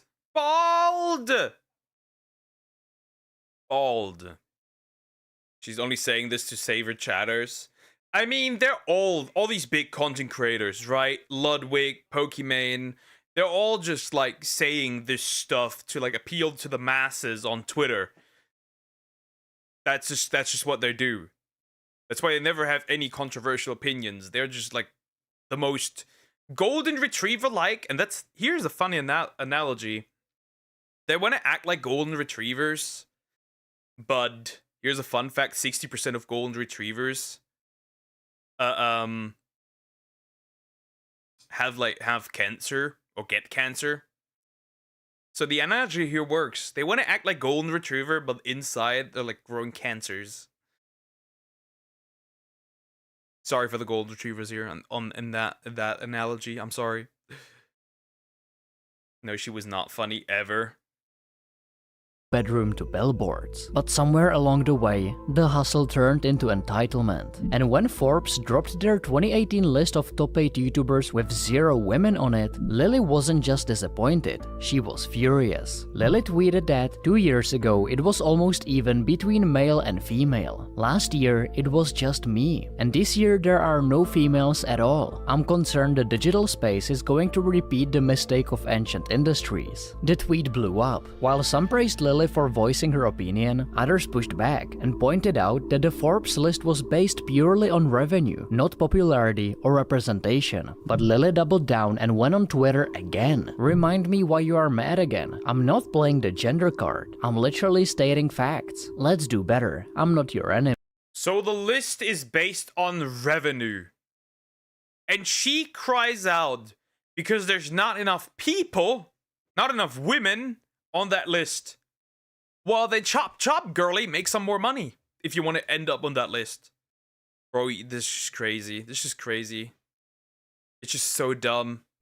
While some saw it as a powerful stand, PewDiePie and many others thought it sounded more like virtue signaling. Because let's be honest, Lily Sign wasn't exactly struggling. She had millions of subscribers, global brand deals, a book deal, and even her own late night show. But instead of adapting her content or taking feedback, she chose to blame the system. And that didn't sit well with PewDiePie. So in his usual joking fashion, PewDiePie called Lily out and gave her tips on how to earn more revenue. This is a crazy idea, but maybe you should plan a campaign or something like that to increase your revenue.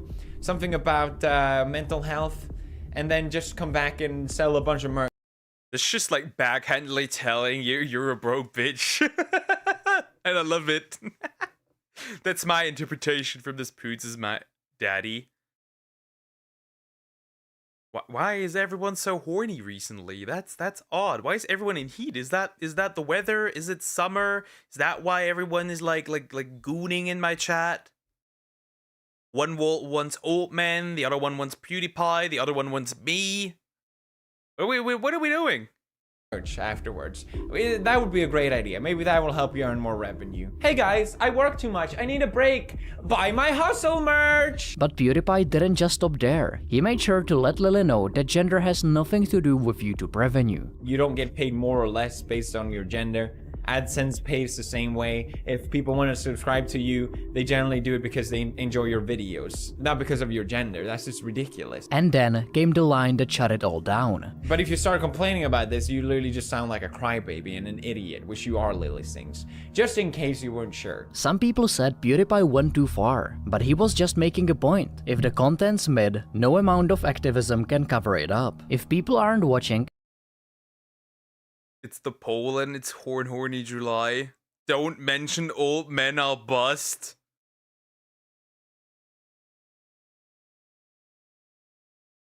What? Huh? Yeah, I've seen that. It's too late. Disgust. Bro. Straight to horny jail. Eliza's a man. Finally coming out as trans. We knew it all along. No, I'm a woman. That's crazy. Trans identity established. It's like trans Mongold. It just happened. It's not always sexism. Sometimes the videos are just bad. Lily later tried to cool the situation and tried to reach out to Pewd for a conversation, but PewDiePie couldn't care less. He just wasn't interested and never responded. Instead, he let his video do the talking. Because when Lily Sign was getting roasted for her awkward acting in the movie Fahrenheit 451, PewDiePie just couldn't sit back and watch. Big Chungus has gotten so popular that they got a live action confirmed. Big Chungus live action from back in 2019. Yeah, that wasn't happening, thankfully. With it, and it's played by Lily Singh.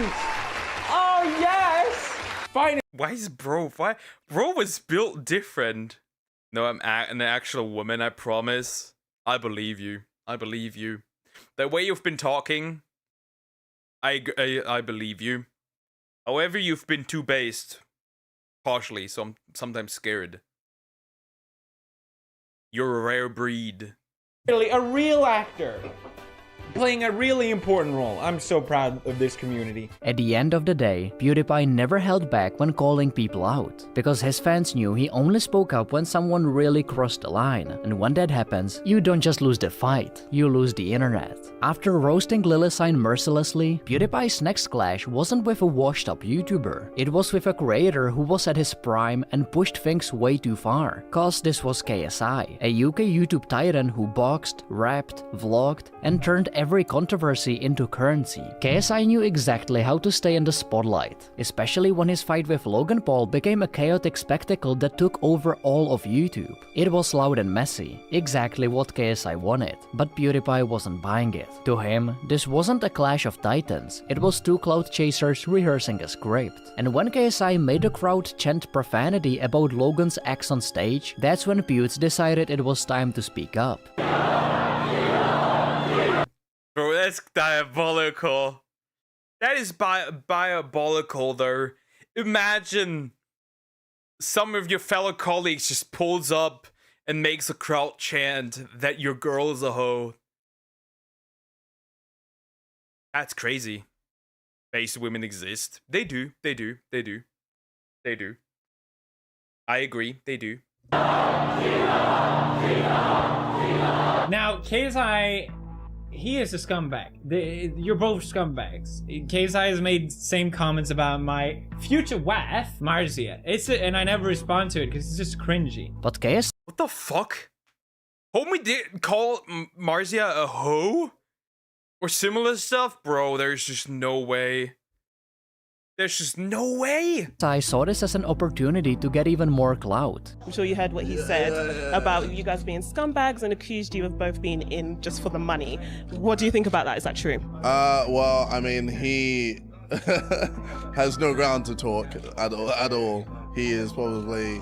No, he is the person that ruined a lot of people's lives on YouTube with his comments and his whole anti-Semitism. I can't even say the word. But yeah. So, he didn't help with that. But, you know, each to their own. Each to their own. He started pulling up PewDiePie's...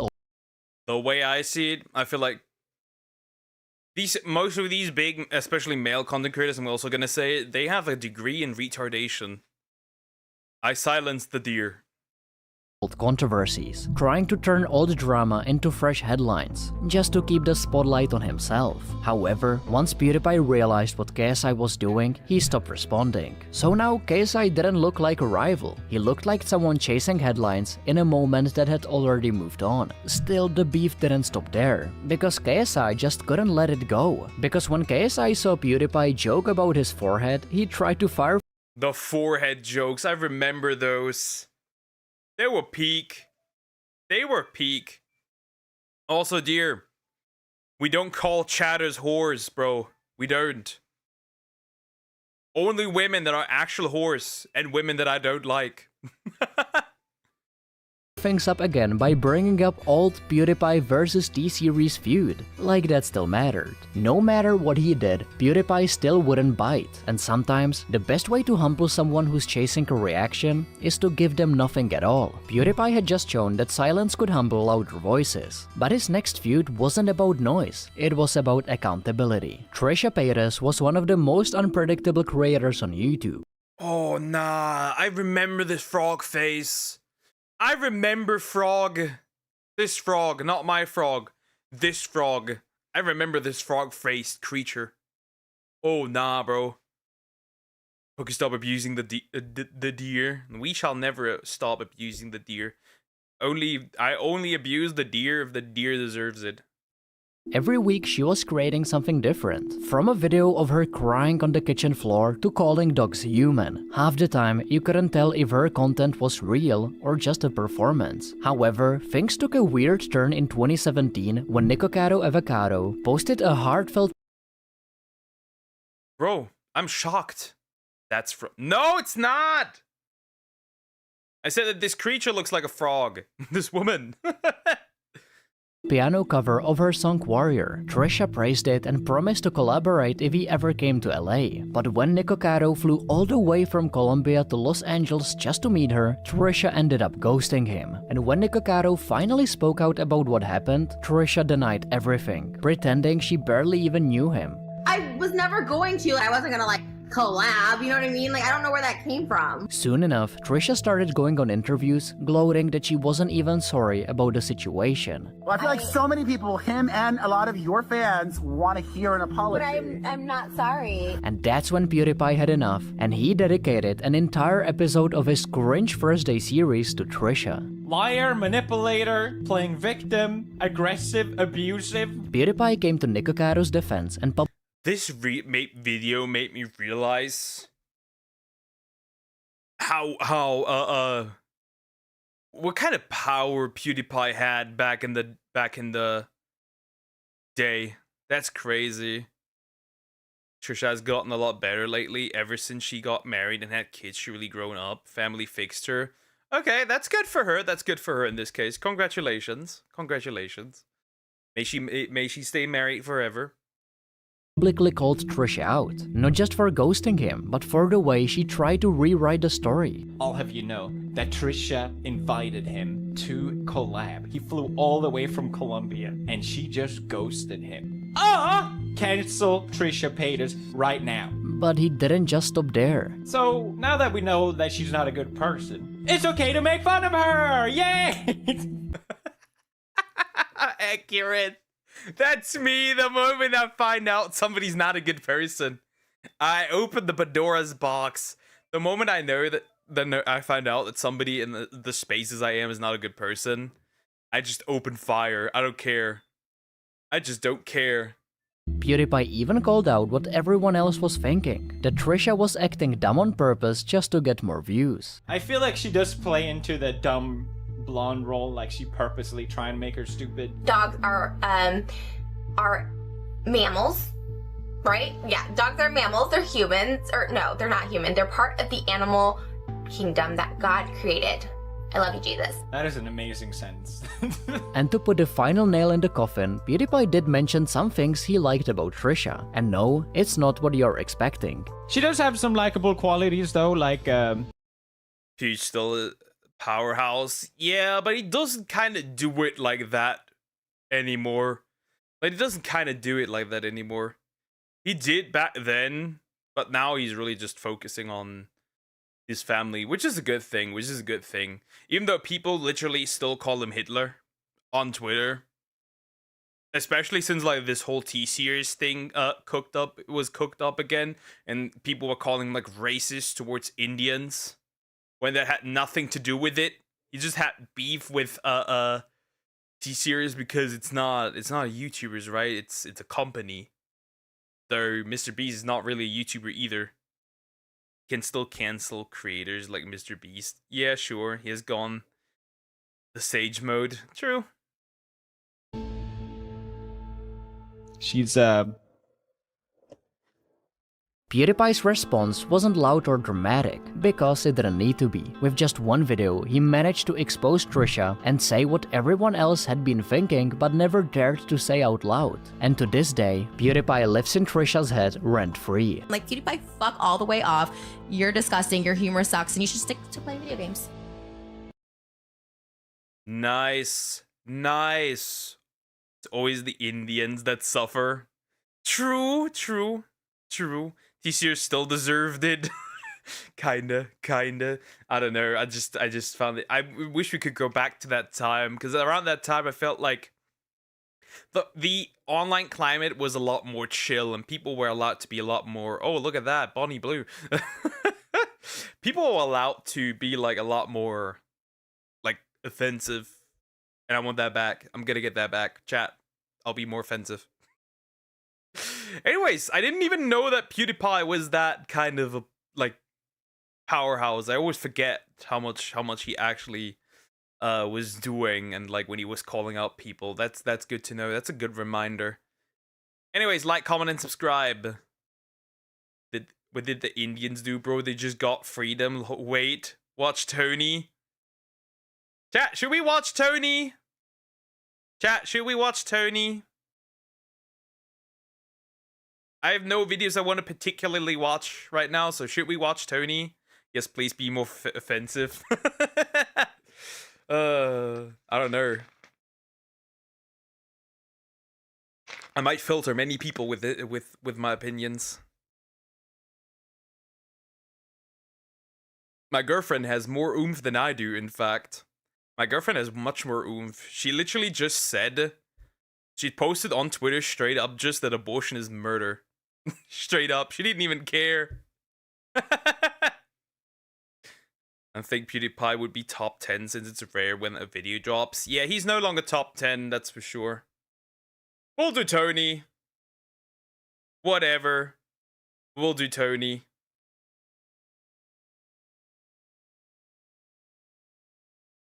We'll do Tony. If it fucking loads, I hate that it does that. I hate that it does that. I hate that it does that. Well, she's not Tony wrong. from LC Science burst onto the Yeah, she just straight up said it. She does not care. Nah, she said more. On Twitter, she literally said that if you have an abortion once, you should not legally not be able to have a child anymore, because you forfeited your reproductive rights by not appreciating human life. Straight up, just that woman, it goes crazy. Anyways, Tony shutting down arrogant influencers by Neves. We'll just look at it. I mean, Tony is in general just, he's a breath of fresh air in general. He just breaks all the taboos, and it's just great. I just love the guy. He's just amazing. I think he's done a really good job. Tony from LC Science burst onto the internet like a storm. The ruthless marketer conquered every social media platform and destroyed many arrogant influencers in the process. But how did he get into this position in the first place? Why does he hate on woke influencers so much? That is so accurate, that thing. Holy, that's accurate. Holy, that's accurate. I support the current thing. That is so accurate. And you know what? Who the worst ones are? You know who the most miserable are? The people that think that Palestine is their ally. When in reality, that if you were gay in Palestine, that they would fucking kill you. People don't realize that. They just don't. It's really interesting. That makes sense, though. Why would you get to be a parent after killing your kid? True. I need that as a badge. No!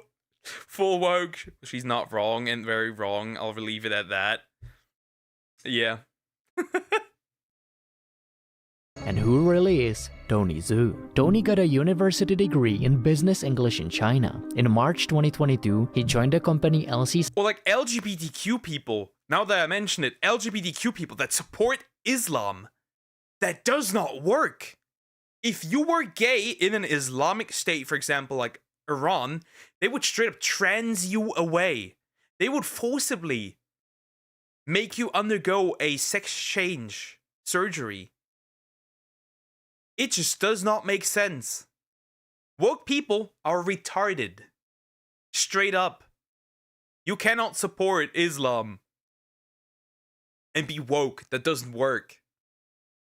Signs as a salesperson. Sometime after, a live show was to be prepared for the Asian giant Alibaba. Tony was picked as one of the participants, and he put on an impressive show. His boss established him as a leader of the new social media department, and that's where Tony's journey began. His success didn't happen overnight. The beginnings were humble. Tony started posting videos in August 2023, and they gained only a few thousand views each. The breakthrough came in November 2023, when one of his videos got over 1 million views. Tony started parodying accents: American, British, Indian, Jamaican, Chinese or Russian. He nailed each one of them. He began to make fun of the influence. I like his Trump one. I do like his Trump one. I really do. His Trump accent is just peak. And I think Speed found the dude in China that does it even better. Okay, Palestine isn't a place, sorry to tell you.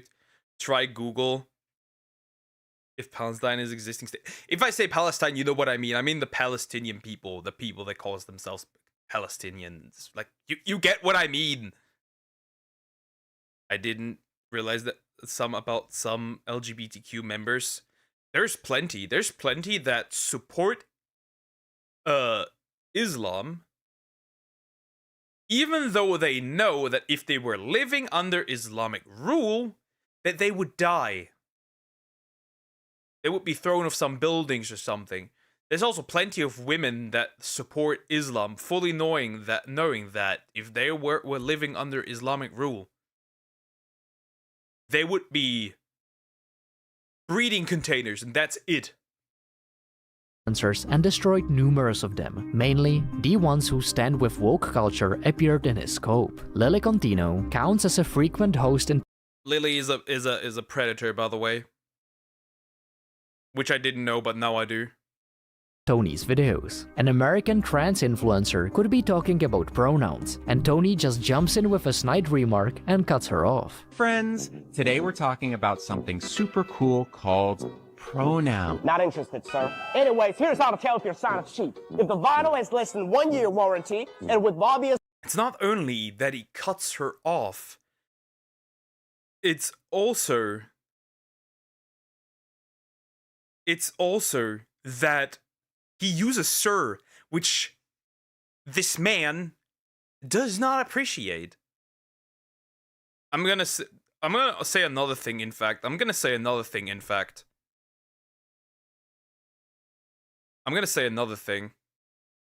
when it comes to that. I realized that a lot of trans activists, not trans people, I mean trans activists online, are in fact just autogynephilic men. Just, it's like clockwork. You can literally reset the clock every time some information leaks that a trans activist online is a fucking weirdo towards some people. Every single time. I don't care. The UK is like 2 days away from an Islamic revolution. It's scary as a woman. Oh, don't worry. Germany's coming there. We might join you. In fact, I don't know what you did with the abortion thing. I don't quite get it, but our chancellor literally said that he's fine with abortions 2 days before birth. Straight up. It's crazy. Sorry, it's okay, Cricket. He cooks, he does in fact cook breeding containers, that's wild, but I know it's true. It is true. There is no freedom for women under Islam. Color difference when the light's on and off, which is not good. And then she could keep going about how ultrasound doesn't determine a baby's gender. And the Chinese promoting genius could end her monologue with a sentence and smoothly continue showing off LC Sign's ultra-thin light box with tempered glass. Good reminder that the parts you see on an ultrasound don't determine a baby's gender. Man, shut the fuck up. Anyway. He mocks Lily when she says that trans women are more scared of you in the bathroom than you are of them. Tony plays a little scene and goes on to rant about the laser machinery It doesn't matter if it's safe. It's just inappropriate. A man should not be in a woman's space. Other way around, a woman should not be in a man's space. I don't want trans men in men's spaces either. Get them out of there. They don't belong there. It's inappropriate. Very simple. We have biological segregated bathrooms. If you want, we can find a middle ground and create a new bathroom if you really want that. But I don't want the opposite gender in my bathroom and the other way around. I don't care. 2 days before birth, what? Yep. Our right-wing party. Ask the homie.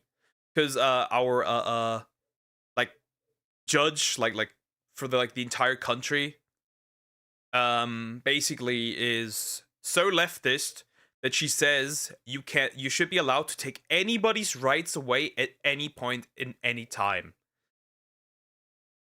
And she's exactly for that. She wants to decriminalize abortion until 9 months later. Like, for the entire period, just straight up. Private space, not just space. Every space. I don't want biological men in women's gyms. What the fuck are we doing? No. Of LC sign. Trans women are more afraid of you in the bathroom than you are of us. Sir, get out of here. Anyways, how to know if a sign company is capable is to check their machinery. Typically is also his uninterested, bored, and unimpressed stare. No words are needed. He just looks at the video and then goes back to signs. Goodness. Is that AI? Oh, okay.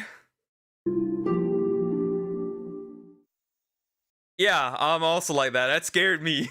Bro, I was on the verge of getting banned here. Anyways, our custom illuminated letters make your storefront stand out day and night. The same stare Tony gave to the TikTok loved Clay Baby. Oh, baby, I'm sorry your cat ate too fast and then it came out the front and not out its ass. I love you so much, boo. I hope things get better for you. Meow.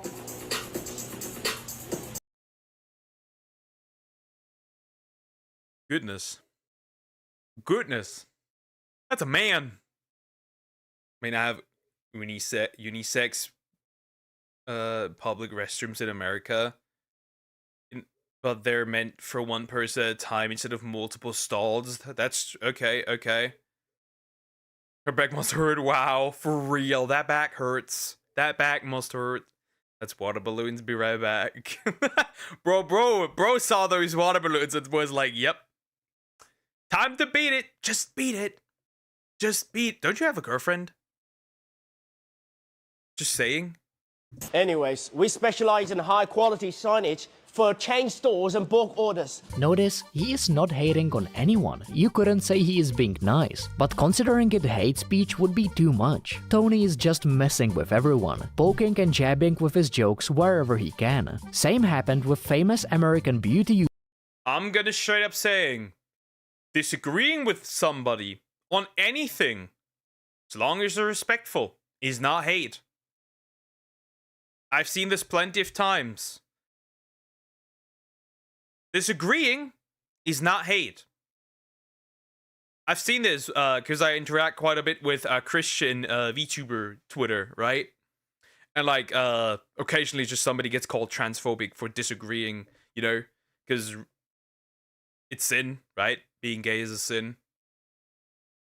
Based on the Bible, right? Without any insults, right? And it's called hate speech. That's not what it is. It's just, I disagree with your lifestyle. Time to move on. Easy. Very simple. Can you promise it won't offend others? It won't offend me. I'm immune to being offended. Pretty much. VTuber James Charles, whose corset popped open during a celebration. You can just see Tony's death gaze, followed by the infamous anyways and a promotion of LC sign.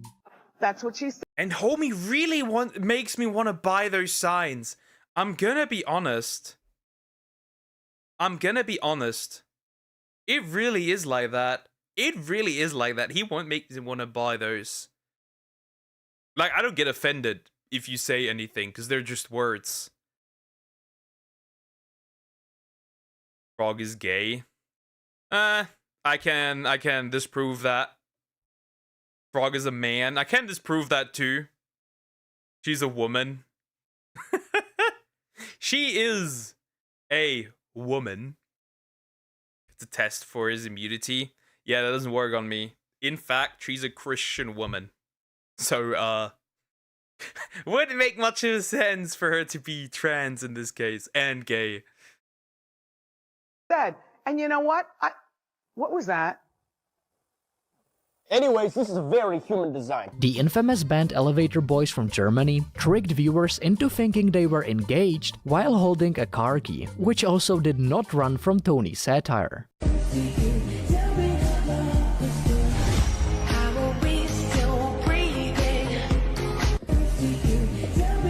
Best service, best factory, best quality. This style is very popular now. Put it in your store. He has definitely improved. He has definitely improved his accent. But yeah, or the other dudes in the garage, and he was like, and we are, and he's like, gay as fuck. You're gay as fuck. Prove it. Prove it, father. I cannot. I cannot prove it. I could, but wouldn't. I wouldn't. That woman stays anonymous to you guys. And the other way around. Girlfriend for both indoor and outdoor to make your business great again. Tony's marketing campaign targeted more boy music groups, like this lesser-known one from California. This TikTok remains one of the most popular ones he has ever made to this day.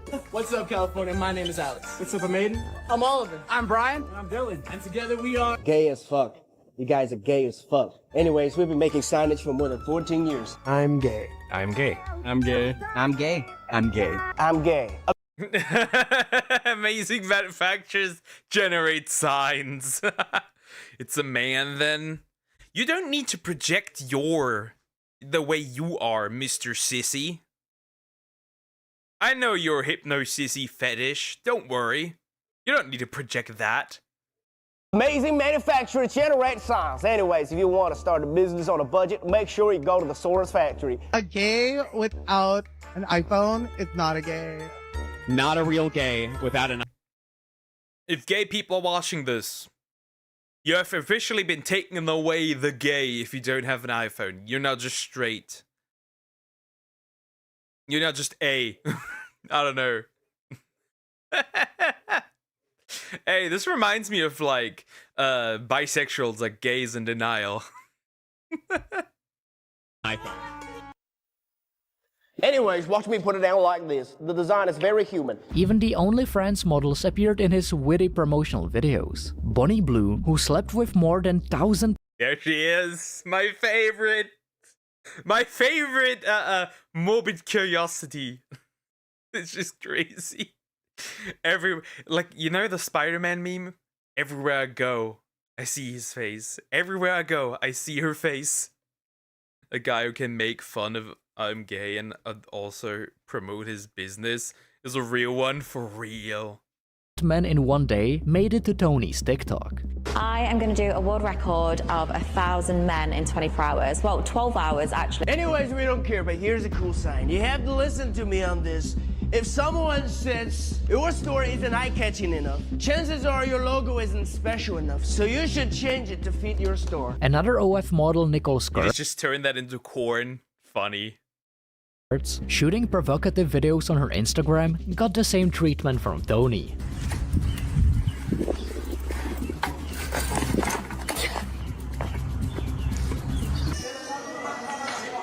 Anyways, LC Sign only use certified transformers such as Meanwell brand transformer with up to 5 years warranty. Tony quickly gained hundreds of thousands of fans. I didn't quite catch that. Wait a minute.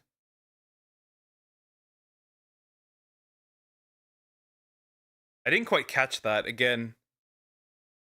Again. Or your logo isn't special enough, so you should change it to fit your store. Another OF model, Nicole Skirts, shooting provocative videos on her Instagram, got the same treatment from Tony. Oh, so it's an OF girl. It's an OF girl. Gave out my old age. Hi there, cool kids. How is it going? Bro is in his 30s for sure.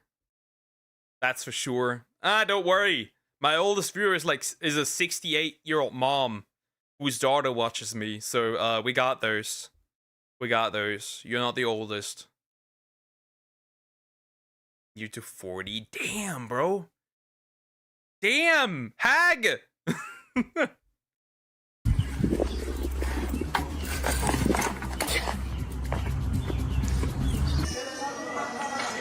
I don't particularly get what was provocative about this one, but okay. I guess the steps is one, but okay. Anyways, LC Sign only use certified transformers such as Meanwhile brand transformer with up to 5 years warranty. Tony quickly gained hundreds of thousands of fans. His authentic approach, devoid of professional setups or perfect lighting, resonated with his audience. It's just Tony being himself in the LC Sign workshop, with no fancy background or green screen behind him. He continued onward and mocked more and more influencers, showing his relentless dedication to his job. Tony even got his own colleagues involved and made them part of the videos. The muscle man, Mohamed Ali Safari, who also got an OF, got a cold shoulder from Tony when he introduced his co-worker Macy. One out. Two. All right. Ready?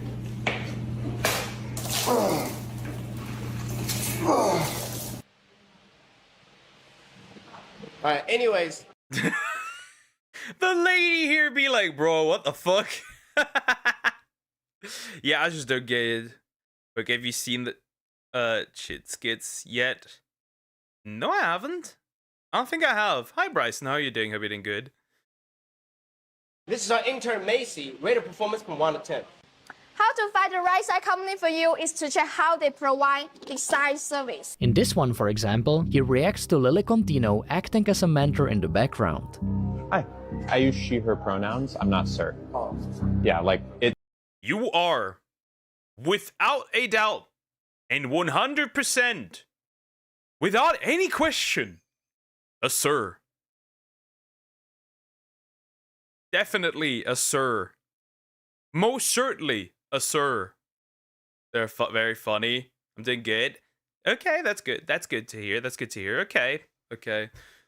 I don't know what the skits are, to be fair. It's like a knife in the heart. I did specifically ask ahead of time not to be called sir. Yeah, I'm just gonna go.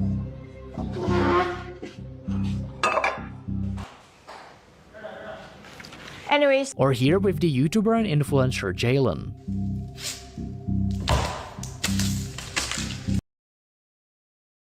Bro. Nah, dude. Bro, what the fuck? A strong design team is key to any size company. Tony just does not stop. Making fun of guys trying to first rap is his daily bread, as shown in this example with the Instagram biker Chad Anson.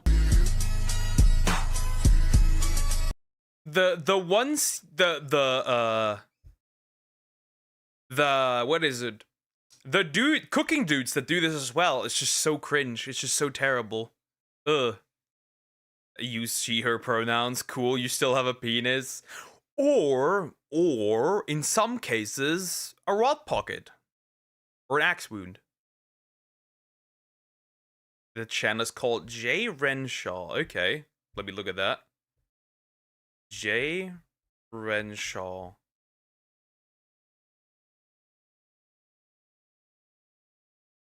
Ah, okay. Seems interesting. Okay. Cool, cool. I may keep that in mind. So 7, there's a black purse in here. Okay. Professional game. Anyways, you need a reliable sign company. LC Sign has a regular production time at 7 to 10 working days, but also expedited production time. Kissing dogs is the next on his list. Why? Not again. That reminds me of the chick from yesterday. Like the thirst traps aren't sexy at all because they're never dressed properly. I'm always scared they're gonna crash. Safety first. True.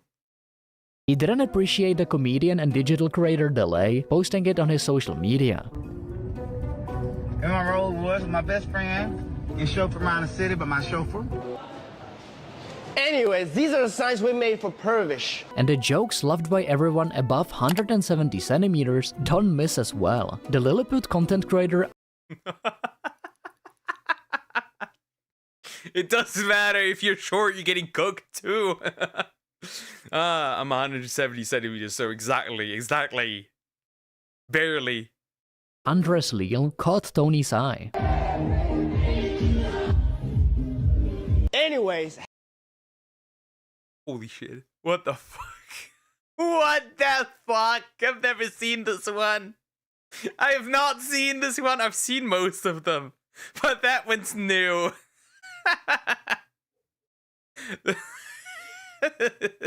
That's great. That one is good. That one's really good. Had enough of sign companies are capable. The costume of Rashad Bowens also made a few clips in Tony's marketing strategy. His bizarre head became a target for Tony's humor. What's up, homie Speed? I'm Tony. What the fuck? What's up, my... Hey, yo, Speed, your ass tripping. How the fuck you going around China meeting all these fucking people, man? Who the fuck is Tony? Who's Tony? I don't know either. Anyways, I don't know if your sign company's trying. It's just so great. You're 170 centimeters. Yes, I am. Is that a problem? Just because I'm a short king? Is that an issue? Yeah, I got the short end of the stick. My father's short. And my mom is taller. I'm the tallest in my family. I don't know how I did it. Trustworthy. Tony got so big that he met IShowSpeed himself when he was on his streaming tour in China. The ruthless marketer greeted the famous streamer with the characteristic, "Hey homie, it's Tony." Oh, that's... What's up, homie Speed? I'm Tony. What the... What's up, my boy Tony? What's up, bro? Homie? Everybody been telling me to meet you, man. What's up, bro? What's up? I'm doing good. What's up? Tony gave Speed a sign with his handle and one with Ronaldo. Yeah. Okay, Tony Tone. Yeah, 3 years warranty. And this one is my idea. Oh, yo. Wait, let me see the lights. Hey! LC Sign even manufactured an immortalized version of Speed and Ronaldo himself. Oh, that's cool. That's cool. Yeah, these two would work well together for sure. Not a problem. I just didn't know I was taller than you. Yeah. It does have its benefits. Generally being not that tall. Especially for working out, I must admit. Really, Tony? And of course, the legendary roast did not miss. You like it? I do like it. Anyways, this... Nice. That's it? Yeah, that's All right, W, Tony, with the LED. But that wasn't the only time. Like, first of all, what do you think about this? Do you like this? A little bit. Anyways, take a look at this LED neon sign right here. Come with minimum 3 years warranty. No. Bro is like, nah, dude, disengage. Stop it. Poke buy some signs. Nah. Don't worry, Poke. You're still 6 inches taller than me. Yeah, true. Shipping all over the world, any size and shape can be fully customized, made by LC Shine. Tony also showed off his language skills. And also, siga IShowSpeed, mi hermanos, de americano. That's Spanish? Yeah. How many languages you speak? And IShowSpeed de shitakate kudasai. Japanese? I don't think bro actually speaks those languages. I think it's just gibberish. Benefits can crawl through small spaces. I'm also harder to hit. But I'm gonna... If I do start a family with Frog, I'm gonna nuke my children. I'm gonna nuke my children's genetics. Because she's 152. She's like literally 5 feet. If I have sons, they're gonna suffer. When you open your Instagram or TikTok, it's pretty possible that you'll stumble upon Tony Zhu after a few minutes of doom scrolling. He shoots multiple videos every working day, and his loyalty to LC Sign looks unshakable. Yeah, I love Tony. Tony is, in fact, just great. He's just like, he's a breath of fresh air because he just does not care. Like he just doesn't. And he's not even really offensive while doing it. He just like is like, yeah, I don't care. Moves on. Yeah, it really is something. I love that man. I think he's great. Anyways, like, comment, and subscribe. Create an army of short kings. Now my kids will genuinely suffer. I do see that happening. My kids might genuinely suffer from that. Cause the height issue, especially nowadays, where like a 5-foot woman wants like a 6'8" man. It's just crazy. Chat, I need a quick bathroom break. I will be right back. Just don't have kids. You have me. Nah, I want kids. I definitely want to be a father. Most certainly. I definitely want to be a father. Alright, I'll be right back.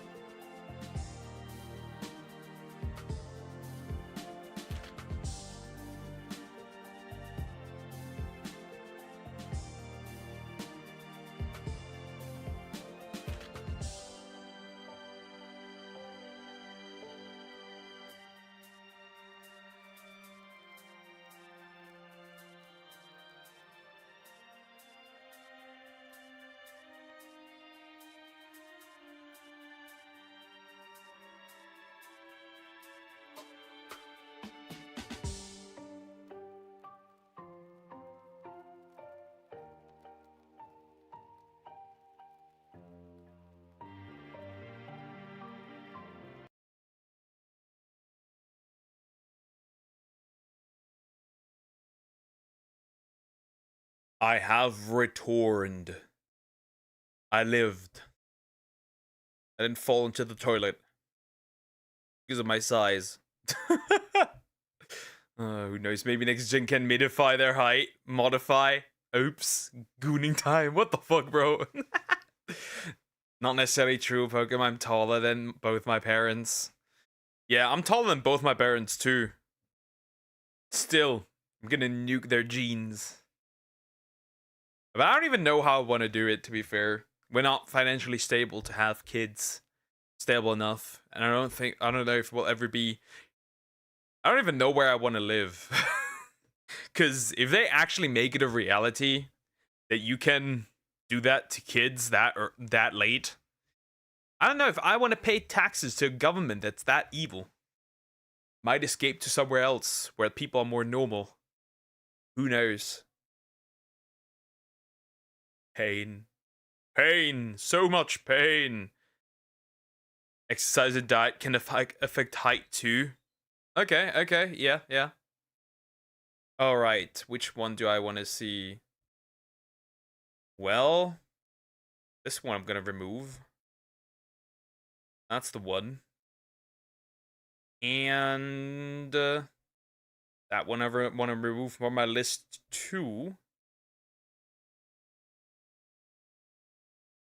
Alright, I think it's time to, let's see what we're gonna do. You know what? Let's catch up. Let's catch up on more Hassan Piker stuff. Why not? Let's catch up on some more Hassan Piker stuff. And after that, we can do the AI Asmongold one as well. But yeah. More videos will drop anyways, considering that I will... starting probably next week someday. Like 3 reactions a day, but we'll see. I need to catch up on some Hassan Piker. It's necessary. She's an effing moron by Ref Says Desu. This is probably about Hijaba the Hutt, also known as Frogan.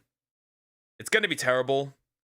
Hey, what's up, guys? Ref here. So we'll just see what's going on. We'll just see what's going on in this Ref video. I'm late to the party. I'm really late to the party. Start with the sort of morning voice from your boy Rev. I took a little nap. I took a little snooze. I'm guilty. Crucify me. But we need to keep the show going. He's still such a Chad. I don't know if you've seen it, but the last video that I reacted to was about Casey Tron. He literally just donated to me a bunch of money. And like people in this comment section were just like $500, $10. Like entire comment section was full with super chats. It was so glorious. What a chat move his community pulled. It's crazy. Since then, Dem is back to OF. Yeah, actually? Going here because we have a part 4. I know yesterday I said a joke about a trilogy of the Ethan Klein lawsuits. Well, guess what? We got part 4. Now, for those who are not terminally online and not familiar with the situation, but those of us who are employed, I'm severely unemployed. Pronounce it funny. Why do you keep saying ketchup? Catch up. Is that better for you? Ethan Klein, the YouTuber, made a series of lawsuits against YouTubers who were reacting or not reacting to his video. His Hassan Piker content nuke, where several of these individuals, they walked out of the room while the video was still playing. They also announced their malicious intent to say that they wanted to act as a market replacement for Ethan Klein and his views. Well, guess what? Those people have been sued. That includes people like Frogan, Denims, and Casey Tron. Now, we talked about Denims, we talked about Casey Tron. Now part 4, we're talking about, well, we talked about Denims, then Hassan, then Casey Tron, and now Frogan.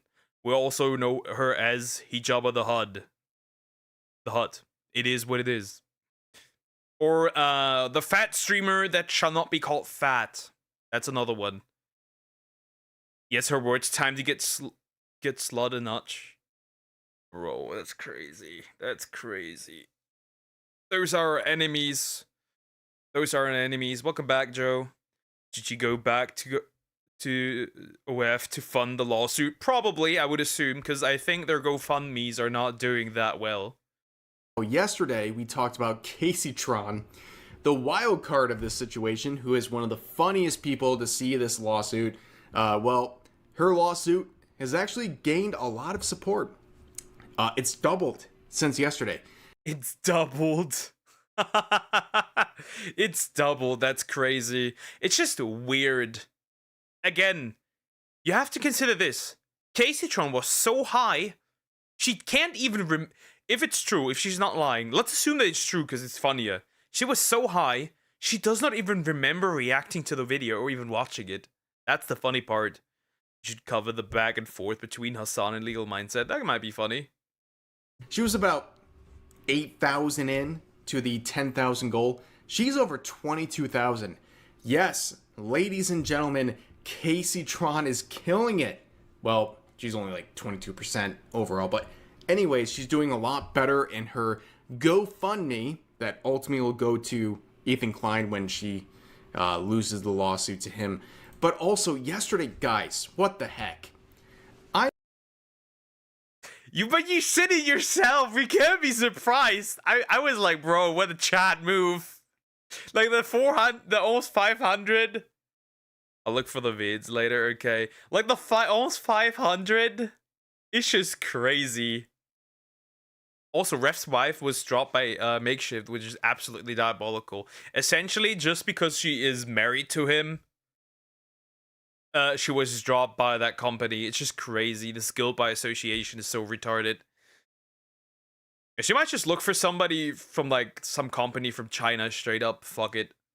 I made a joke about people saying super thanks. Did I do it right? Is it super chat? I don't know. But on YouTube, you guys went insane. I received like $1,000 in donos yesterday, making a joke about my cause.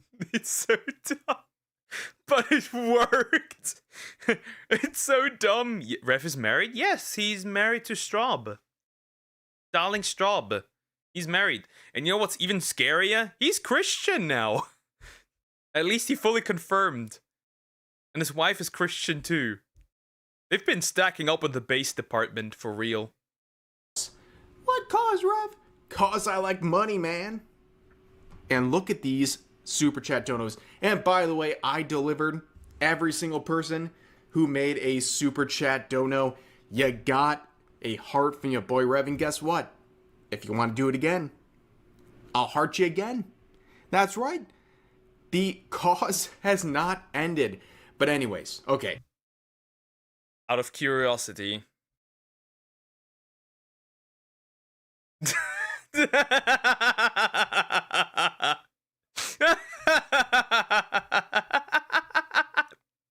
Well, it worked again. It worked again. It worked again. It worked again. He did it again. Part 2. Straight up part 2. If your woman tells you to convert, you convert, man. True. Yeah, but he literally just said Christ is king, and that was it. On Twitter. Then we all knew that's going on. All jokes aside, Casey Tron has been officially served from Ethan Klein, and she's not really taking it well. That's not too surprising right here. But of course, also, she's been playing the victim on Twitter, saying, woke up to another barrage of people telling me I deserve to suffer. Some even mentioned taking bets on how long. Yeah. Max, hi, how are you doing? Hope you're doing good. Hi. I was laughing because homie was getting Ref was getting super chats by saying just give me super chats, and he got like 1,000 in like a earlier video just from a joke. $1,000, crazy. Before I game end myself, What is the goal behind this sort of harassment other than getting people to game end themselves?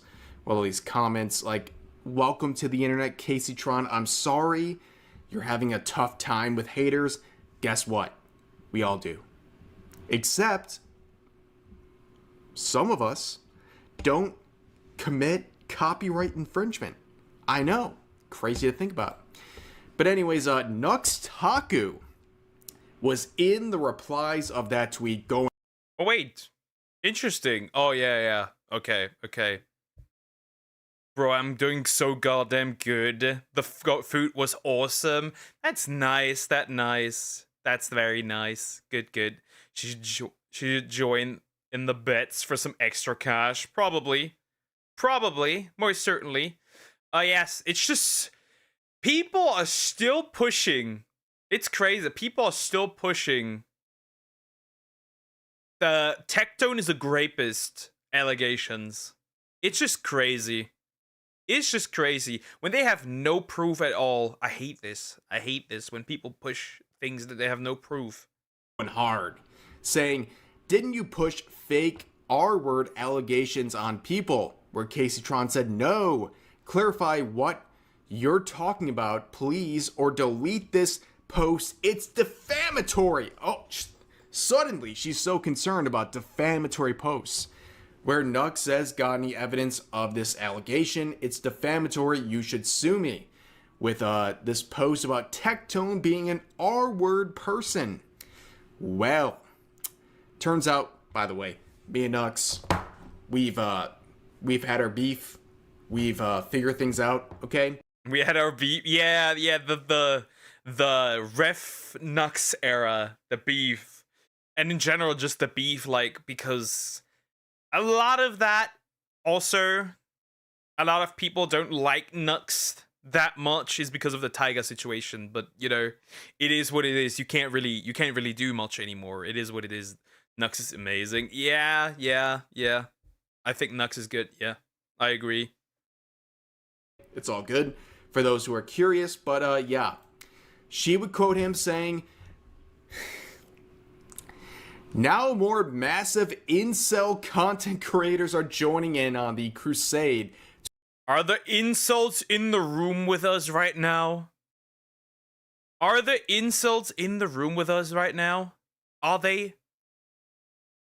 This word is just literally turned into, man, I do not like. Like, you call Ethan Klein an incel, but bro is married and has children. That means bro has had sex. He cannot be an incel. Nux is my favorite troll. I just enjoy how he's trolling on Twitter. I just enjoy that. I'm just like, damn, bro is going at it. I mean, they're literally calling him. They are basically treating him like Blue Hitler. It's really funny. To completely defame me, claiming I falsely accused someone of R-word. They know that incel men take great enjoyment out of seeing women suffer. They've made a career out of it. Guys, incels in the chat, please give me a super thanks and comment. Wait, that all the people that gave him a super thanks now out themselves as insults? Yeah, it's just like this word just does not mean anything. It just doesn't. It just doesn't anymore. Doesn't matter if someone is an incel or not when pointing out false R-word allegations. True. Very true. Very, very true. Doesn't matter whether that doesn't matter in that context. I like Nux, but then I saw him milking Hassan that much, and I kind of got sick of it. To be fair, let's be honest. Who wasn't milking Hassan? Who wasn't milking the situation? I think every slop tuber, that includes me in parts, not to an extreme, but I think everyone that isn't like does like commentary or anything like that just farmed this situation. People also farmed iDubbbz. I think the one that farms the most is probably Pegasus. More Pegasus was also true farmer, especially of iDubbbz. With your incel status, I will appreciate it very much, and Caseytron will seethe because of it. But anyways, that's her response to all this, okay? It's not going good. But of course, she got laughed at. And that returns us to the other person in the set of lawsuits here. Frogan, the two-time rising Twitch star, who's, well, going through it. I still don't get why she has that unflattering banner. I swear. Why do you have that? Why do you have that? Why does Jabba the Hutt have that? It was overdoing it. Every other video should not be about him. Yeah, that's true. But I think there was somebody who was much worse. I think I watched a video of like Diesel Patches ranking SlopTubers, milking this group of people, and someone had like 50, 60 videos on the entire thing. It was crazy. Milking that stuff. So she made this post recently saying, Ethan Klein is suing me for reacting to a video about myself.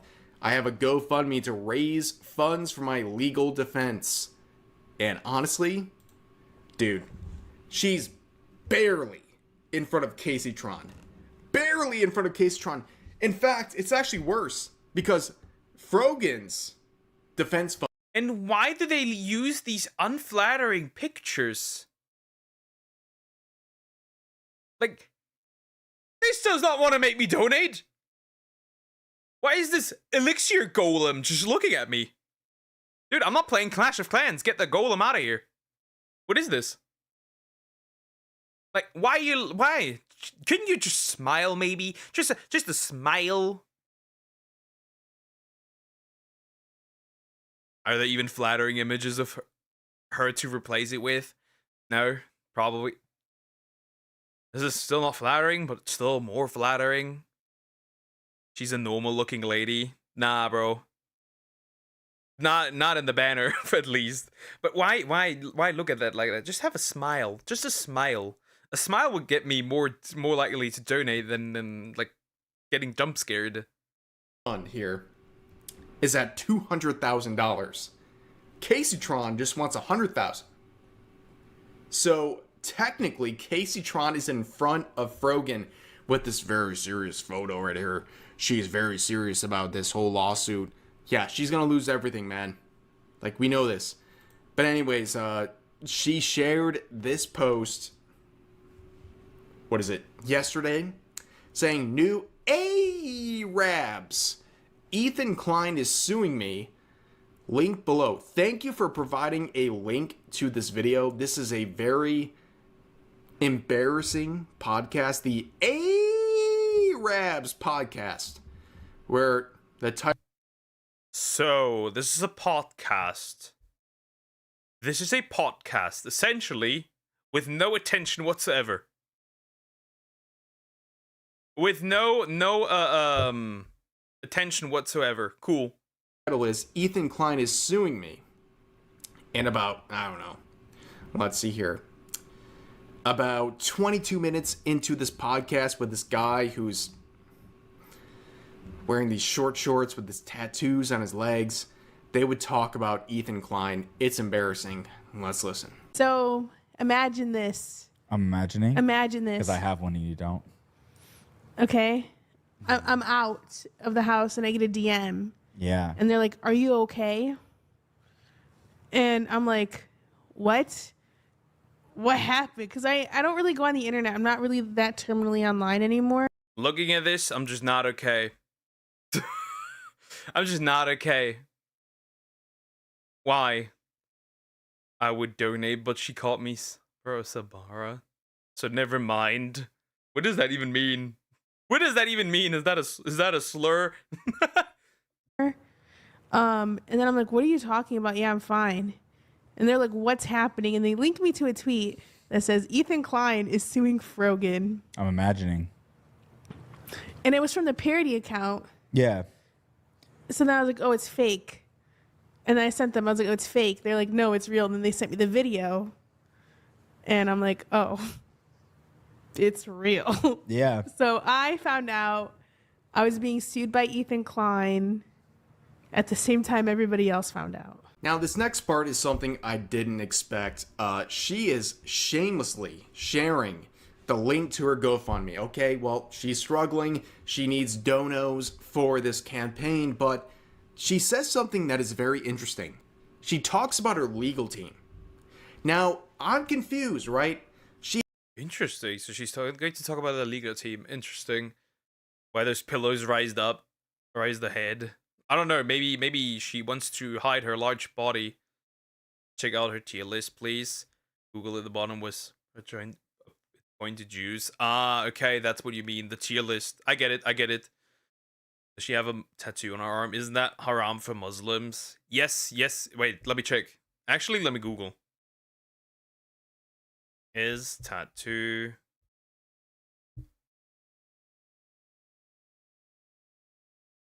okay? Technically,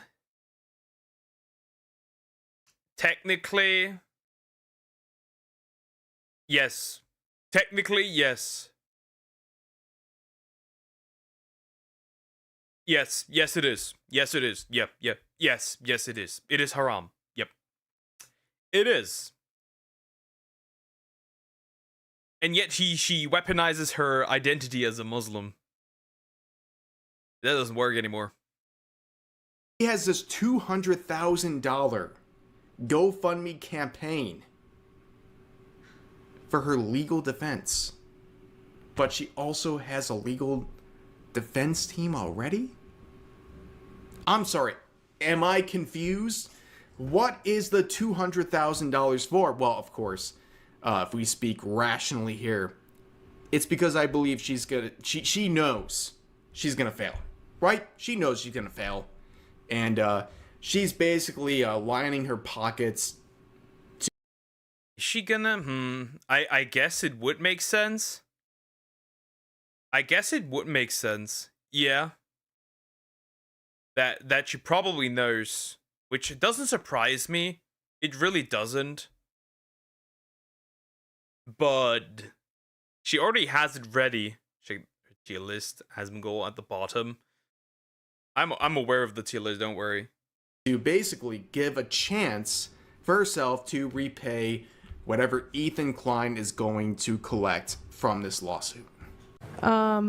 Obviously, I really can't talk about it much. My lawyer team said to not talk about it, and I can practice self-control. There you go. And so there you have it. But I mean, people are being nice. Can I push my GoFundMe? I don't care. It's your fucking podcast. It's our podcast. I don't give a shit. It's Go our ahead. podcast. Yeah, go check out the GoFundMe. So unfortunately, because I'm being asked for $150,000 in damages and attorney's fees, I have a GoFundMe for my legal defense. So if you want to support me, the link is in the description. And if you've already donated, I appreciate it. Who in their right healthy mind would donate to this? Yeah, I'm not surprised that Hassan will be number one. I'm not surprised. I'm just not. I'm not surprised. Wasn't this also a public event as well? Why she said like that? I don't know. To hide her massive body. Maybe as a defense, so Tectone can't call her fat again. More than words can describe, because honestly, it's tedious, it's inconvenient, it's annoying, and that's basically the whole point of this entire lawsuit. And I out of respect for Frogan's lawyers' wishes, I'm not going to say anything either. So check out my Substack, where I will say everything. Just kidding. Do you imagine if I had a Substack and I was just like, honestly, ripping into the dude? You would eat. At a Substack? No, I wouldn't. It would be me complaining a lot. Are you a good writer? No. I'm good at PR and like fixing people's mistakes, but no, I'm not a good writer. I'm a. There should be we need to do something, chat. We need to establish something. It's important that we establish something, and the something that we establish is we need to hand out podcast licenses. So people that are not qualified to do a podcast can't do a podcast anymore. This is cringe. I write run-on sentences like crazy. I mean, listen, you know who writes illiterately? Capri? Capri. See. Yeah. I feel like Nailed it, by the way. I'm reading a schizo post every fucking time I see him type. Yeah, it's crazy. Yeah, another bad look from Frogan, but don't worry, Hassan has her back with this. What the fuck is that tweet? Huh? Bro, get this guy out of here. Get this guy just out of here. Hasn't he done already things that you could jail him for fuck's sake? How hard can it be? Try to fix her then, if you're good at it. Yeah, there's nothing to fix here. Nobody can fix this. Nobody. With this tweet, it's white boy jihad summer. Dude, what? Are we You know what? We'll talk about Hassan another day. Yes, they are. Yes, they are terrorists. If you make tweets, you can't say about the German government what you want, right? But if you would make tweets here in Germany like this, you'd actually get jailed at least. Trash cannot be fixed, it can only be burned. Bro, did bro just advocate for killing white men? Is that what he did? Isn't that what he did? Let me look.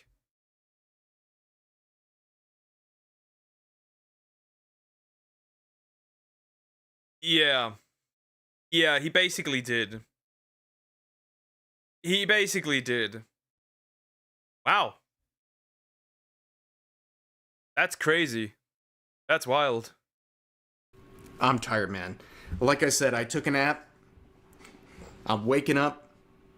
I saw the dodos from yesterday's video. I'm flabbergasted. I'm overwhelmed. And I don't have time for Hassan Piker today. But anyways, guys, that's going to do for the video for today. As always. Yeah. Just like with Casey John, just like with Denims, these people are retarded, and they don't even deserve the legal defense. They just don't. They just don't. Regardless of if it's money that the argument is like that. Regardless if they receive the donation or not, the money would go to Ethan Klein. The problem is that it's money that is not from their pockets. It's someone else's money. So it would have been really cool if they did not receive anything, and they would have to pay more out of their own pockets. But aside from that, it's just crazy. These people are just insane. Yo, anyways, like, comment, and subscribe. Yumin Hassan, there are lists to what he did. Yo, there's definitely stuff. And his behavior towards women is apparently weird, but it's not surprising. Because he's definitely chauvinistic, as some people said that he is. We're gonna end, I think, since Samax is here. We're gonna do that now. We're gonna do that now. A recommendation of hers. Since she's so obsessed. Since she's so obsessed with, you know, OF girls. And me too. He seems like... And this apple, right now. What the fuck are you talking about? What the fuck are you talking about? Hassan is not a nice dude. Do you think that a guy who says women rich women deserve to be assaulted, do you think that a man who says there were no great victims because, you know, they're dead, is a good man? Do you think a man who says that America deserves 9/11 is a good man? Do you think a man that supports terrorists is a good man?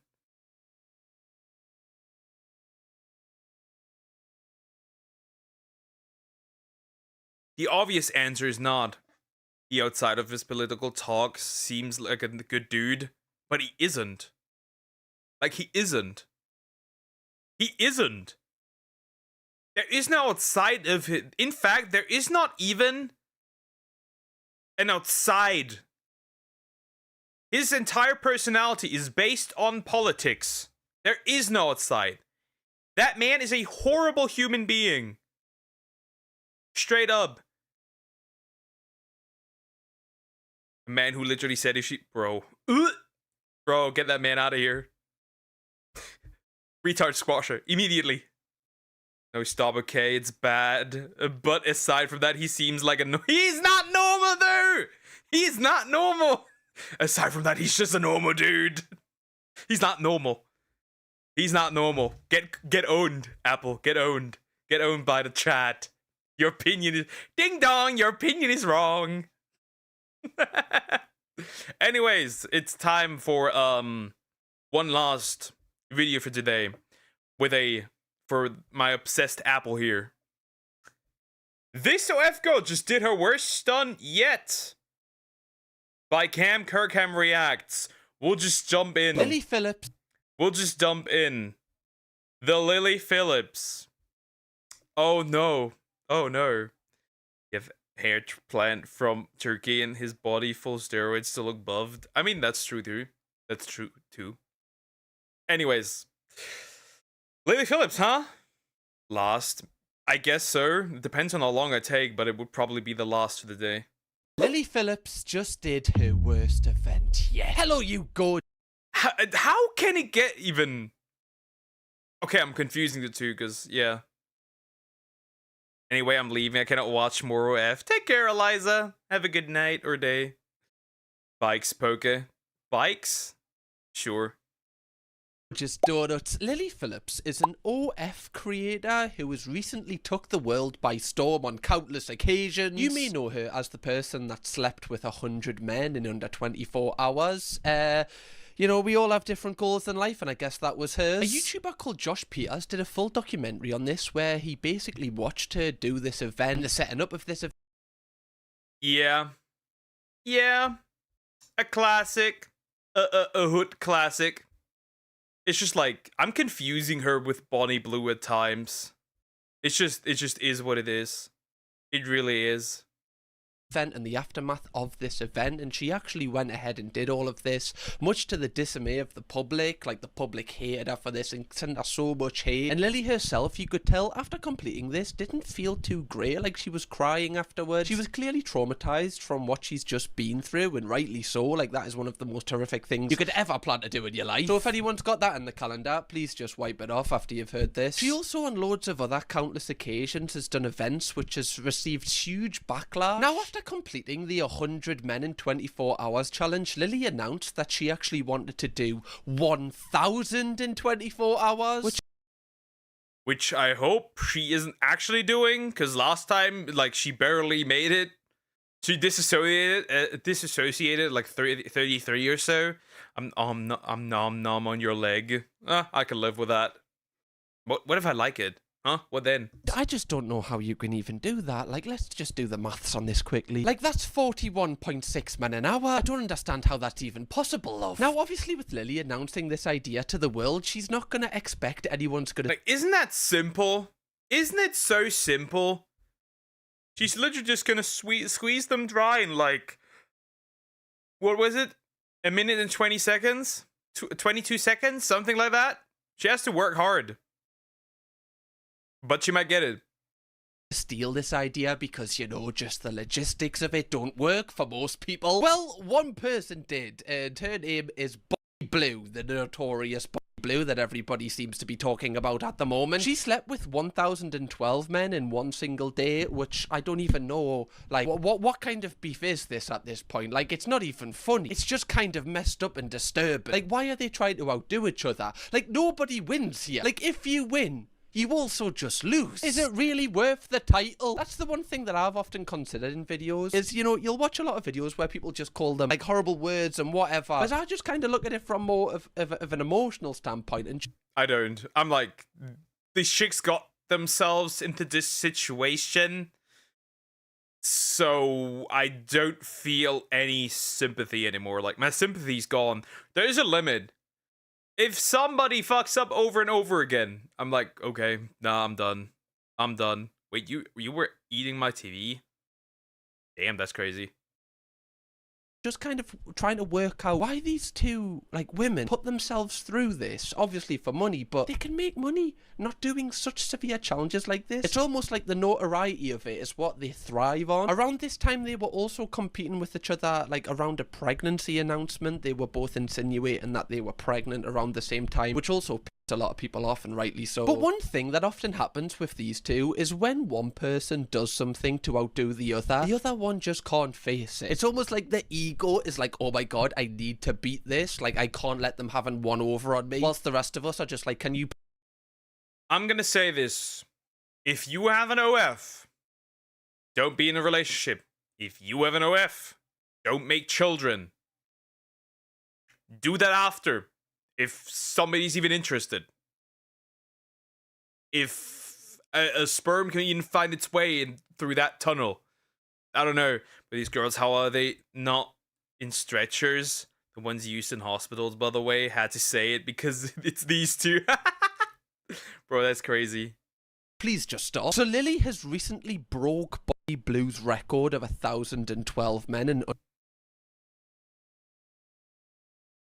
That's gotta be bait. That's gotta be bait. No. That's gotta be bait. No, you're lying. Cam, you're lying. You gotta be lying. You have to be lying. Under 24 hours. And we're going to talk about it because it's absolutely brutal. And genuinely, I'm just really disturbed. What the fuck? Why? This has gotta be bait. Nah, this can't be real. After the 100, she almost was like dead inside. Well, technically, she can't be dead inside. It's gonna be very alive inside her, for sure. At this point. But before we get on to talking about that event and Lily's worst event yet, I do want to just cover a couple of things that have happened in the lead up to this. So Lily recently announced that she would be going on tour in the United Kingdom, and I had no idea what this would entail. Was she going to sing on stage? Was she going to, I don't know, dance? Like do a little kind of one of them number? Like, but you weren't expecting this for 30 quid. Everyone's getting their money worth tonight, aren't they? I didn't look too much into it, but I believe that it was a dogging tour, so make of that what you will. She did actually come to my city on the 13th of May, but unfortunately, me and Chloe were away conveniently. So I'm so glad that Conveniently, yeah. If you were going there, it would be like, bro, for research purposes, I went there. I was away for that. I would imagine if Lily and me ran into each other, she would knock me out. She genuinely would. I'm getting voice breaks, I'm myself. Now, because she was going up and down the country, this obviously gives people who wouldn't necessarily, see Lily in person a chance to, become more than friends, you could say. Well, one TikToker that took advantage of this entire situation of being able to meet Lily is a guy named Ali. Now, he has made it his whole persona that he wants to sleep with Lily and Bobby Blue, which I don't know. Again, like, who are these people? Like, out of every... Your entire... What? Why? Why would you make your goal to sleep with two black holes? Why would you want to try and sleep with, Phoenix A and Ton. Tier and Ton. The black holes, right? The biggest ones. The Sausage movie was filmed inside. Bro, that's cricket. That's diabolical. That's diabolical. Sausage Party was filmed inside her. Bro, that's diabolical. That's crazy. Nah, you sleep with her and then you enter the goon realm. That's the one. You know, there's millions of women that you can, you know, sleep with. Why would you choose them too? Like, that's just some sort of sick fantasy. Hey, you man, Lily Phillips just announced she's gonna cheat non-stop for 24 hours this Friday. But bro, Lily Phillips is not an object to me. In fact, I would not be on this planet anymore if it wasn't for Lily. It's a little bit intense, fella. What the fuck? Nah. It's gotta be bait. It's a little bit intense. Like, I love the sentiment. You know, I love it. It's a little bit intense, isn't it? Who said Lily Phillips isn't saving lives? Nobody. Nobody has saved more lives than a doctor this lass. I'm not putting that out there. They need her prescribed on the NHS. No, they don't. They don't at all. Just saying things I don't mean now for a reaction. He went on to make loads of videos about Lily, which obviously grabbed Lily's attention. She saw these videos and she actually invited him to one of these events on the tour, I believe. Lily Phillips, you got a nice bunda in the world. Lily Phillips, I want you to be my girl. It's just the fact that, you know, he hasn't even come in a balaclava either. Because we all know. Bro, we just know that it's him. That's the worst part. He's not trying to hide it. He's in love. He's in love. This is so cringe. Oh my goodness, this is cringe. You know, if you're going to turn up to a Lily Phillips event, the balaclava's a must. It's like, have I got me car keys? Have I got me wallet? Have I got me belly? Have I got me belly on? Yeah, right, okay, 3 ticks, there we go, we're ready. He's just come totally maskless. The maskless man. Also, he brought us some flowers. If anything, you know, I'm not trying to give him any compliments, but at least does that make him less... I don't even know if it makes him less creepy or more creepy at this point. I'm just totally confused and bewildered by this entirety. I guess bringing flowers shows that, you know, he's given something back to the community here. As if Lily Phillips... He's being a gentleman. He's lovingly finding his way into the hole. He's lovingly accessing the goal. I don't know why these two are doing this. They are pretty come from a decent, good background. Don't need this money. Just why your body just to be a joke and have everyone on the internet call you a hoe? I do not know. I do not know. I don't think they come from a good background specifically. They appear to have fucked up family dynamics for sure. Like, Bonnie Blue's stepdad is definitely doing weird shit. Most certainly. Is the community. This is not what we'll pay our council tax for. I hope not. I'm losing my mind here. What am I going on? I'm going on like 10 tangents. Can you imagine if people found out that the council tax was going to Lily Phillips's meet and greets? Oh, the world would be on fire, man. The UK would be gone. Also, like, just because you bring flowers doesn't mean you can skip the queue. Like, that's not a, you know, a free ticket for a queue jump, mate. Wait in line. Lily Phillips, you got a nice bunda in the world. Lily Phillips, I want you to be my girl. Lily Phillips, you got a nice bunda in the world. Are you telling me homie made an entire song for her as well? Is this simping final boss? Is this simping final boss? Is it? I don't know. This seems like this is like if like I feel almost sad to call the Sims in like Pokemon's chat Sims. Like this is simping final boss. This is like there's no increase after this. This is end level. It can't get higher from here. It just can't. We're like level 9,999 with max experience. Yeah, most likely started after these two did this, right? I don't know. Hopefully. It does matter. Now the family's kind of into it, but I don't know. It's just weird. Like, I had to stop it at 15 seconds. This goes on for a full minute. Just them doing that. Like, surely this has got to be in like a TikTok's that hard to watch video. Oh, wait, like a minute, fella. I know that, you know, with TikTok, if videos are over a minute, you get paid. But some just need to, you know, take the no payment, man. Some you don't need to make money off. Surely this is what? A minute of her just breathing heavily in your ear? What are you trying to do to her? Now at this point, his like obsession with Lily Phillips was getting, you know, a little simping. Nah, this is just, I don't know what we call this. We call this simping end boss, final boss, certified simp king. Not gonna lie, the song goes hard. Certified banger. I think you're just jealous that no man has made a song about you like that. Jealousy. Bit, maybe baby reindeer vibes, you know, it's getting along those lines. Like, we need to just nip it in the bud right now, in my opinion. But clearly he's having a great time and feels like he's built up a rapport with Lily because he actually released a song dedicated to Lily Phillips. And you know, whenever an influencer releases a new song, we're going to be here reacting to the lyrics. Like, we're basically like the needle drop of influencer songs. We all know this. Lily Phillips, you got the nice bunda in the world. Lily Phillips, I want you to be my girl. Lily Phillips, you got the nice bunda in the world. Lily Phillips, I just want you to be my girl.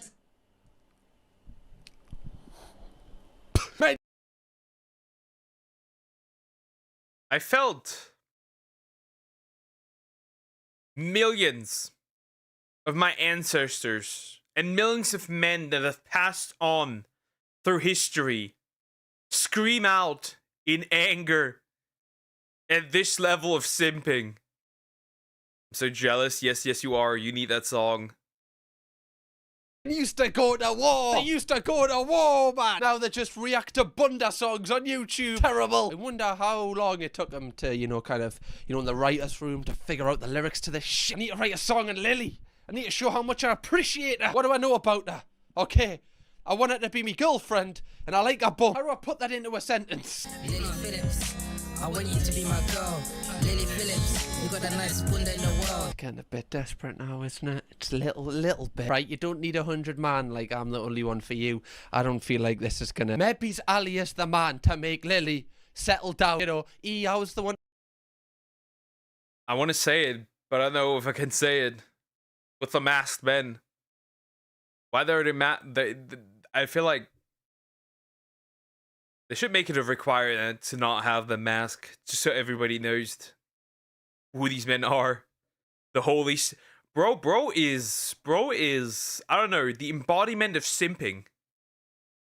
To make her settle down. Maybe that's going to be the Facebook post I'm going to see in a couple of years. Ali was the one to tame us, to calm us down. Does this make you worse that you've turned up to one of our events, you know, with the intention of sleeping with her, but then you also make a music video out of it? Does that make you one of the good ones? Are you still bad? I feel like it's the latter. I do. I don't think, you know, a music video papers over these cracks. Because every single time you get into a relationship, or, you know, you've got like a speaking thing with someone, they're going to know you as the guy that made the song about wanting to be with Lily Phillips. I bet it's in his Tinder bio and everything, but he's definitely got Tinder gold, this guy, as well. That booty is so nice. I wanna make you my wife. The longest thing that I've ever seen in my flipping life. I mean, if you kind of just, you know, had a blank screen on right now and you were just listening to the music, I mean, I can't really tell the difference between someone like him and like H. You know, that's harsh. That's harsh.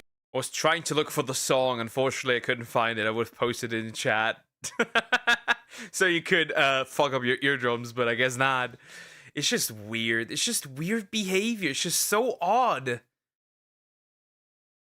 I'm starting to understand why women say men used to go to war. I'm starting to understand why they say this.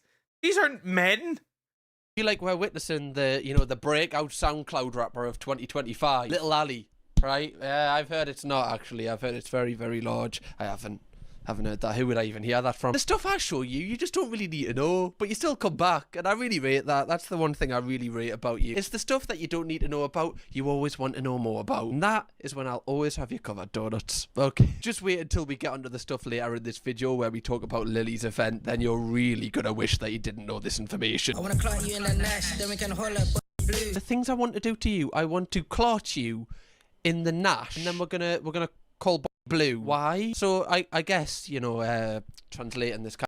It's already bad. It's gonna get worse. It's already bad, chat. It's gonna get much worse. He literally just said it's gonna get worse when he actually talks about, because he hasn't talked about the event yet. He hasn't talked about it yet.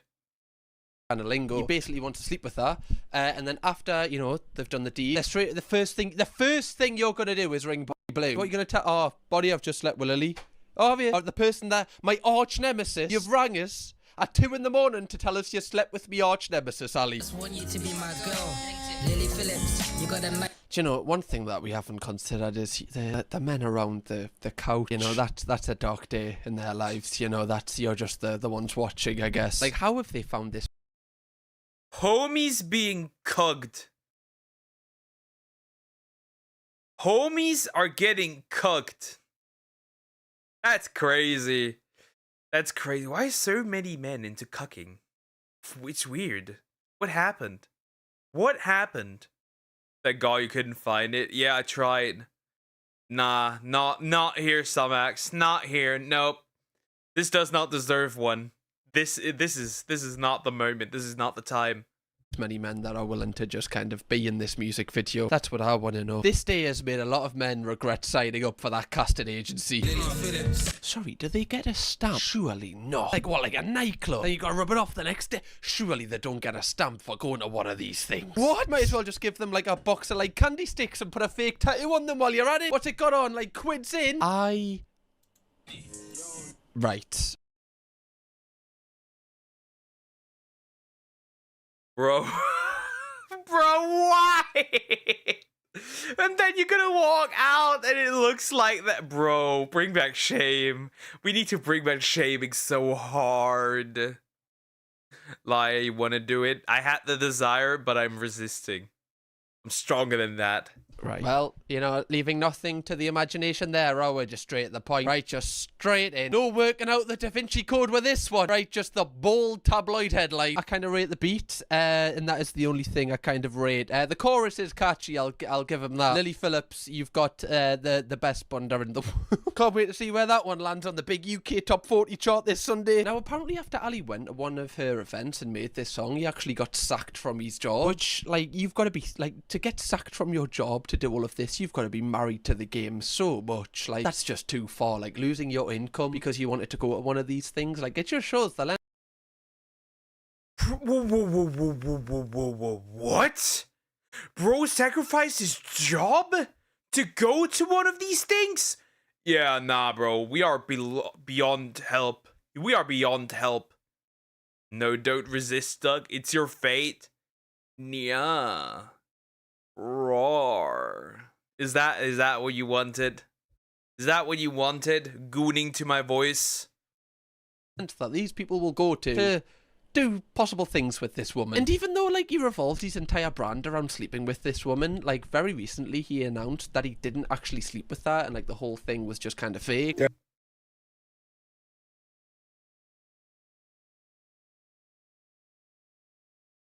This is Sim Final Boss. This is terminal simping. This is the greatest, most insane case of simping I have ever seen in my entire life.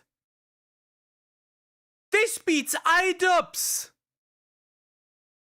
Guys, I got a confession to make. I've never cheated Lily Phillips. I was just lying for clout. Can you let me know what you think is worse? Do you think it's worse to actually, you know, queue up and, you know, sleep with a woman in this manner, or lie about doing it? Like, why would you lie about doing it? Like, why would you go in the first place? But to lie about going? Yeah, I queued up and waited. No, I actually did. I just said that just for, I just said it because it was cool. Like, what? Surely you would lie about not going. If anything, if there's going to be any lying taking place here. This is a weird world we live in. Anyway, moving on from this entire scenario where they made the music video, they created like a lot of hype about Lily Phillips's tour and the events. When Lily actually... You can pull that message back, but it's eternally in the chat above my head. And the truth is that even though you said it and you pulled it back, it's still the truth. It is a glorified glory hole. She just is. It is the truth. Don't be ashamed of the truth.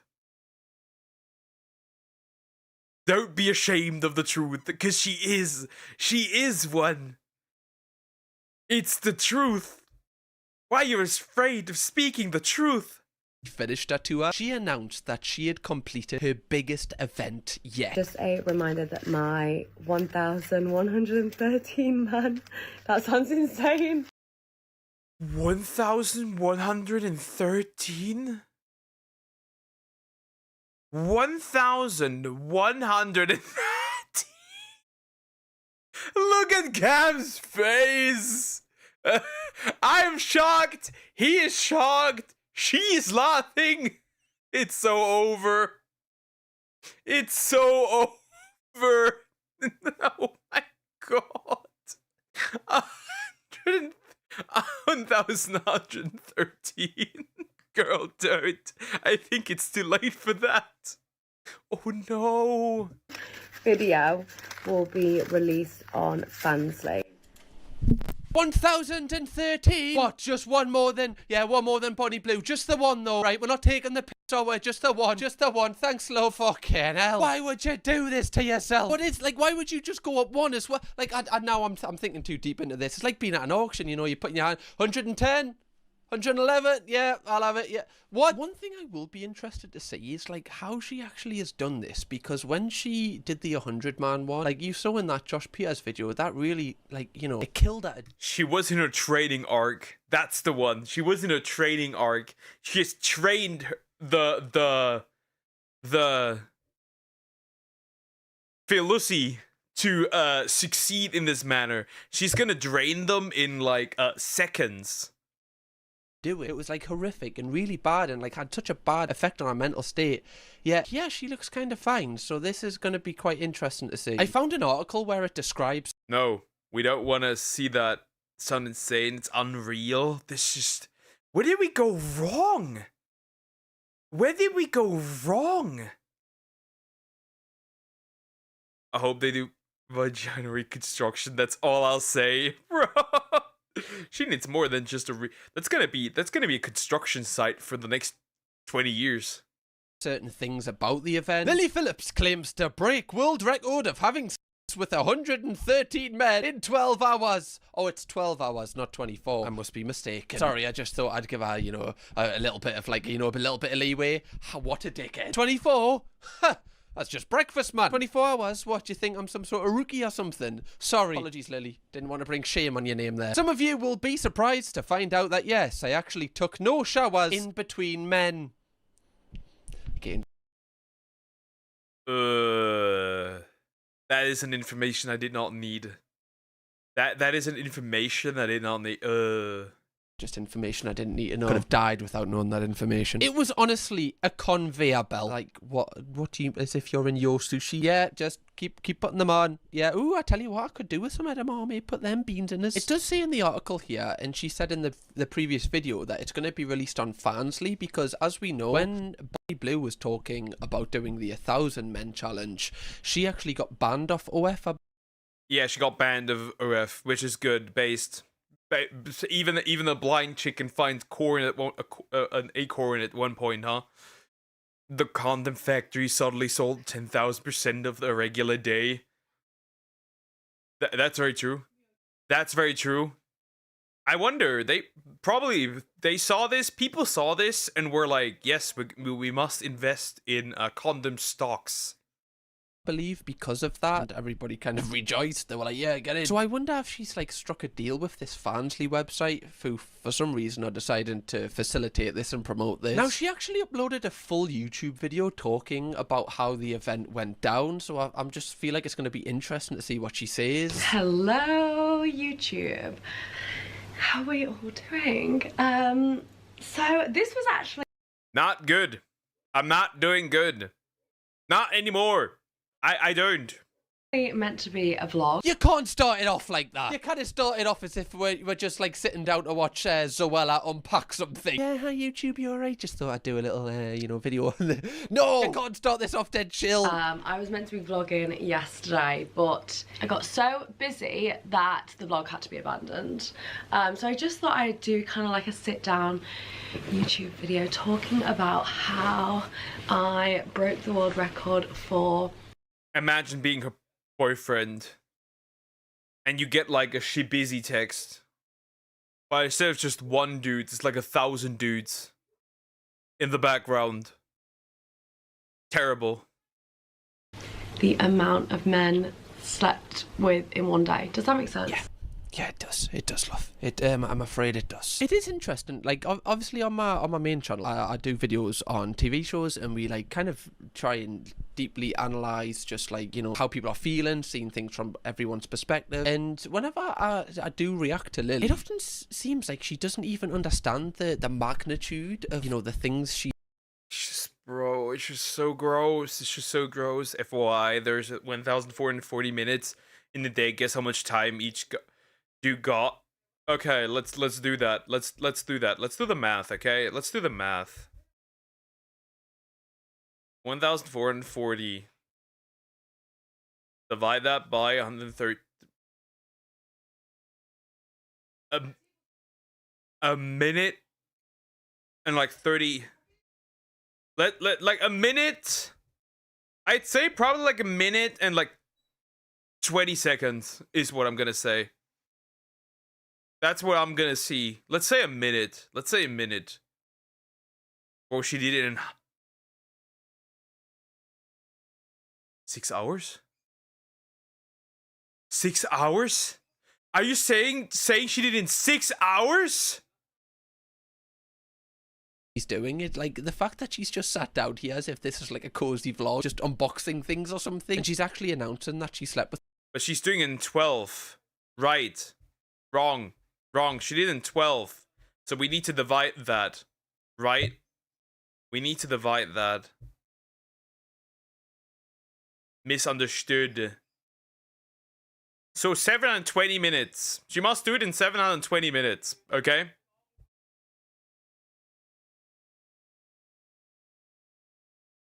Essentially a minute.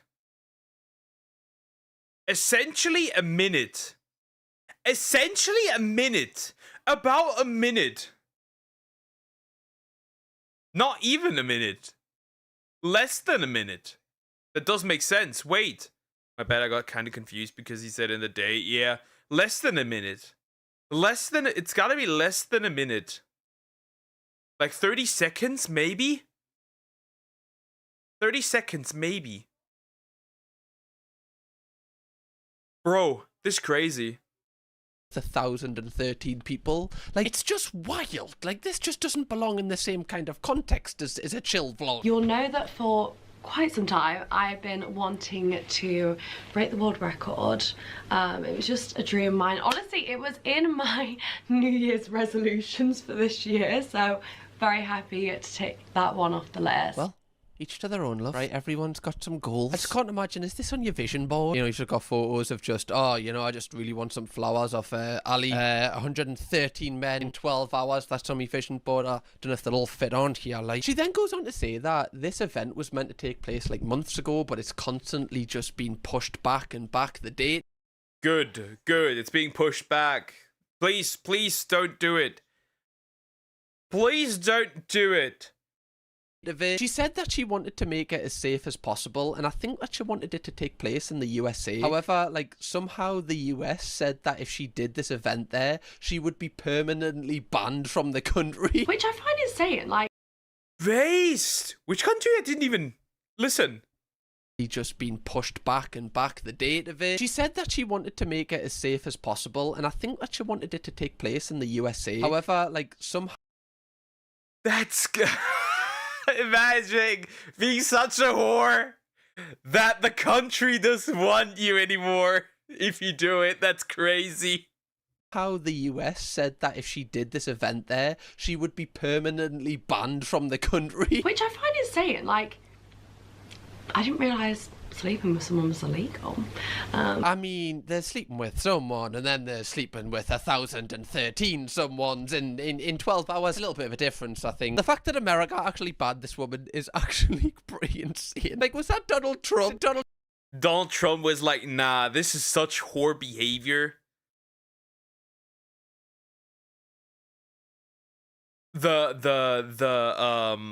It would be such whore behavior, it's crazy. Trump go, yeah, like first thing on the manifesto, Lily Phillips.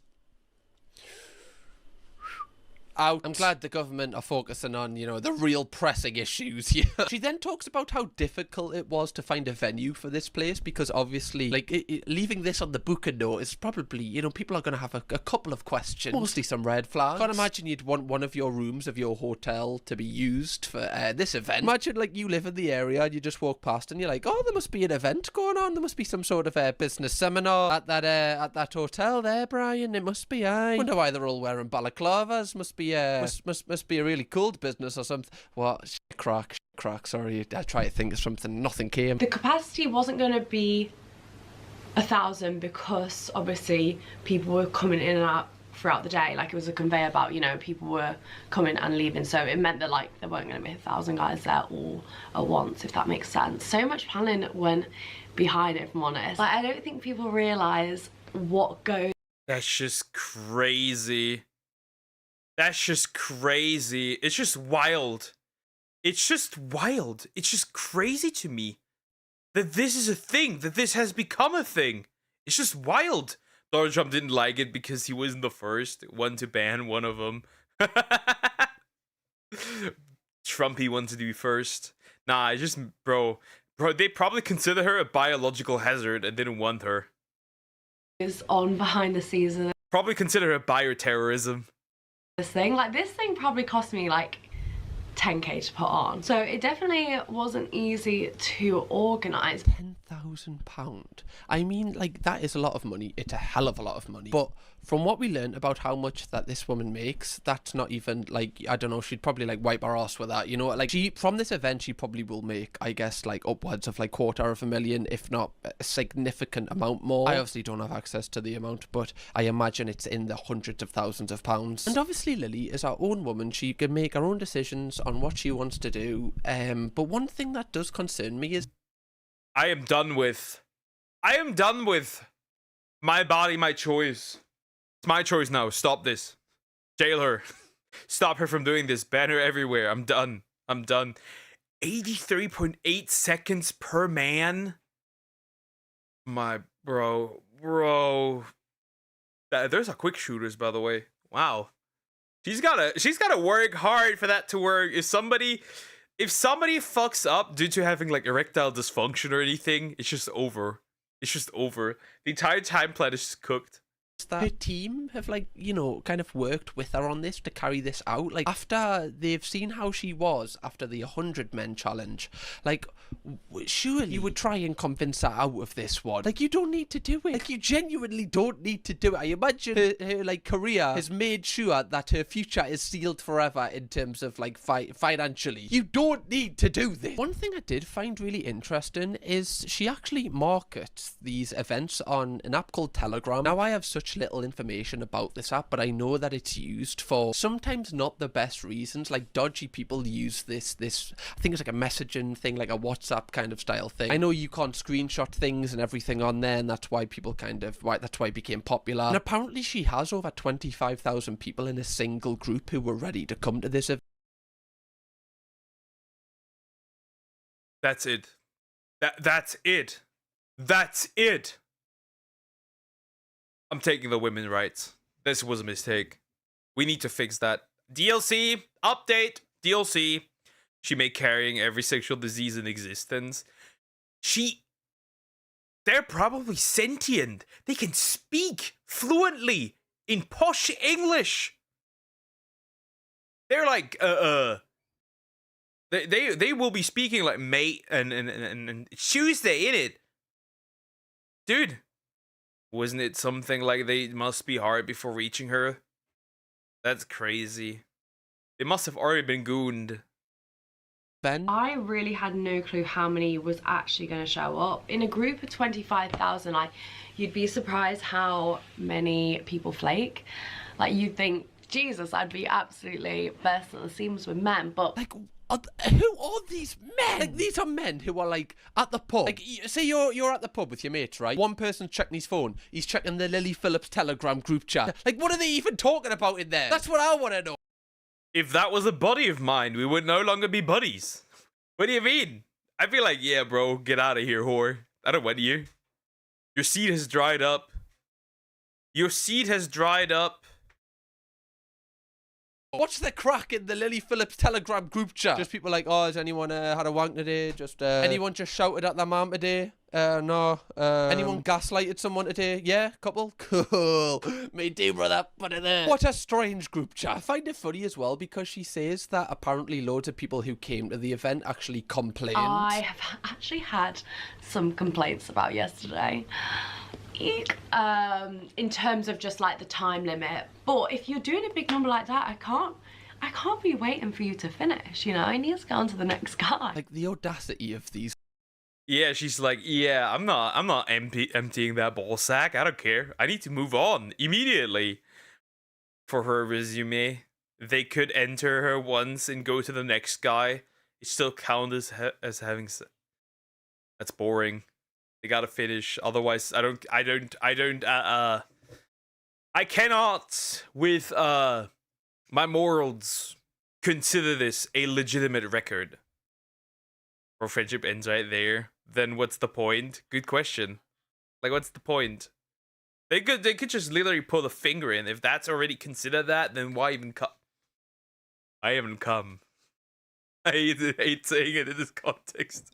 Lads, man. The fact, like, you're angry because you can't have, like, more time with her. Like, what, like, she's given you this chance to sleep with her. Like, I can't imagine, you know, like, if you're the type of person that goes to this kind of event, chances are you don't sleep with many people, like, I imagine, or you don't have a girlfriend, hopefully. The fact that she's given you this opportunity to sleep with her and then you still want more, this just proves that, like, you know, these people just come to take advantage of her. They don't come because they want to, I guess, give her a good time, which sounds cringe, I know. They come purely for themselves and purely to extract as much as they can from this woman, and gain as much as they can from this woman, and they don't give a shit about how she feels, or like if she's vulnerable, or you know, if she doesn't even give a shit about it herself. Imagine you like the 1000 in line. What the hell made you wait for hours and touch her for your 20 seconds after you know 1000 men did before? It's just like, bro. Being the last in line is terrible. Because you're gonna stick it in and then you're just gonna disintegrate. You just rewatch the Gooner video. You're just entering the Goon realm and that's it. I would seriously puke with the first thing when I enter the room. It would be so. She's not taking showers. It would be so fucking smelly. It would be so smelly. Why would you go if it's her first of all? If it's her first of all, and you can't even do that what you wanted to, you can't even finish, bro. That's crazy. And it's a business. You just add yourself as a number to our count. True. This event is just really weird and is made to kind of take advantage of this person. I know Lily is the person that set it up, but I'm talking about it from the guy's point of view. They don't even consider these things, which is really alarming. I've said it on countless occasions, but these events wouldn't take place if there wasn't a market for people to come to them, which is the worst thing about this. And this was so much easier. I mean, when I did the... You could reverse it. These people wouldn't go there if there was no market created for this. Yes, people should not take drugs. But there should also not be drug dealers. That's the problem. I renamed myself for my achievement, Forever Helpful Cocos. Well, you are in fact forever helpful. 10 out of 10. 101 event, I did it in the most rookie way possible, honestly. Like, with that event, I was getting guys to come in. So we'd just have a waiting room. It was a one-man band, so there was no fluffers or anything like that. I'd just send guys through to my bedroom. What is a fluffer? What is a That's what I need to know. Also, like, is that just on Indeed? Oh yeah, just a part-time role as a fluffer. If you just want to put your application in, make sure you leave a covering letter. It's gonna be a very, very competitive role. Are these just people that when people, like, you know, they walk in, or they're just like, there you go, all right, there you go, you enjoying this one, are you? You bet you are. Yeah, there she is, right? You've got 2 minutes. Actually, they don't. You've got 2 seconds with her. You better get in. Bloody fluffer. I've never heard anything more ridiculous in my life. Bloody fluffer. You know, we'd have a little bit of small talk. Take your trousers off, you know, get yourself comfortable, lay on the bed, hold this phone, press record. Then obviously I'd fluff them up, get them ready, then put them, and then they'd leave, you know, after they finish, after about And this honestly took like 5 minutes with each guy. I mean, probably even more, honestly. I can't believe that I didn't do what I did yesterday on the 101 because I would have got through them all in about a bloody an hour. Stupid girl. Lily, you... She did the 100 before, the day before. She did the 100 the day before. Imagine you're her last. With disappointment, you'd feel after she took 1,000 men and broke out of it when you had your turn. That'd be terrible. Or imagine, there's two versions of this. One version is it's gonna be super gross, and the other version is at least you get the chance, because you know you're the last one in line. You have like enough time because she's not gonna go anywhere. What the fuck did I do? I did it wrong after 1,000 men before me. Yeah, it's terrible. You're definitely too harsh on yourself, love. You're really too harsh on yourself. But you were calling yourself stupid for doing the 100 men challenge, not because you did the challenge, but because you spent too much time with these guys. I actually just, and I know people are going to call us like soft for this, but I actually just feel bad for her. I feel bad that she's... I feel nothing. I just laugh at her and point at her and say how stupid she is. My sympathy is evaporated now. It's gone. After that stunt, it's just gone. I don't care anymore. I need to send you some George Colin, I think, Poke. Pain. I don't know who that is. I'm scared. Done the 100 men challenge, and she still feels empty after it, that she needs to do the 1,113 just to have this world record. Just because she feels empty doesn't mean she actually is empty. She's more than full.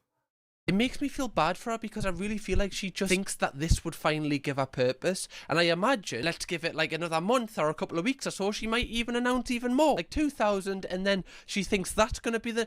There will never be a number that will give her, you know, fill that void that for some reason she needs to fill doing this. There's never going to be a certain number. And I just feel like it's going to end in a health risk or something like that. I think I was a little bit nervous in the morning because I was just... Obviously, it's just a big day. That's not just a void. That's not just a void. That's a Grand Canyon. Oh, that's not just an abyss. This is like staring down. This is like staring down. I don't know, hell. This is just like staring down dead, annihilated universe. Would it be scary to even touching her? She's a biohazard. Also, she'd be really tired, bro. I wouldn't want to risk it if she was hands out or some. Oh, ew. So I didn't eat that, and then when we got to the event... Also, like, the fact she said she felt a little bit nervous and felt bad about that. Like, I feel bad now that I'm nervous about little things. When I'm taking the dog for a walk and I see another dog, I start myself. I get really nervous. I'm going to think, is this dog going to maul my dog? Is he going to just, like, I don't know, bite his balls off? I feel like so soft that I get nervous about that. She's feeling bad that she gets nervous about doing something like this. Whenever I record one of these videos... Bro went from, like... Shaggy to Scooby real quick. Crazy. On Lily Phillips or Blue, you're never going to see me just absolutely hate on these people and say they're the worst people on earth or anything. I'm always going to try and see it from their point of view and understand things, understand why people turn up to these. That's just the kind of the angle I like to take on it, rather than pure hate, because I just don't feel comfortable doing that. One thing I definitely will say is somehow she looks better after this event than the 100 one. Like, the 100 one, she genuinely looked like a broken woman. Again, we don't really know. Like, I don't think Josh Peters has documented this one. Nobody has documented this one. So we've got to kind of take her word for it that she actually has done this. But the whole thing is just really disturbing. And I don't really like the fact that she done like a sit-down video and talked about it, because it kind of normalizes it. It doesn't normalize it. It is an attempt at normalizing it. It is an attempt at normalizing women exploiting their bodies. That's the attempt. That's what it is. That's fully what it is, actually. That is just the truth. And it will get worse, and it will get more, and we'll start overlapping with other cultures and other societies. Started here in the West, you will see this in other countries as well. sooner or later. Obviously, in like people with a brain's mind, but that's what it's trying to do. That's the effect of doing like a nice chill sit down, talking as if this is just another day at the office. But I just want to end this video by saying I just hope that Lily does actually find peace within herself, that she feels like one day she doesn't actually have to do this, you know, because I imagine she's set for life financially. If she is actually doing these events, it's only contributing negative to her, to not only our physical health but our mental health, and I just hope that one day she actually finds, you know, peace where she finds purpose away from this. Whatever this is. Anyway, Donuts, I hope you enjoyed this video and my coverage of it. Hopefully, you know, you weren't too disgusted by it. I don't know if you will be. Possibly so. If you do want to watch another video from me, click right here. Okay, it'll entertain you. Yeah, I think I'm done. I think I'm done for today. Holy fuck! And I mean, literally, here my sister gave my boyfriend a boner. It's so over, chat. It's so over. Yeah, I think we need to restart humanity. We just need to restart humanity. Just bring the fucking asteroid already. Just bring it. I'm so done. Well, if you like these disgusting reactions, please consider liking and subscribing. Holy fuck, that was awful. This is awful. That is awful, chat. He's a dead philosopher, comedian from the United States. People really love him, and since there are bunch of reactions on him, think I'll be safe for it'll be safe for you. Okay, seems solid. Then I'm happy. Then I am a happy man in this case. Don't send the asteroid! No more! I think Samex ruined it. Never mind. The Gumper ruined it. Do not send the asteroid. Because now he's ass. Just imagine Lily Phillips' butt. Or Bonnie's butt. But in giant version. Charging towards Earth. Terrible. Peace. She found the 6 layers of hell. She visited Valhalla and back. That's terrible. Alright. Chat. I am ending here. Thank you so much for watching. And yeah, we'll be back tomorrow with the usual stuff. And have a good day or night. Don't goon or gump. And I will see you tomorrow. Bye-bye. Farewell. And I will nuke you. If you do it. I promise. We've seen enough gumpery. Farewell.